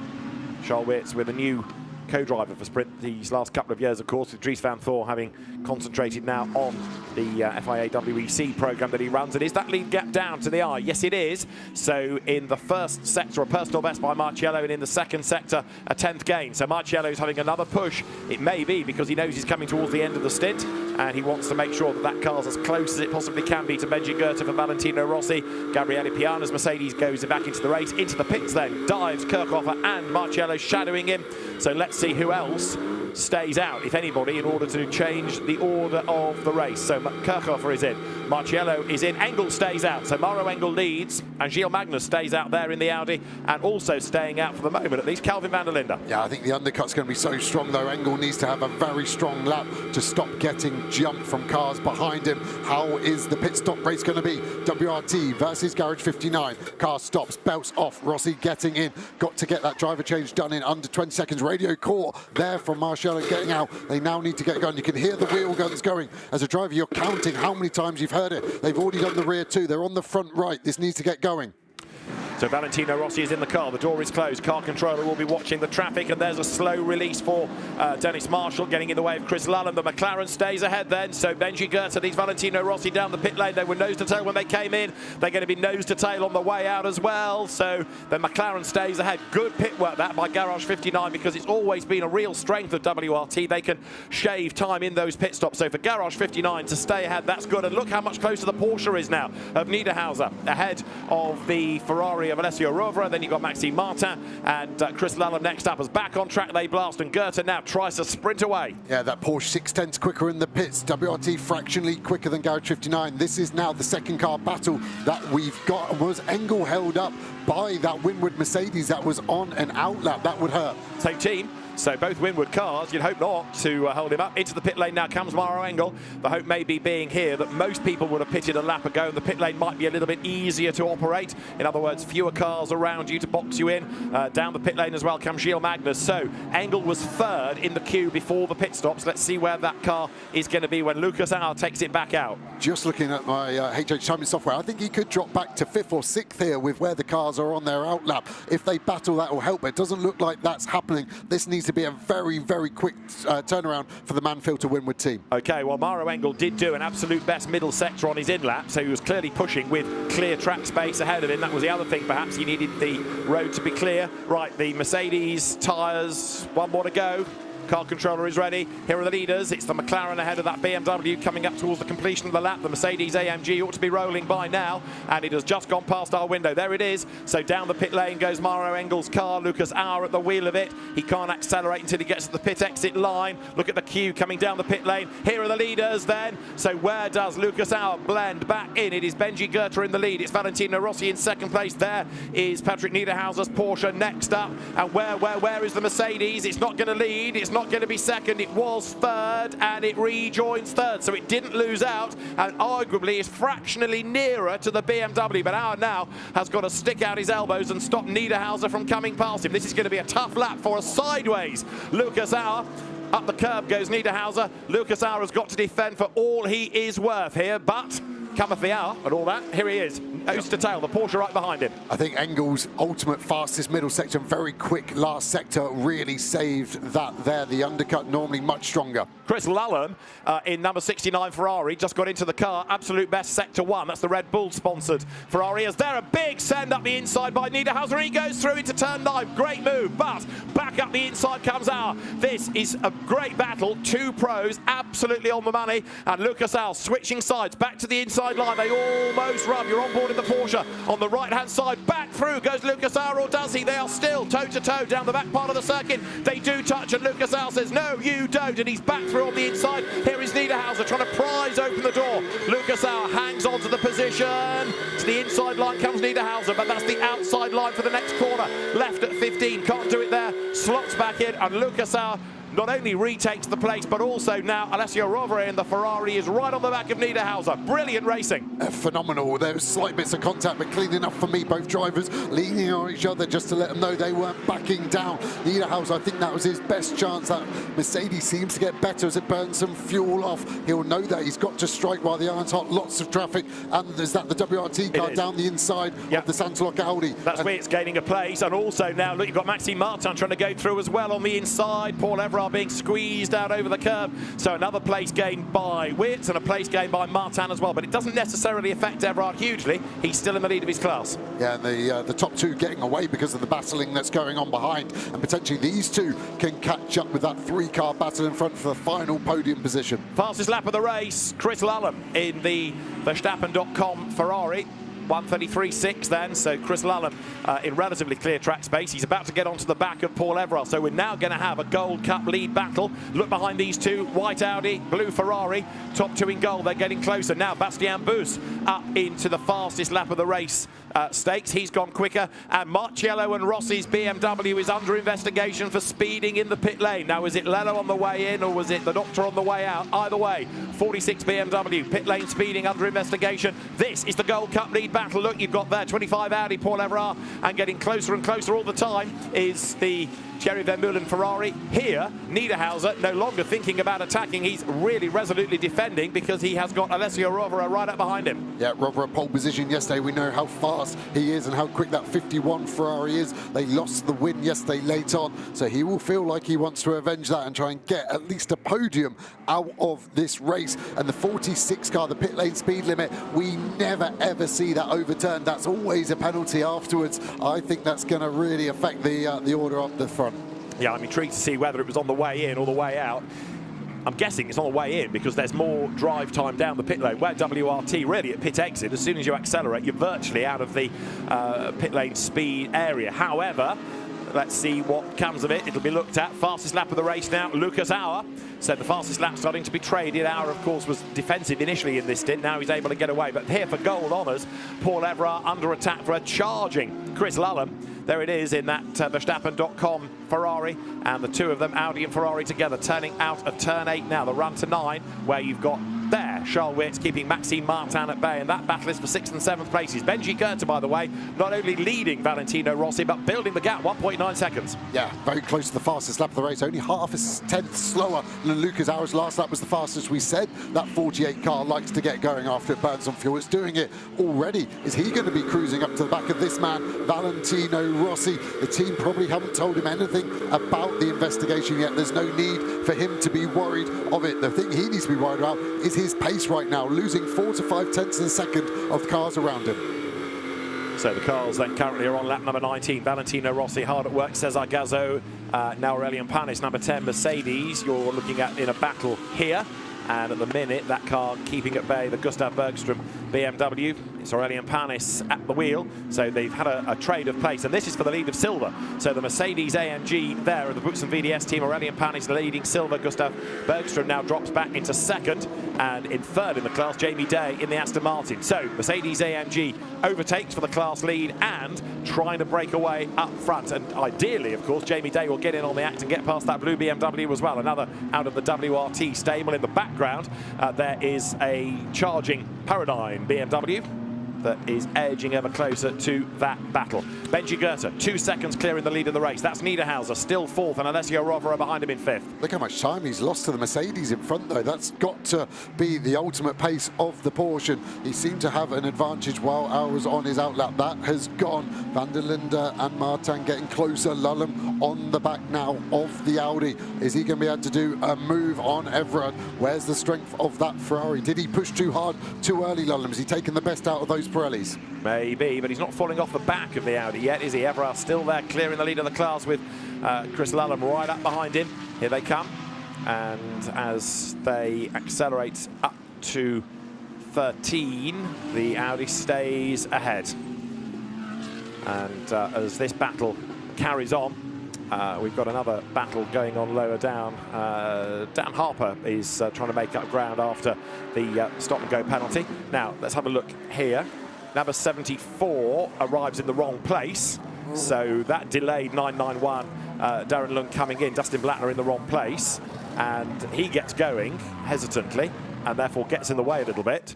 So that was the first drama for Darren Lund. Then Dan Harper in the BMW thumps the tyre, which was over the blue line. That bounces down the pit lane. Now, was that an unsafe release from the team because the wheel was there and bounces down the pit lane, causing drama for others, or was it the other team's fault for leaving it where it was? In the race director's notes, that blue area counts as the working line. So that's okay for the tyre to be there. What does the race director want Dan Harper to do? Has he got the lock to get round it? Should he wait?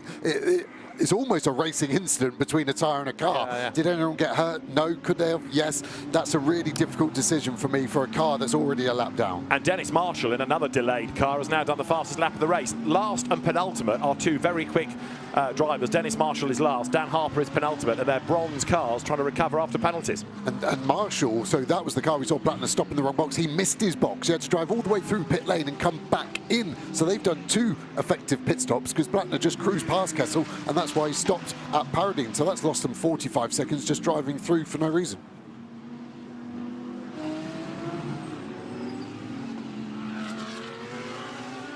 Plus the fact that the Blattner-Marshall Ferrari had an extra 30 seconds to serve anyway by causing that collision. So when it did arrive, it was a long stop anyway. Race leaders come over the line. Benji Goethe, the gap down a fraction, 1.8 seconds this time to Valentino Rossi, who's being looked at for the pit lane speed. And then in third place, Lucas Auer. We've got drivers continually being warned about track limits. And there you can see the goal battle. Now, Paul Everard may have lost places to the pros, but he's doing a good job of defending here, isn't he? Yeah, he's kind of stopped the rut again, which is important. Lullen will be in the dirty air now. He's definitely able to stick with him, and you can see the ebb and the flow once more of it. It's kind of gone both ways, so they're pretty even. Verts at the moment seems to be 2 to 3 tenths a second quicker than Niederhauser in the Porsche. Couple of spaces ahead of him, so that group could go. Everard can't stick with them, and Lullen will know this is for the gold class lead. And after a difficult race start yesterday, he will want to make amends. So just confirmation as you look at this gold battle, it was Dan Harper in 991 who also served that stop-go. So they put him into the car, brought him back in for the stop-go, and then send him back out again so he can carry on with the race. That's why that car is way down, as much as you've got Dennis Marshall delayed after an extra stop because he missed his box and a 30-second penalty to serve as well. So two really quick cars condemned to the back of the order for early race dramas. Up front, the lead gap's down another touch, isn't it? 1.7 between Goethe and Rossi now.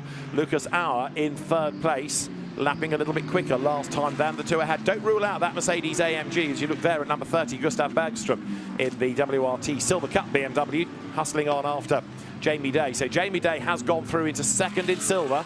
Next target, Aurelien Panis. So they were on the podium yesterday, the Aston Martin drivers. They could be on here for a win. Don't forget that car was on class pole, but did drop away on the first lap. Kobe Pavel's got well and truly roughed up, which is odd for somebody from Rallycross. Normally that's a pretty forceful form of the sport. Yeah, that 30 BMW, the blue car here, has lost loads of time, lost 2 places, but Panis must be 2.5, 3 seconds ahead. Harper's cleared all this group. Pepper's trying to do the same as well in a Lamborghini he's not particularly happy with. Speaking to him before the race, doesn't think they've got the pace to get to the front, and I tend to agree with them. All the way down in 14th are Spa 24-hour winners from less than a month ago. Race leaders here coming out of turns 4 and 5, out of the hairpin, and then wriggling back around towards here, turn 8. So number 25 Audi, Paul Everard, still leading in goal. 21 minutes are still on the clock. And interesting, isn't it, that you've got now Chris Lallam having carved his way through the pack up onto the back of the Audi, now struggling. Sometimes you see this with the balanced performance, that the cars are so evenly matched, there's nowhere that the Audi is weaker than the Ferrari, nowhere the Ferrari has an advantage over the Audi. So for the moment, there's this stalemate as Lallam tries to force an error out of Paul Everard as the cars again run nose to tail down towards turn 12. Here is the car that is currently ahead in bronze. Loris Spinelli has taken over from Dmitry Gavatseva and puts himself up into the lead of the class. And Spinelli has a mega track record in one-make Lamborghini events. Yeah, very quick driver. I've raced against him in the past. He's so aggressive. You know what you're going to get with him. And when he's on form, he is one of the fastest GT drivers out there. And he's got a nice gap to the McLaren behind, which is the next car in his class, Arthur Rouge in the 112 car. We saw that getting roughed at the start. So they've had a pretty good run in that CSA McLaren. Another McLaren having a good run is Benji Gotha. Hasn't put a foot wrong so far. Has got really strong pace. Is matching, if not beating, anyone around him. And he's just gapping Rossi. Can't even see him in that shot. The team will be telling him less than 20 minutes remaining. Just keep an eye on track limits. You've only done one so far, but we just don't want any mistakes. Lucas Auer in turn, 1.6 seconds up the road from Patrick Niederhauser's Porsche. And the danger in this perhaps is Charles Wirtz. They're in 6th place. That BMW, the championship leader, starting to creep back into the mix. Again, Celestia Rovera and Maxime Martin in 7th spot. What's going on lower back in silver? Bergstrom keeping at bay Jordan Pepper, who's not silver, he's in pro, and Jim Pla in the 111 McLaren next in the queue. 23rd, you see coming towards us there, Arthur Leclerc, still mired in traffic, but Goethe still has a comfortable cushion. He's raised that gap again to 2 seconds. Yeah, and it's looking okay. The damage on the front of the Mercedes stays the same, so no problem there. And again, Lulham just stuck here, isn't it? The dirt, yeah, these modern GT3 cars makes it so hard to follow too closely. You just don't get the aerodynamic grip, as we see a top speed powered by Race Vision AWS through turn 11 at the end of the straight. It's the Ford 239k, couple of BMWs, then Jim Pla and the McLaren, then an Audi. So a good mix as Lulham fights. All over the back for the Gold Cup lead. Chris Lulham, Ferrari, he's on the tail of Paul Everard in the Audi. Nose to tail as they come out then of the left of turn 16 over the timing line, and Chris Lulham needs to get on with this. Now we know from previous races that he'll try anywhere. He tries non-conventional moves, what you might call sim racing moves. That is his background, esports racing. He was the winner of the 24 Hours of Spa on the iRacing platform a week ago in a BMW of all things, and here he is in the Ferrari all over the back of the Audi. Is he near enough for a move at 4? Not quite. Paul Everard feeling the pressure, but Chris Lulham almost getting hypnotised now. He's had, what, 3 laps, maybe more, staring at the back of that Audi, and Chris Lulham needs to be creative. First time he's raced here, of course, but he needs to be thinking about where he can make a dive. The obvious place is the inside at turn 8, but actually he's not near enough. No, he just lost a bit of time, ran wide in the mid part of 4 and 5. His overtake at Zandvoort was phenomenal, wasn't it? Sweeping around the outside, millimetre perfect, and he might need to move something similar. Think unorthodox, think outside the box. Can you go round the outside somewhere? Can you sell a dummy to Everard? Can he fill his right mirror, then shoot to the left? He loses where you are. You can see some diffuser damage on the rear left of the Audi. That potentially hurting them aerodynamics-wise. Maybe the rear becoming a bit looser as the tyre drops off. There is Chris Lulham, number 69 Ferrari, and chasing after Paul Everard, who's taken over from Gilles Magnus in terms of race wins in gold so far this year. A win at Brands for Vermeulen and Lulham, and a win in the second race at Zandvoort with 1 win at Zandvoort also to the Audi drivers. Top speed at turn 13, Dan Harper going well in the BMW. As you look there then at the Ferrari coming again out of 16. Very wide goes Everard in that Audi, and over the timing line another lap in the book. Down towards turn 1 then. Ferrari still hypnotised by the rear of that Audi, and Chris Lulham hasn't really yet been able to think outside the proverbial box. No, the balance looks good for the Ferrari as well. Every time we go on board, just watching his steering input, no major understeer, no major snaps of oversteer. He's able to place the car on top of the curbs, but they're just so well suited, this Audi and Ferrari. Their braking points, millimetres similar, and it's just impossible then to get a run on him. Just the best chance here is forcing a mistake, and the closer you are, the easier the mistake will come, and that's got to be Lulham's focus in the last 16.5 minutes of this race. Hard on the brakes here, down towards turn 8, so Chris Lulham in the Emil Frey racing run, Verstappen.com Ferrari. Of course, it's an interesting programme that the Verstappen.com team has, with 1 car and a different team per championship. So Ferrari, Emil Frey for sprint, 2Cs and an Aston Martin for endurance. So covering a variety of bases. Race leader still is Benji Goethe, 1.6 seconds ahead of Valentino Rossi. And we're now having a 20-second penalty for Dan Harper for an unsafe release as Charles Wirtz tries to get up the inside here of Rovera for 5th place. Can't do it. So as they accelerate out of the corner, nose to tail they run. Behind them is Maxime Martin. So there you've got Rovera coming up towards the end of the lap. There's confirmation that Dan Harper gets a 20-second time penalty for an unsafe release and thumping that tyre. Yeah, I just wonder if he could have got round it. Even if he would have seen it, it was on his front right corner, sits very low in a race car on the left side. And I think that is just an unfortunate error. 20 seconds, I mean, they're out the race, so it's a bit academic, but I'd feel slightly aggrieved if I was Dan Harper personally. So whether the car controller even registered it was there because he had his back to it is a discussion for the team to have. Maxime Martin has chipped away, hasn't he, to get onto terms with Charles Weerts. Two Belgian drivers then running in a queue. Alessio Rovera not really being able to stay with Niederhauser. He's fallen away by 1.6 seconds. There is that Porsche running in 4th place. The race has 15 more minutes to go, and Goethe is still 1.6 seconds clear. And just looking dominant at the moment, and Wirtz now probably the quickest car in this pack. Rivera has lost a lot of time, hasn't he, to the back of Niederhauser. Nearly 2 seconds now. Now the headlight flash comes. It's always going to be hard to spot the sunlight now getting so low late in the day here. 5:45 local time. Paul Everard hangs on to the Gold Cup lead. Chris Lallam right there behind him. So a good job done in that first stint by Gilles Magnus. A good stint being done here by Paul Everard, as Charles Weerts then continues to try to work out how he's going to displace Alessio Rovera. That is for 5th place. Rovera just ahead, look, as they come up towards 13.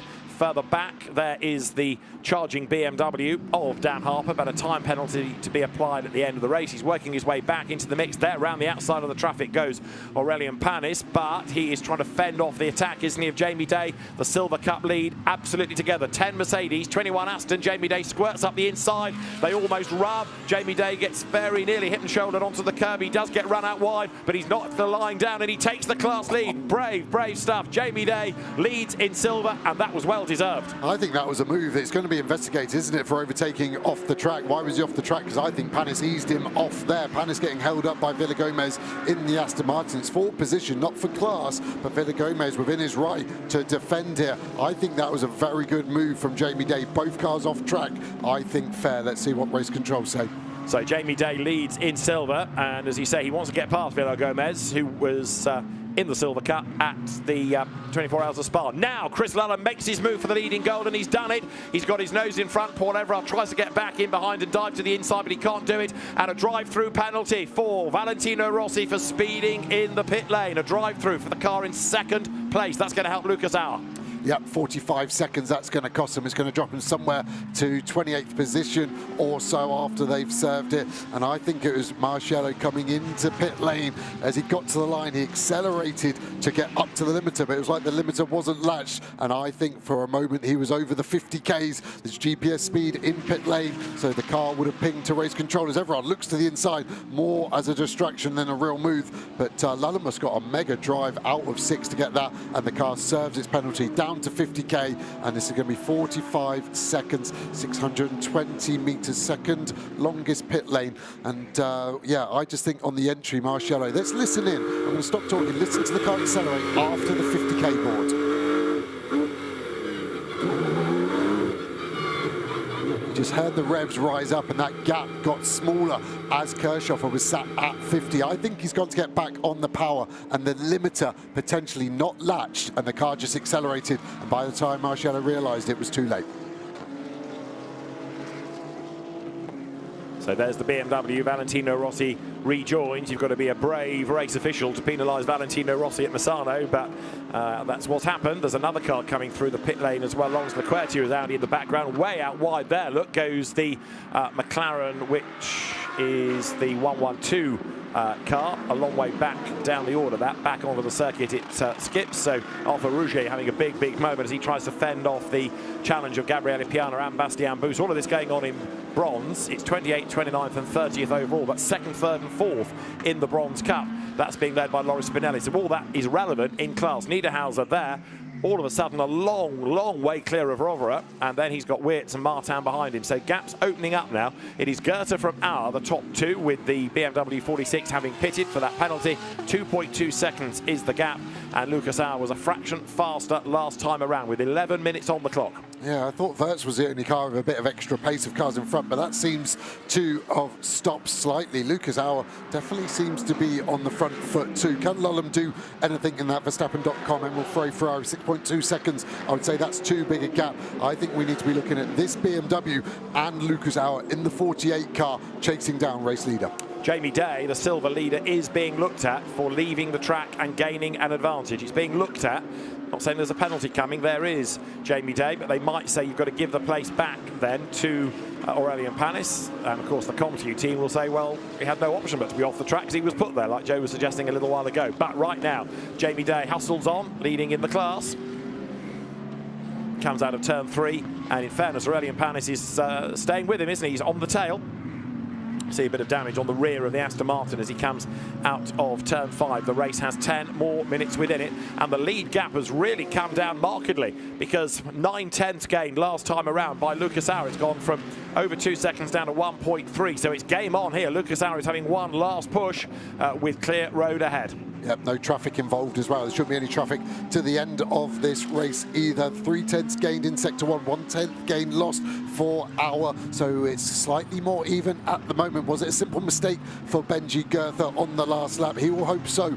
Gap getting to 1.2, anything under a second. Drivers have to start looking in the mirror. Here we get a replay here. So Villagomez backs up Panis, and then Day has to fill the gap on the right. He's even there. Is he off the track because he wants to be there? I think that's all fair. And then on the exit, Panis has a huge snap of oversteer, and Jamie Day has to go wider to avoid contact. Should he have overtaken? I think fair. I think he had the momentum. He could have kept on the track if it wasn't for Panis easing him out wide. Let's see what the race officials decide to do. Right now, it is 9th overall for Jamie Day, looking for a first win in silver with Kobe Pauwels. And then behind him, you've got the Aurelian Panis car, and yes, that's confirmation of it. There's another investigation for people being off the road as well. However, right now 9 minutes of the race remain as the leaders go through.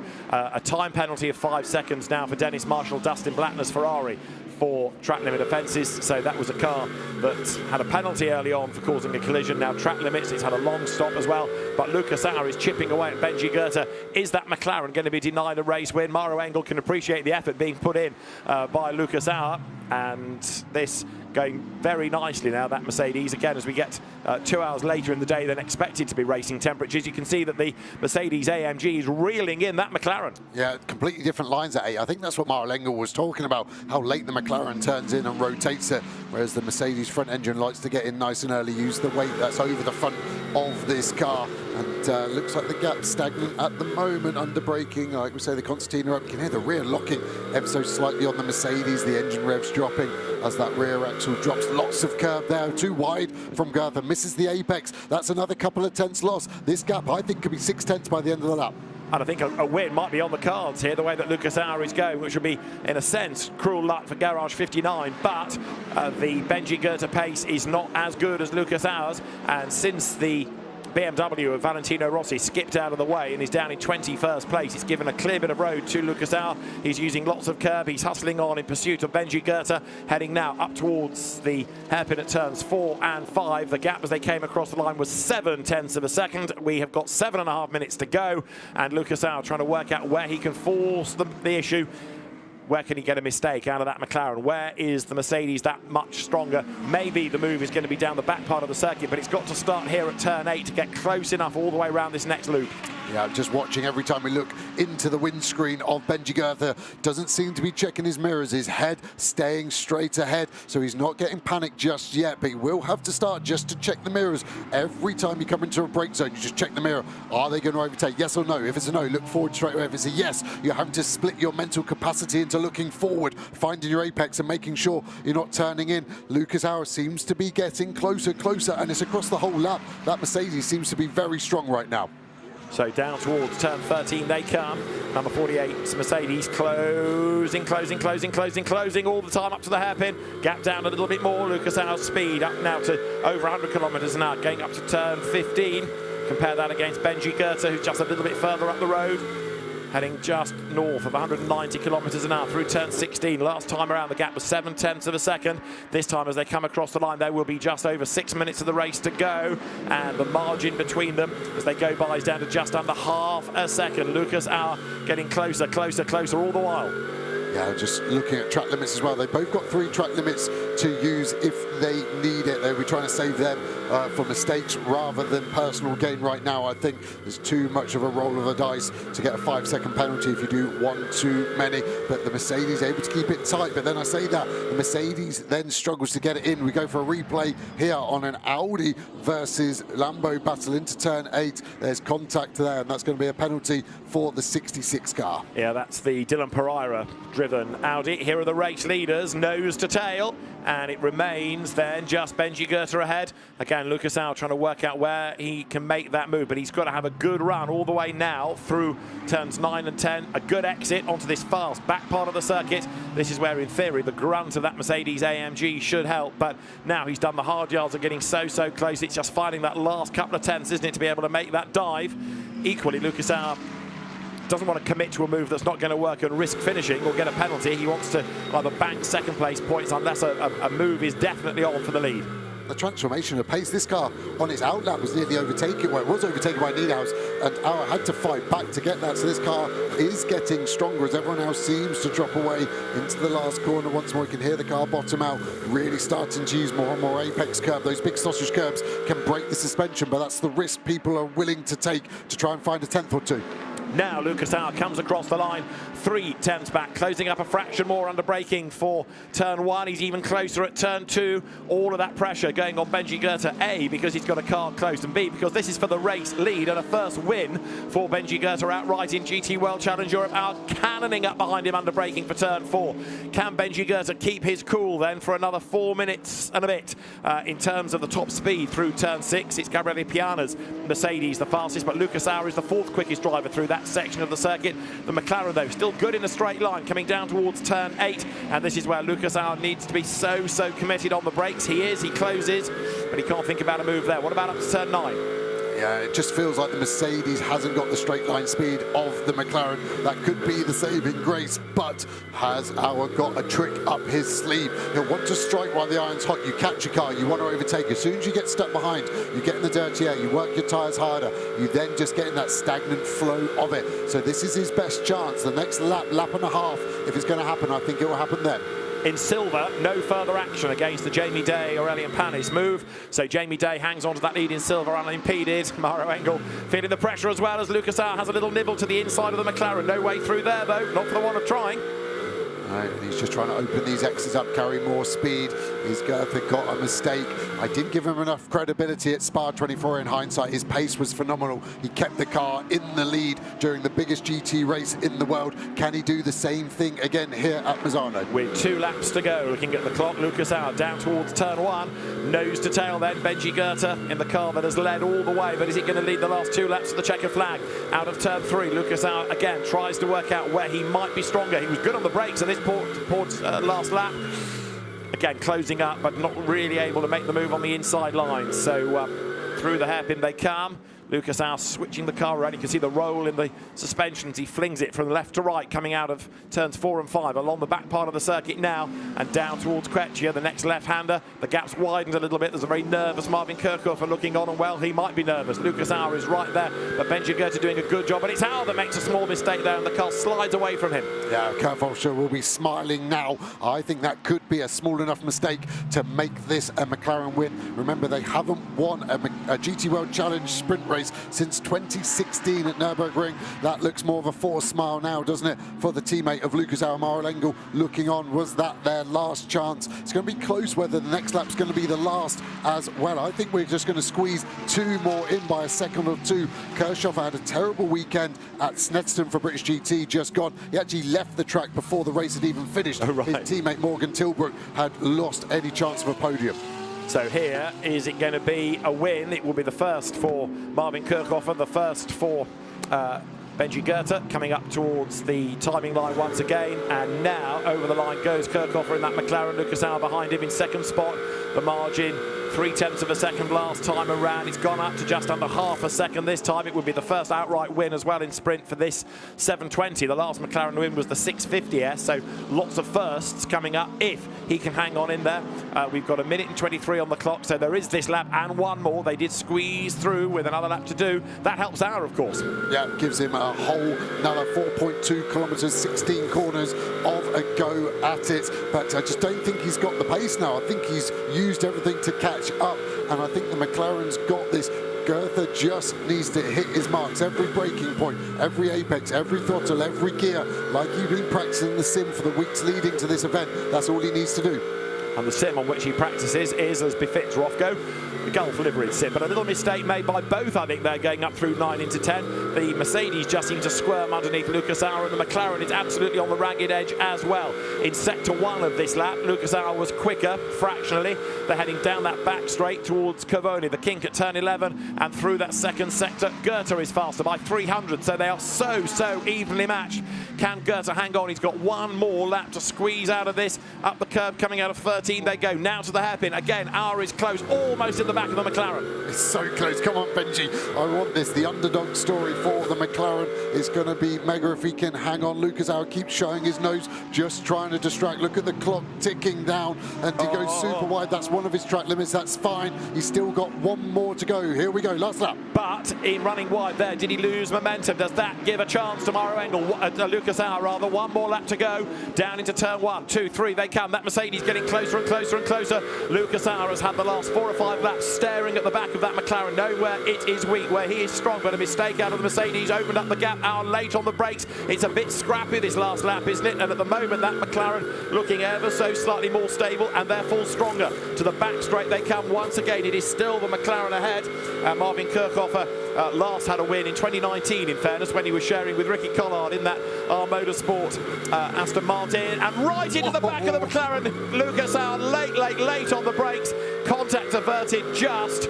So Marvin Kirchhofer looking for a second Sprint Cup win. He's first in the McLaren, and I think that's possibly just about done it. Lucas Auer closing up on the brakes up at turn 9, but yeah, the McLaren's going to sprint away. Mercedes are going to be lighter because Auer's thrown the kitchen sink at it. That was it. That was his Hail Mary into turn 8. It was worth a go. It hasn't paid off. There's no chance now, I don't think, in sector 3 for the 48 car. It's still a mega result and very good for their championship.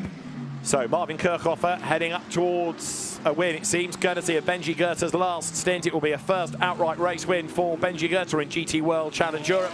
A good outright win for Garage 59, a first outright win for the McLaren 720S. So here he comes then. Benji Goethe has driven a fantastic stint to fend off the reigning champion, Lucas Auer.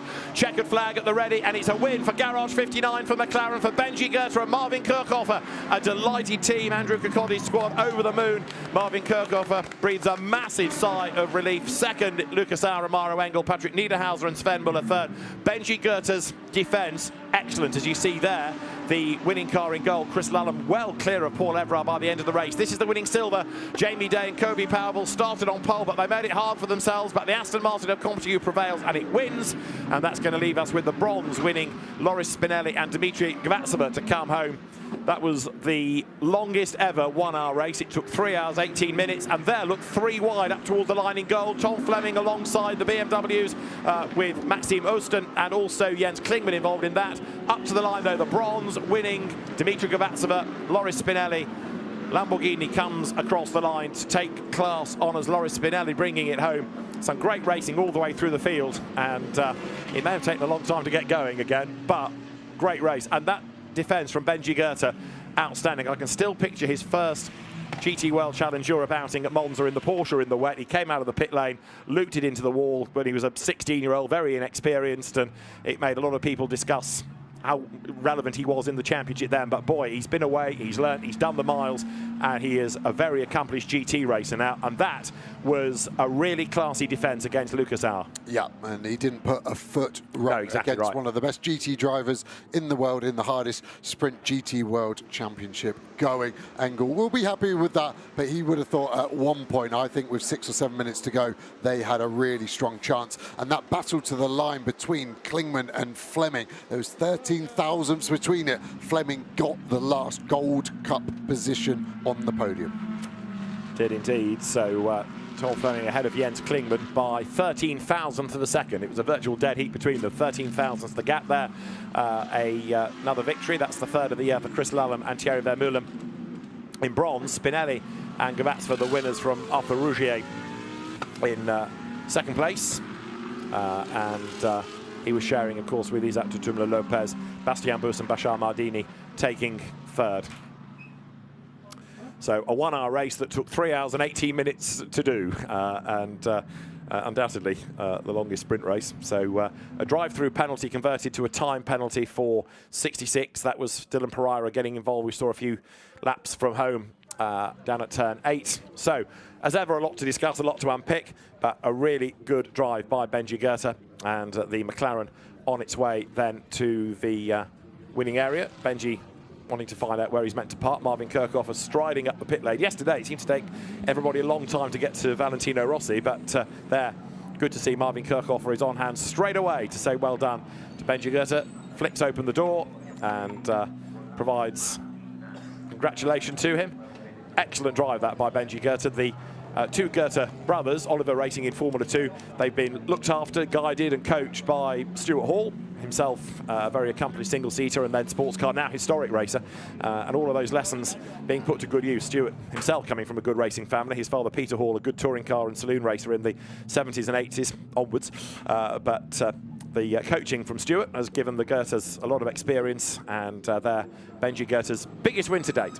Yeah, and just to touch on Stuart Hall, it's hard being a driver, coach and manager. Speaking from experience, you want to be positive, but you've got to be realistic with it. And it's a balance. You can't be bad cop all the time, but you've got to be realistic. That added to a father that wants the best for his kids. Stuart Hall has done a mega job with both of the Goethe sons. Agreed indeed. Lucas Auer then taking second place points, and that's still good for the championship because they've outscored the Weerts van der Linde BMW that came home in 5th place. So, okay, not ideal, not a win, but it's still a good result as far as the championship is concerned. Marvin Kirchhoff, Benji Goethe, winners here at Misano. Let's hear from them. Boys, you did it. You won the longest, shortest race in the whole of GT World Challenge. What an incredible win that was. Benji, at a place that you took your first podium, here you are, you take your first official GT World Challenge win, and what a brilliant win that was. Yeah, it seems every time we come here it gets better, so yeah, definitely a track that I like to come to. But yeah, it was a tough stint, quite hot. You know, Lucas Auer breathing down your neck for almost the entire stint. Yeah, exactly. I had the first half of the stint quite free, and then Lucas quite close to the rear of me, so yeah, just trying to hold him off, but yeah, car was mega. Marvin, congratulations, so well deserved. Yeah, he's done a brilliant job. I know it wasn't easy out there. I mean, I would have loved to share the podium with, obviously with Valentino Rossi and with Lello. It's a shame they got a drive-through penalty because I think we were having a good fight out there, but that's how racing sometimes is. So I'm just very, very glad we brought it home. And yeah, huge credit to Garage 59 and McLaren. I mean, they really improved their game, so it's just amazing to be here. Great, congratulations. Thank you. Fair point about the team as well, isn't it? Garage 59, we've seen regularly winning classes in the past with Aston Martins and then McLarens, but since the McLaren switch, the pace has been there. Maybe the reliability not always, but this season we've seen them come out fighting on all levels. Yeah, had a terrible start of the year, didn't they, at Ricard, but Spa was really strong, and hopefully that's the form they've got. Yeah, the pace was there, not the reliability. What about in gold? Chris Lallam, Thierry Vermeulen, 3rd win of the year.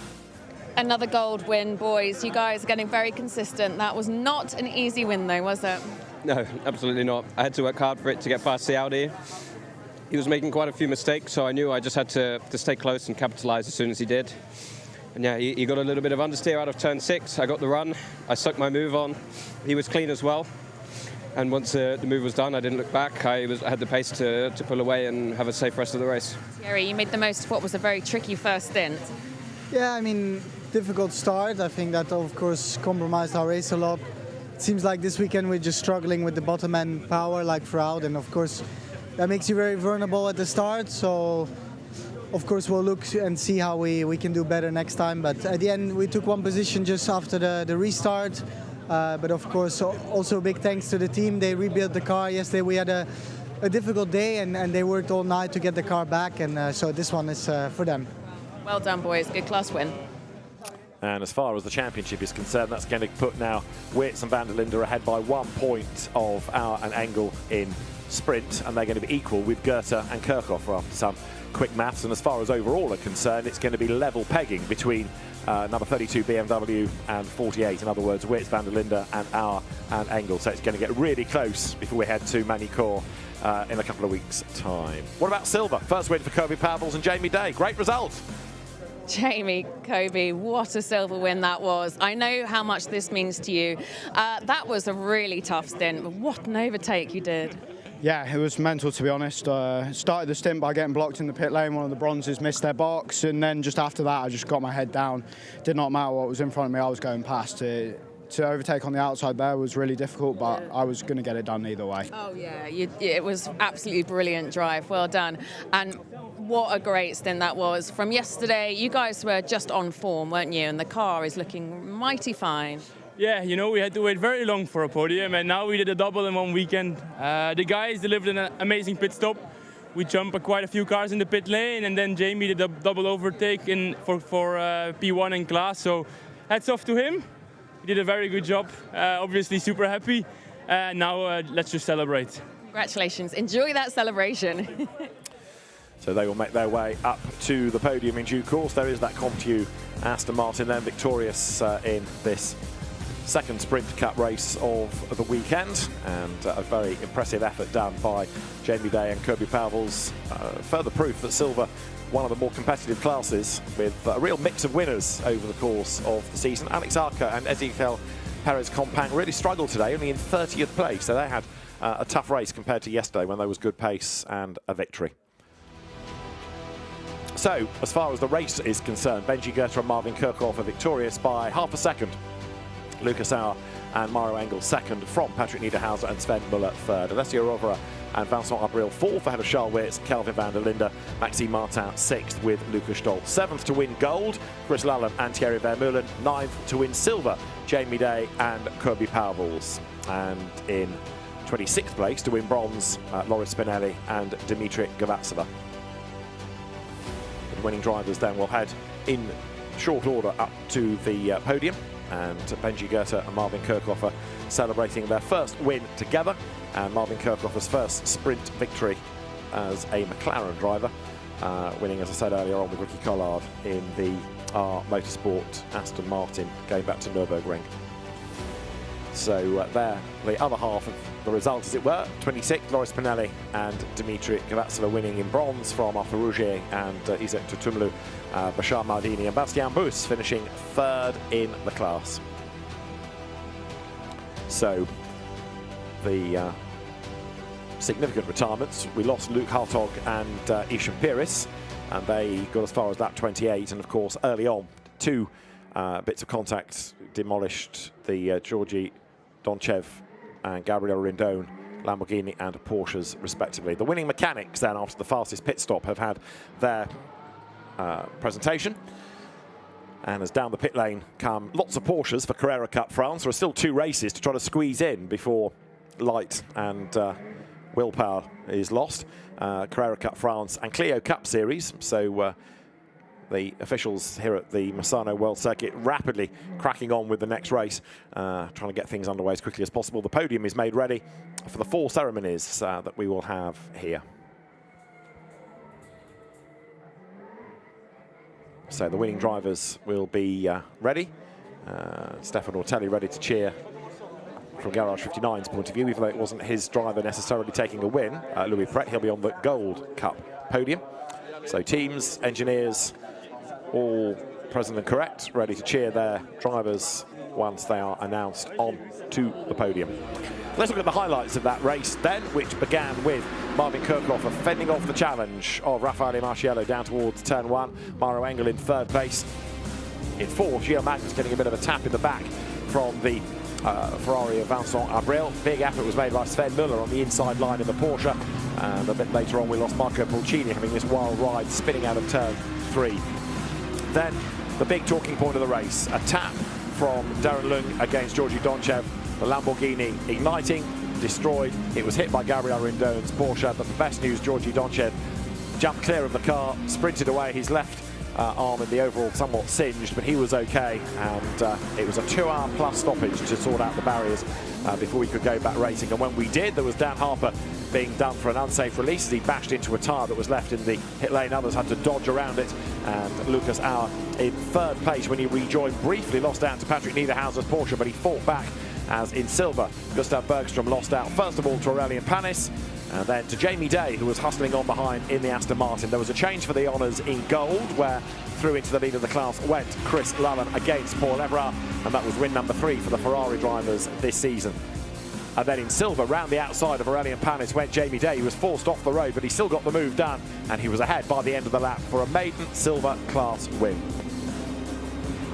Up front, Lucas Auer did a big, bold dive up behind the McLaren, but he couldn't make it work and lost time, and that meant that half a second was the winning margin.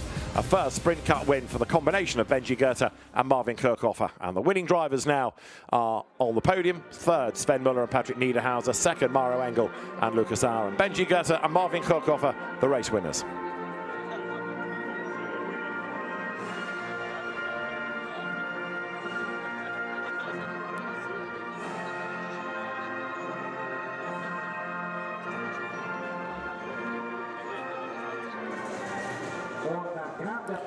So for Garage 59, the British team running the British brand McLaren, and Lucas Auer, Mauro Engel there. Mauro's brought his daughter with him, so she gets a hat as well. Trophies from Andrea Albani of the Misano World Circuit. Again, fair play to the circuit staff for getting the barriers repaired. Trophies for Sven Müller and Patrick Niederhauser, and again, that Porsche, oh so nearly there, but just not quite quick enough. Yeah, it's so good at everything apart from that last 2 or 3 tenths. And a similar story earlier on. Oh, that's very sweet. And that's our 6th different winner of the season out of 6 races. We haven't had that since 2019, and we've never had 7 different winners in a row. Is that going to happen next time out at Manicourt? Don't bet against it, the way that the season has been so competitive this year. The team's trophy goes to Garage 59, and the winner's trophy, Marvin Kirchhofer will think, I remember one of these. It was before COVID, back in 2019 when he was an Aston driver, and now along with Benji Goethe, they can celebrate a win. And again, to make the point, Benji Goethe has had success in his class, but that is his biggest outright win to date. He was silver champion in endurance going back to 2022, but now he's an outright race winner, and that's going to feel very special. Yeah, huge. He'll wake up tomorrow morning and almost you have to go, was it real? And then he'll realise it is, and I deserve to be on this world stage. Now they can push on for a proper championship hunt as well now. Yeah, exactly, because even if they don't win races, being up there and taking points is still very valuable indeed. So we have the winning drivers in pro, and of course in overall top 3 on that podium. This is how we stand in the championship then, just 1 point between van der Linde, Weerts and Auer, Engel, Goethe and Kirchhofer. Tied at the moment on the same number of points for second. After that, the Sven Müller and Patrick Niederhauser a little further back ahead of Vincent Avril and Alessio Rovera, but it's getting really tight with still 2 more Sprint Cup weekends to go. In other words, 4 races. Manicourt and Valencia will round out sprint season. The Nürburgring and Barcelona will round out endurance.